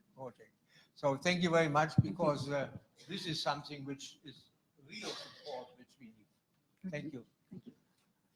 The next speaker is already on his way, and this is one of the team leaders of the actual preparation phase. It's and he is the Microphone? Well, I have here one, so I give you mine. No, that's okay, no? But he probably has a better one there already. Yeah. Okay. And the slides are here or not? Yes. Okay, good. Excellent. Thank you. Okay, 10 minutes. Yeah, so I'm speaking fast, but not as fast as Sanya, but I'm trying to catch up. So I will try to give you a case study. What would be the benefits specifically for regional industry? And what I want to tell you is that all this cooperation between industry and laboratories that is done in partnership with laboratories is beneficial for everybody, for the industrial companies, but also for the specific laboratory, for the accelerator community, and even for the wider society. And of course, I cannot make such a nice analysis as we heard before, as Vesna has done, but I suggest that to prove my point, it's enough just to take one region. Let's randomly select one region, and if it works in that region, then we know it will work in all the others. So if you look at the map, this is the latest Google map copy. I just copied it from Google. Let's pick one region. I don't know which one. Okay, for example, okay, let's take Slovenia. I mean, it's just a randomly chosen region. Because there is a very nice accelerator close to Slovenia at the Letra, it's just 2 kilometers from the border, let's include this one as well, okay? So, but it's purely random. I mean, you could choose any other region now. Let's, before we go into the details of this region, let's just remind ourselves which are the 3 possible ways that industry can collaborate with the research facility. One is that industry performs research at the laboratory. For example, this is typical your single radiation. There is biomedical research done by many companies like this. The other thing is that the industry licenses technology from the laboratory. We have technology transfer people here, they know how it works, and then they use this technology in its own products and sells them to a different market. Or the third is, of course, that industry could develop things, do things specifically for the large laboratory, and then what it learns there could sell to other laboratories. And we look at all three possible models. Case A, so this is the industrial use of laboratories. This is a picture of Electra. They even have the one in the circle. This is an industrial beamline, which was built by an industrial company. By the way, there is also Slovenian beamline here. So I think it's okay to use Electra in the Slovenian example. And you can see that many of these beamlines actually are used for industrial research, X-ray, for diffraction, EXAFs, and so on. So this is a very classical model that is used also by regional companies. Then case B is that industry licenses technologies. I will present two cases. One is KNALS and the other one is KIMA. And let's look at the first company. KNALS actually is a company, it's a spin out from KAN, which I'm sure at least some people know very well. And KAN ALS makes basically power supplies and electronics. And they license technology developed by Electra. And of course, who was the first customer? Was also Electra. That makes sense. So they built a series of power supply for Fermi. There are some pictures for that. But already the next step was that they were expanding worldwide. This is a picture. You remember the red, KAN color, those that know, I mean, there's some people. So this is an installation full of power supplies for KNLS for the Tsukuba accelerator. If you look at the list of customers, you see there are a lot of customers in the accelerator world, but also outside, for example, Bosch and Bruker and other companies. So this is a very simple example. You take some technology, power supplies, you make it industrialized, and you sell it. And this company was established in Sežana, which is just in Slovenia across the border from Italy. The next case is KIMA. KIMA maybe is a bit more complex case. It is a joint venture between Electra and between two companies. One is Euromissur in Italy and COSEP in Slovenia. And the purpose was to build ondulators for light sources. Then the company KIMA created a 100% owned subsidiary in Slovenia. And this is a picture of the inauguration where also the Minister for Research was there and Professor Ritsuta, the well-known. So the production facility was in Slovenia. They used the local, the fact that things are slightly cheaper in Slovenia than across the border in Italy, and also the result of production capacity there. And this is a picture of an array of undulators. Again, who was the first customer? It was Electra, but since then the company has gone worldwide and is basically the single specialized producer of undulators for laboratories. This is one that went to Brookhaven. Another one. This is one of the pictures is from Damphysik, from Aarhus, Denmark. They beat Damphysik, sorry for that. Asia, in Korea, but they have customers also in India and everywhere in the world. Now let's go to the third case. This is where industry develops something for laboratories, and I give you two cases, Instrumentation Technologies and COSELab. And both of the founders of these two companies, they have worked as young people at Electra. So again, they learned the trick of the trade at Electra. So Instrumentation Technologies, they are building basic instrumentation, digital instrumentation, beam position monitors, low-layer RF, and other things. They're very successful. They, for example, won the prize for the best fast-growing company in Slovenia, Gazelle, visited by the Prime Minister. Now he's the president of Slovenia, so you see the same people rotate like in all the countries. Maybe also here it was very similar. So the person who did it developed the digital BPM for the PSI first as a consultant to the PSI. Then he had the idea to produce it. So PSI was the first customer. Then he thought I can do it better. So he had two launch customers, Soleil and Diamond. And based on that, now actually this company is worldwide. So this is basically a picture of who is who in the accelerator world. All light sources in the world, all accelerator laboratories use at least one instrument from this company. And for example, they made a new spin-off. They had some idea, why don't you make a very small compact oscilloscope on this picture that we can connect to a mobile phone. Actually, the director of SEEIIST in an article, I think you can just read the quote. I think it's very nice, right? Obviously, it has to come from an accelerator laboratory in Slovenia. That's the obvious choice. So you see, it's a small region with a little spin-outs. It makes it obvious. And I think in 20 years, people say, where does it come from? Obviously from, I don't know, from Montenegro or Albania or from the West Balkan region. Last case is COSILAB. That's a company I have founded. So it was actually a couple of students. We did the control system for the Anka light source. We learned how not to do it by doing it. And since then, we knew how to do it better. This is a list of our customers worldwide. So all the countries where there are accelerator projects. We have branches also in the United States and in Sweden, in Switzerland, Japan, China. We have a representative in Korea. And we also cover about 60 to 70% of the market for particle accelerator control systems. Again, a few of our customers, pictures from Meadowstone. And it was the same here. Meadowstone was our first customer in proton therapy. We learned how to do it.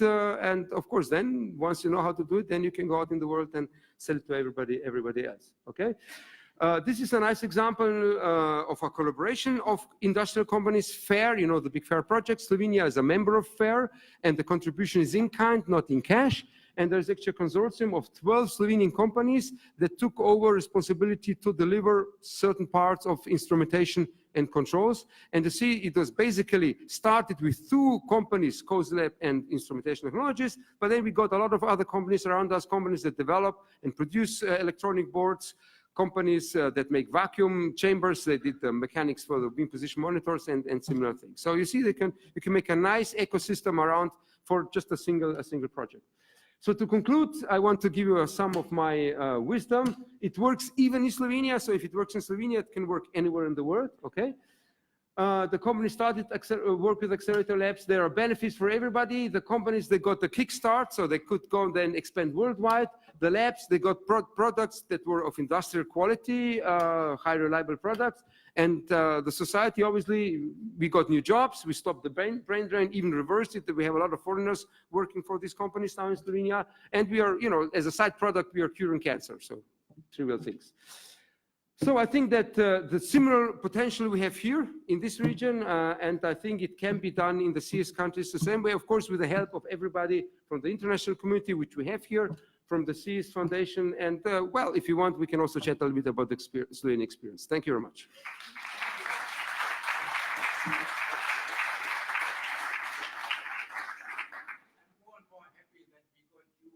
Out of the project. Thank you. Is there a question? COSILAB, everybody knows it. They are the best in the world. They are everywhere. Now the next talk is from Dr. Milasevic from the Clinical Center in Montenegro. And you have also 10 minutes, 15 minutes. Okay. Thank you.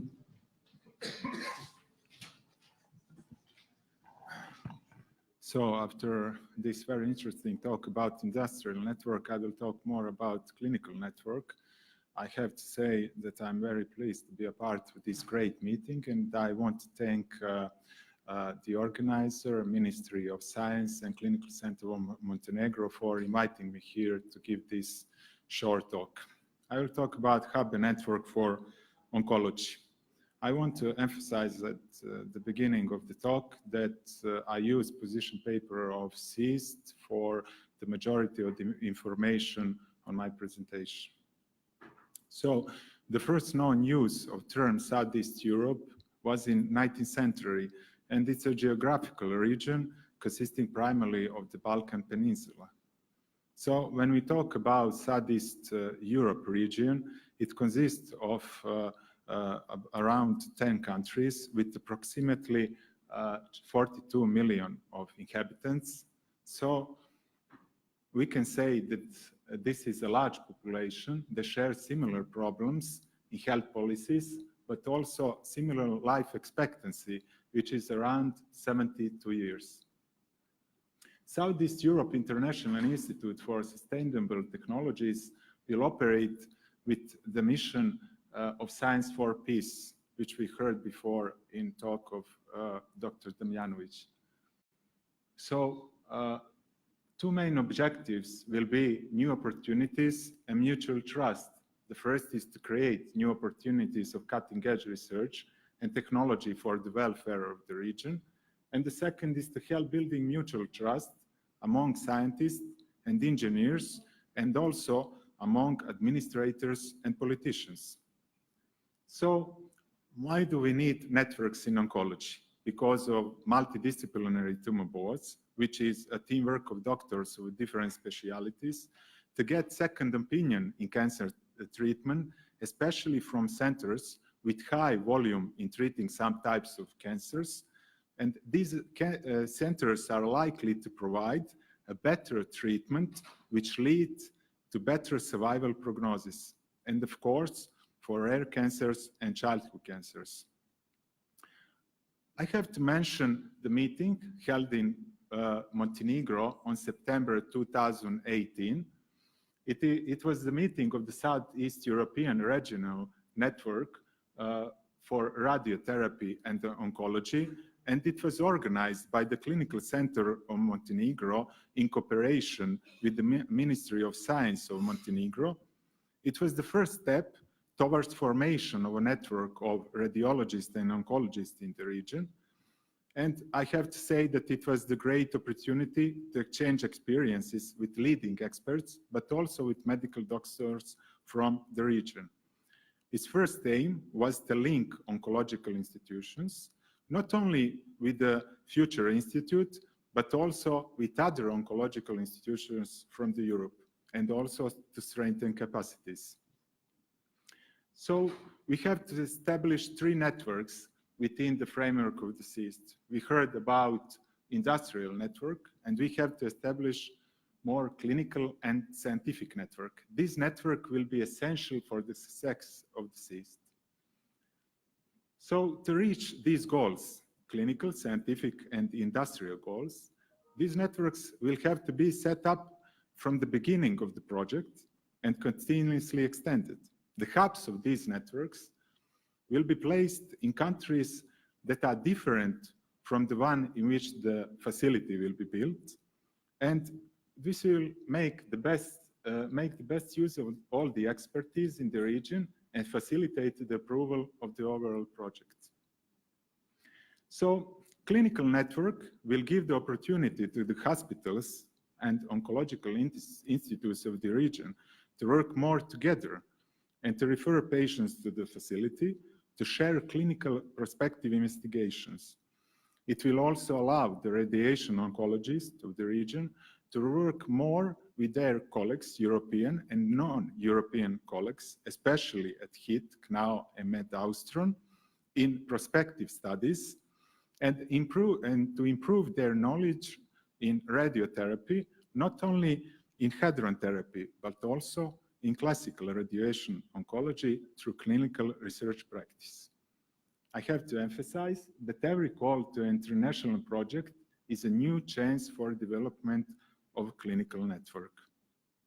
So, what should organize clinical network? Identification of eligible cases, discussion of these cases in a MDT, multidisciplinary tumor boards, organization of teleconference meetings, which we do in our country, but we have to organize a regional network, multi-center clinical studies, and some surveillance programs by one of the centers of the network that can last for the next 5 to 10 years. But before all of this, we have to do education and training. The training of the oncologist and radiotherapist is an essential part of this initiative. So we all know that the realization of this project will take several years. So we will have sufficient time to make a future team, but also to form a user community. And I have to say that facility will be linked to the universities of the region. So facility will be a partner for future master and PhD courses and theses. So at the end, I can say that one of the main goals of the facility is to train highly competent experts in numbers which exceeds the needs of the facility. So the part of these experts will be employed by institutions or hospitals in the region. And all of this will not only raise the quality of the work done in the region, but also the cultural level in the region. Thank you. Very much. Yes, it's certainly one of these topics which we really rely on your contribution, as you explained it, to organize a region with a medical core, with the industrial core, with everybody, which is part of the whole idea of Minister Sanya. Okay, we have one more speech here, which is on this topic on Dr. Albana Toppi from GSI. Oh, she's already, yeah, she's from the region. So.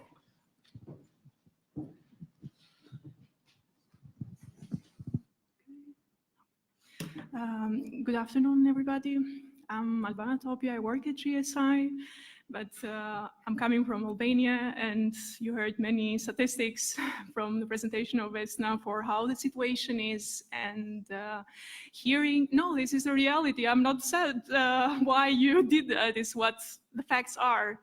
But this also triggers me and motivates me to work in this field and to make this change. And when I first heard about SEEIST, it was like really a great moment that bring all this region, all these countries together, and only science can do this. So I will start with my presentation for today about the experiments that we can do in radiobiology. I don't know if this is working or. Oh. So before we start with experiments, there are some questions that we have to ask. So first of all, what do you want to do? Because when you have an accelerator, there are like a long list of things that you can do, starting from radiobiology, in vitro, in vivo, clinical radiobiology, medical physics, and then you can continue with space radiation research, space radiation protection, dosimetry, etc. But then on the other hand, there are, like, we have to know what we always need to have. And you have to have in this facility a beam extracted in the air, a monitor chamber, beam uniformity and spot scanning, and dosimetry. I mean, we had a lot of presentation when all these points were discussed. And what is also important, next to the cave, when you do the experiments, you have to have biological laboratory, dosimetry laboratory, and an animal facility. This is the map of GSI. This is the part of what we have right now in blue. It is our irradiation facilities, and the fair part in red.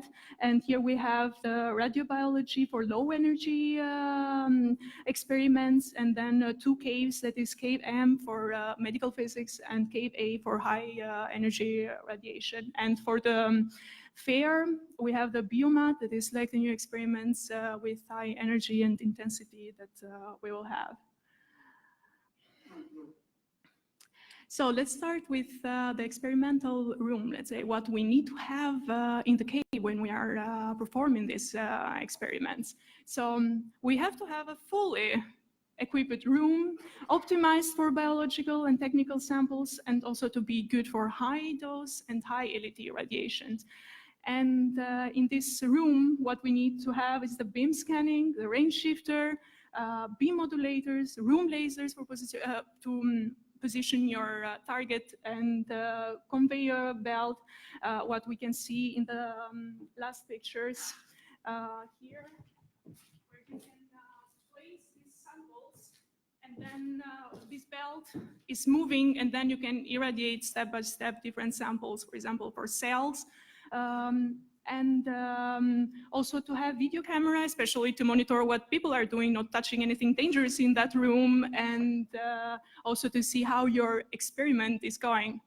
And also important is to have these Ethernet cables where you can monitor your experiments in the control room, right, remotely, and compressed air and sample holders and flask changer. What is the new flask changer that is in the pictures on the top there was developed at CERN, at GSI, and starting from this manual positioning of our samples, Now we have like the robotic arm where we can place our samples and then do the irradiation.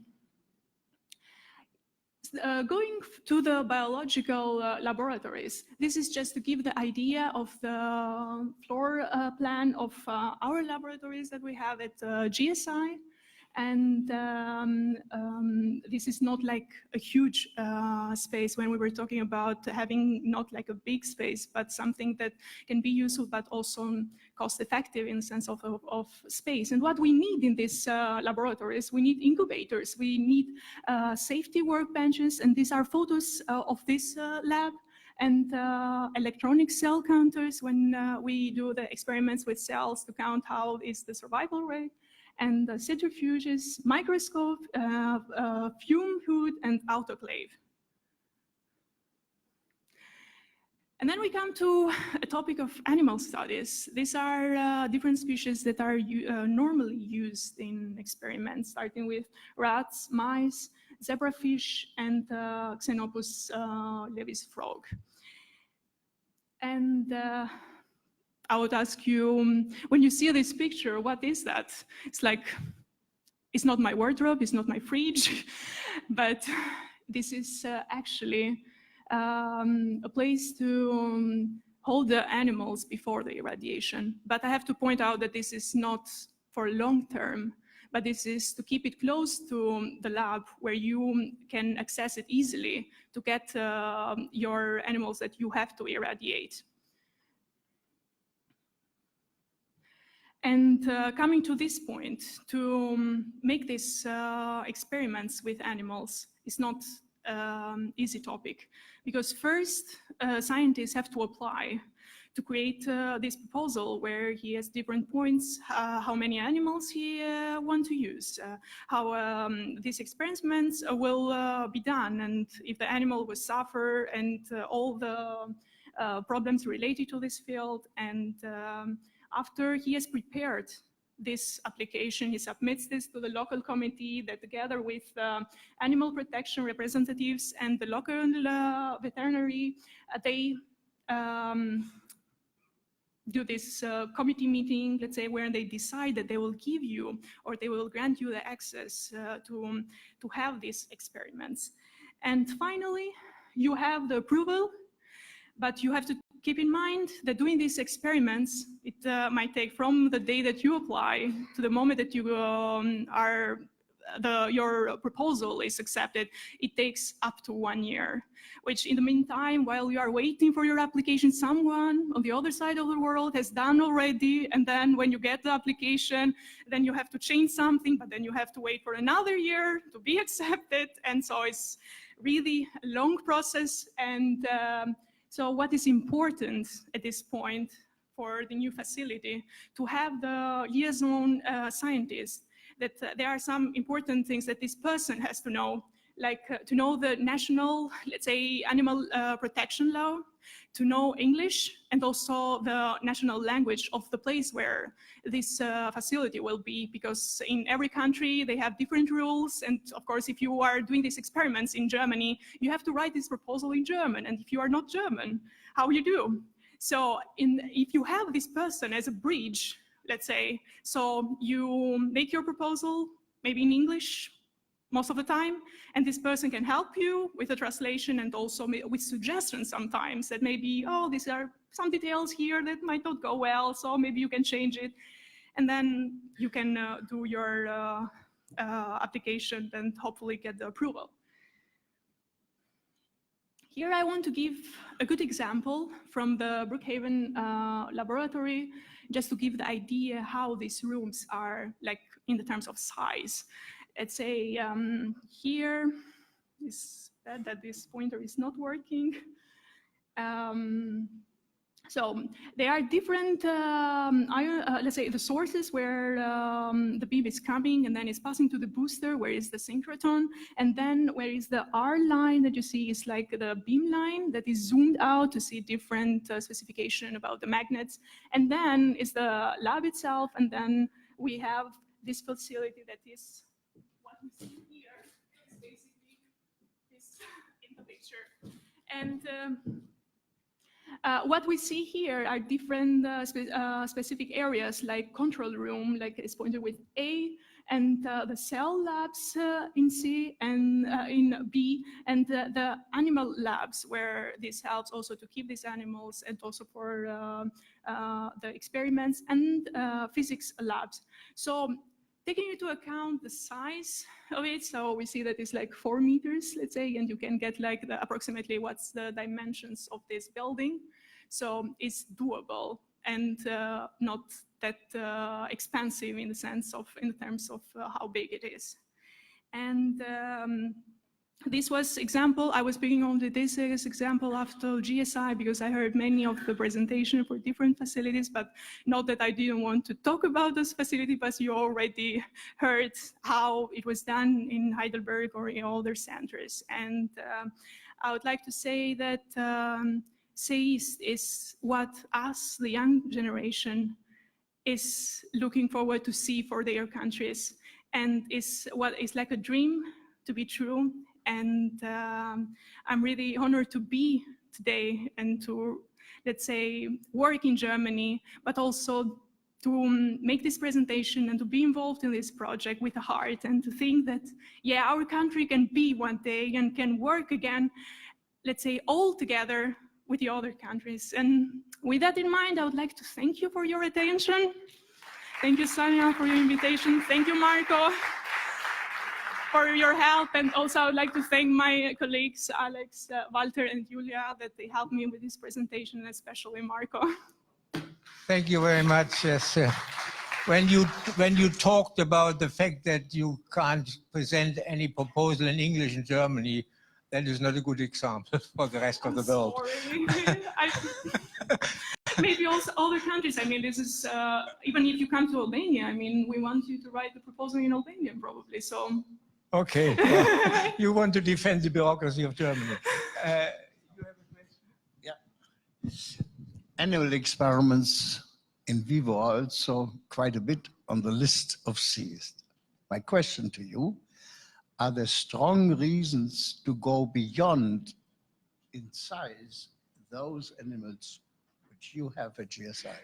You mean in size of like animals in the big size? Are there good reasons to go to larger animals than those which you investigate? Well, there are different reasons. Mostly they use mice and rats. We have also Marco here that can respond to this question in many details. He is the expert of this field.